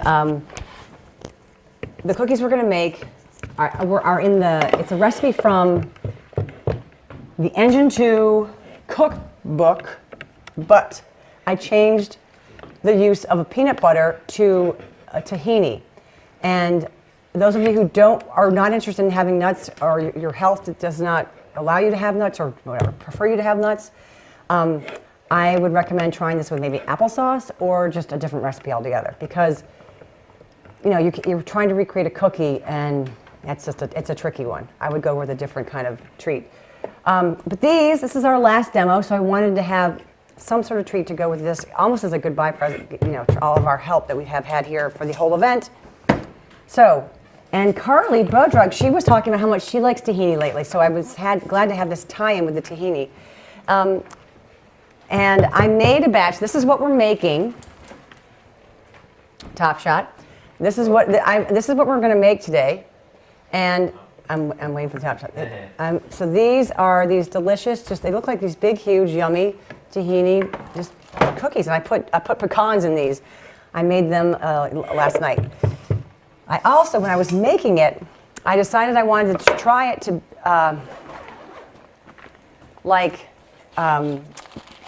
childhood days, like before we were plant-based days.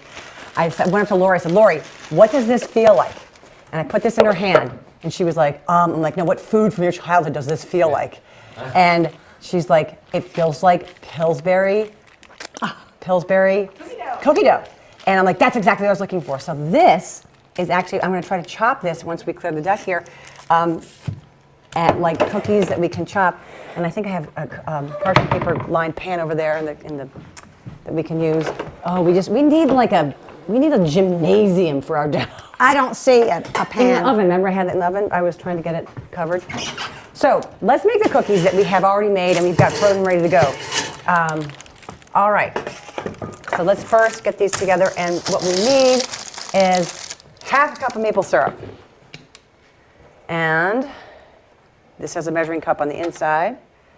There we go. Half cup maple syrup. I'm doubling it, by the way. You guys have this at home, and I'm doubling it because of the size of our crew here. And the tahini. Again, if you don't want to have nut butters, I totally get that. So many of the recipes we make, we don't use nut butters. It's not part of the jam, but with this one, we're going with it. Then flaxseed meal. We have got no more measuring spoons around on this demo, so we're just going to eyeball this. And vanilla extract. Vanilla. We're going to go with about 1, 2, 3, because I'm doubling it. How many oats? How many oats? How many oats? Oats. We need a half a cup of oats. My half cup measurement is, oh, here, what's this? This is a half cup. This is a 3/4 cup of oat flour. No, we have a half cup of oat flour here. Let's add the oat flour, and then I can add the oats to that. So 3/4 times 2, and what is it? 3/4 times 2 is 6/4, which is 1 1/2. 1 1/2. Yeah. So 1 1/2, here we go. And I'd have to add, and how many oats to this? Half cup of oats. I'm just going to take it to the top and call that a half cup. Because it is. It's quarter and a quarter is a half. There we go. All right. Ann, can you get me a fork when you're back there? Something to stir this with? All I have is an enormous chef knife and a spatula. Okay, and then raisins. Are there any raisins left? Anyone see any raisins? Oh, raisins. We cleared the kitchen out just before this demo, and everything we needed we thought we'd put up here. We're going to add some chocolate chips to these cookies. And these are mini ones. And did you grab a fork? No? Woo! Okay, I guess I'm stirring with a spatula. This actually is okay. And so what this is going to turn into is this great dough that I took, again, last night when I baked these. Oh, thank you. I baked these, and I made this this log, this Pillsbury dough, not Pillsbury, this Plant Strong log of cookie dough. Oh my gosh, we may have a new Plant Strong product. Please join us in the chat. Should we be making cookies? I don't know if it's in our guidelines, but that would be awesome. It's a pain to send frozen things, though. I must say, I don't like all the packaging we get when things. So we're going to unwind. This is a total experiment. This could be a not crazy successful attempt, but so far it's looking pretty good. Ooh. Wow, Pillsbury, you can go away. Okay. So wait, I'm left-handed, so I'm going to go. Yep, you're good. You go. I got you. Okay. Do you want me to smash it down a little? Smash what? No, no. With the mallet? No, not with the mallet. Anne likes crispy cookies, and I like big, soft cookies. I think cookies come from what we had when we were in our childhood, so you must have made me soft cookies or something. These are cutting nicely when there's dough, but when I run into a pecan, it breaks. But this is kind of what may help. Oh, this is kind of working. It's really got to be frozen. I need this stuff out of my hand. Sorry. Jeez. Sorry. I thought I was pushing it your way, but I pushed it right off the deck of the Titanic. It's actually like we're trying to cook before the Titanic sinks. Orchestra, keep playing. All right. Well, I don't know how it's coming off for you guys, but I'm secretly satisfied about how this turned out. This little slice and bake situation. Can you turn the oven on, please? Yeah. So this is going to What do you like the oven at? Let's put it at, it's a little bit, put it at like 375, 400, because our oven here is a little bit weak. It doesn't always cook true to, my gosh, we're going to be like a baker's dozen, yo. This is great. Thanks for letting me experiment with you guys. I just took the dough. Maybe I'll do the same thing I just did with this dough. So I put it like this, took it out. Jane, a question? Yeah. Eva says, I assume we could use any nut butter if you don't have or like tahini. Exactly. The original recipe, as I started to say, is in the Engine 2 cookbook by Rip and Jane. And it's in the end, and it has peanut butter as the nut butter of choice. And I decided to go with tahini just for a little variety and a little change up and all that. So, Rip, can you come and try what we have designed for dessert? And whatever I'd like you to do. Yes. And Wade, maybe you as well. I want you guys to take a cookie and dip it in, just go and scoop it in there. And so a little cookie with some raspberry pudding. Okay, you got it. So it's almost like a little bit of cake and frosting. If I have to. If you have to, Wade. If I have I know to. that Wade likes sweets, so this is helpful.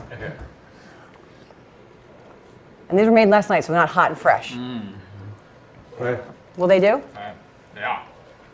All right, so this, I'm kind of crummy, but this is how I just rolled up the dough. That's cool. I tucked the ends in before. There we go. Kind of like rolling a little tight burrito. All right, well, you guys, this is the end of our plant stock demo situation, and A little bit of chaos. that's our brand. And I hope you guys have a great lunch if you're having the same stuff. We're going to eat our chicken salad, our Oberlin corn chowder, and some cookies and some raspberry pudding. All right, lots of love. Thank you guys so much for joining us. Hey. And thanks, Rick. So, yes, Jane and Ann, thank you so much. So, we are going to be doing another giveaway. It's going to be for the 4 different broths that we have, the no salt added broths that we have. We have the sweet corn, we have the sofrito, we have the mushroom, and we also have the vegetable. The name is, Lori? Sherry Costanzo! Sherry Costanzo. Costanzo or Costanzo. Costanzo, not George Costanza. I was thinking George Costanza. I know was you thinking- were. You know what? Speaking of this is Kismet. I saw something yesterday on, I don't know, insert some app or whatever there, and it was George Costanza, and I thought about it because we have some Seinfeld lovers here, and it was George saying, "Hey, give me some space. I'm getting ready for soup season." Really? Yeah, and because it's September. And so soup season really is when you need to use the most broth. So Costanzo, perfect. Tying it all in. All right, you guys, hang tight. I'm going to be back in about 2 minutes, and I'm going to be saying farewell. All right. See you outside. Bye.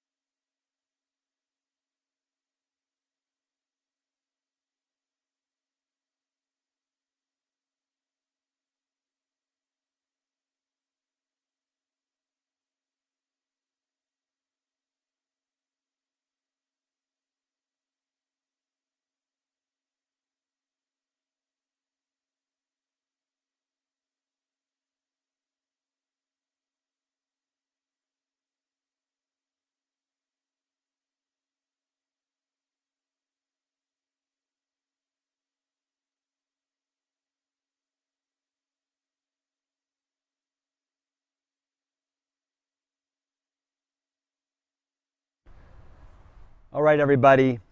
Believe it or not, Plan Stock 2023 is a wrap.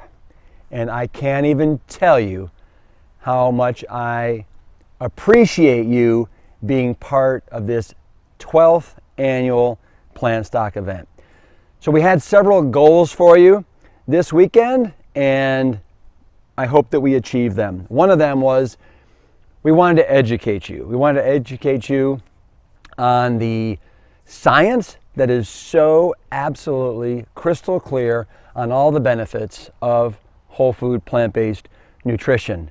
And you heard from none other than Dr. Michael Greger of nutritionfacts.org talking about his new book that doesn't launch till December 4th, How Not to Age. It seems like that was a week ago that he spoke to us, and yet it was just 1.5 days ago. Loved his lecture on how not to age.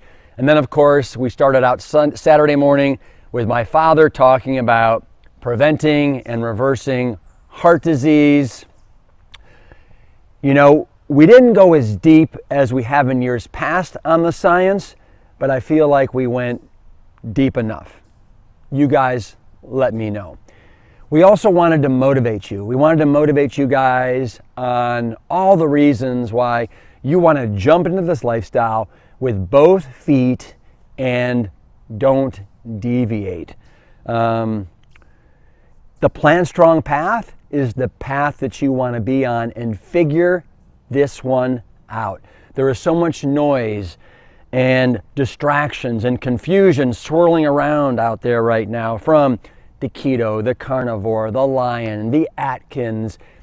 My plea to all of you, don't go on another fool's errand. You're right where you need to be. Let's figure this one out and get it right. We wanted to inspire you around all the different incredible food and recipes that you can now make in your homes. And we did that by presenting to you 18 different incredible Brock Star chefs from across the country that have been making these recipes absolutely delicious for a long, long time. Remember, this doesn't have to be difficult. We're only talking about, you just need 2 to 3 breakfasts, 3 to 6 lunches, and 7 to 10 dinners, and you can hit an absolute grand slam home run with this lifestyle. I wanted you all to connect this weekend. The theme for this weekend was coming together. It's been a rough 3 years since COVID hit, and so we really thought it was important to have everybody come together. And obviously I didn't get to see any of you, but I felt you all and heard you all in the chat room, and it seemed to me that you all were connecting in a very big and powerful way, and that is super, super important. One of our goals was to raise awareness around the Esselstyn Foundation and all the fabulous work that's going on there, thanks to Brian Hart, one of the Plant Bros, the executive director, leading the charge there about getting the message about plant-based to those that need it the most. In about 1 hour, each and every one of you in your emails will have a email from us, from Plant Strong, highlighting all the perks that you're going to receive going forward. You're going to get video replays of the whole weekend. So if you missed any part or the whole weekend, you'll be able to go back and watch Friday night, all day Saturday, all day Sunday. Each and every one of you will get a 57-page recipe PDF guidebook of all the recipes that all our Brock Star chefs share with you over the weekend. That's a keepsake that's yours forever. Each and every one of you will be getting a $15 gift voucher to the Plant Strong food line, and I hope you use it. In addition, each and every one of you got exclusive access before anyone else to our newest and latest, greatest Plant Strong food product, and that is our secret sauce that's organic and is curry peanut. Each of you, if you so choose, it's a free month of coaching with our rock star coaches, Brian FitzGerald and Amy Mackey, and they do have my stamp of approval 100%. You're all going to get early access to our Black Mountain retreat in April of 2024. I hope to see many of you there. And remember, as I said, in 2 weeks, we're going to start our Sedona, Arizona fall retreat, and we still have about 6 spots left for that. We'd love to see any of you attend that. As I close down, we're already starting to think about Plant Stock 2024, and as I am, I'd love for you guys to chime in and let us know what would you like to see more of in 2024 and less of. Do you want more science, less cooking, more cooking, testimonials? You let me know and we'll make it happen. So I'm going to close with this, and one of my favorite movies in the whole wide world is the original Willy Wonka with Gene Wilder. Absolutely brilliant. And at the very, very end, Willy Wonka, he turns to Charlie when they're up flying in the sky. They've broken through the glass of the factory, and he says, "Charlie, do you know what happened? Do you know what happens to the person that gets everything that they want? They live happily ever after." And my wish for all of you is that you all embrace whole food, plant strong living, and you live happily ever after. All right. Hey guys, let's get out here. Say goodbye. Yo! This would not be possible without the incredible Plant Strong team. Here they are. Love these guys like you would not believe. All right, everybody, hugs and kisses. Y'all come back now, you hear? Y'all come back. Love. Plant Strong. Hey, Plant Bros, you coming back in 2024? Woo! And we hope you are too. All right. Thank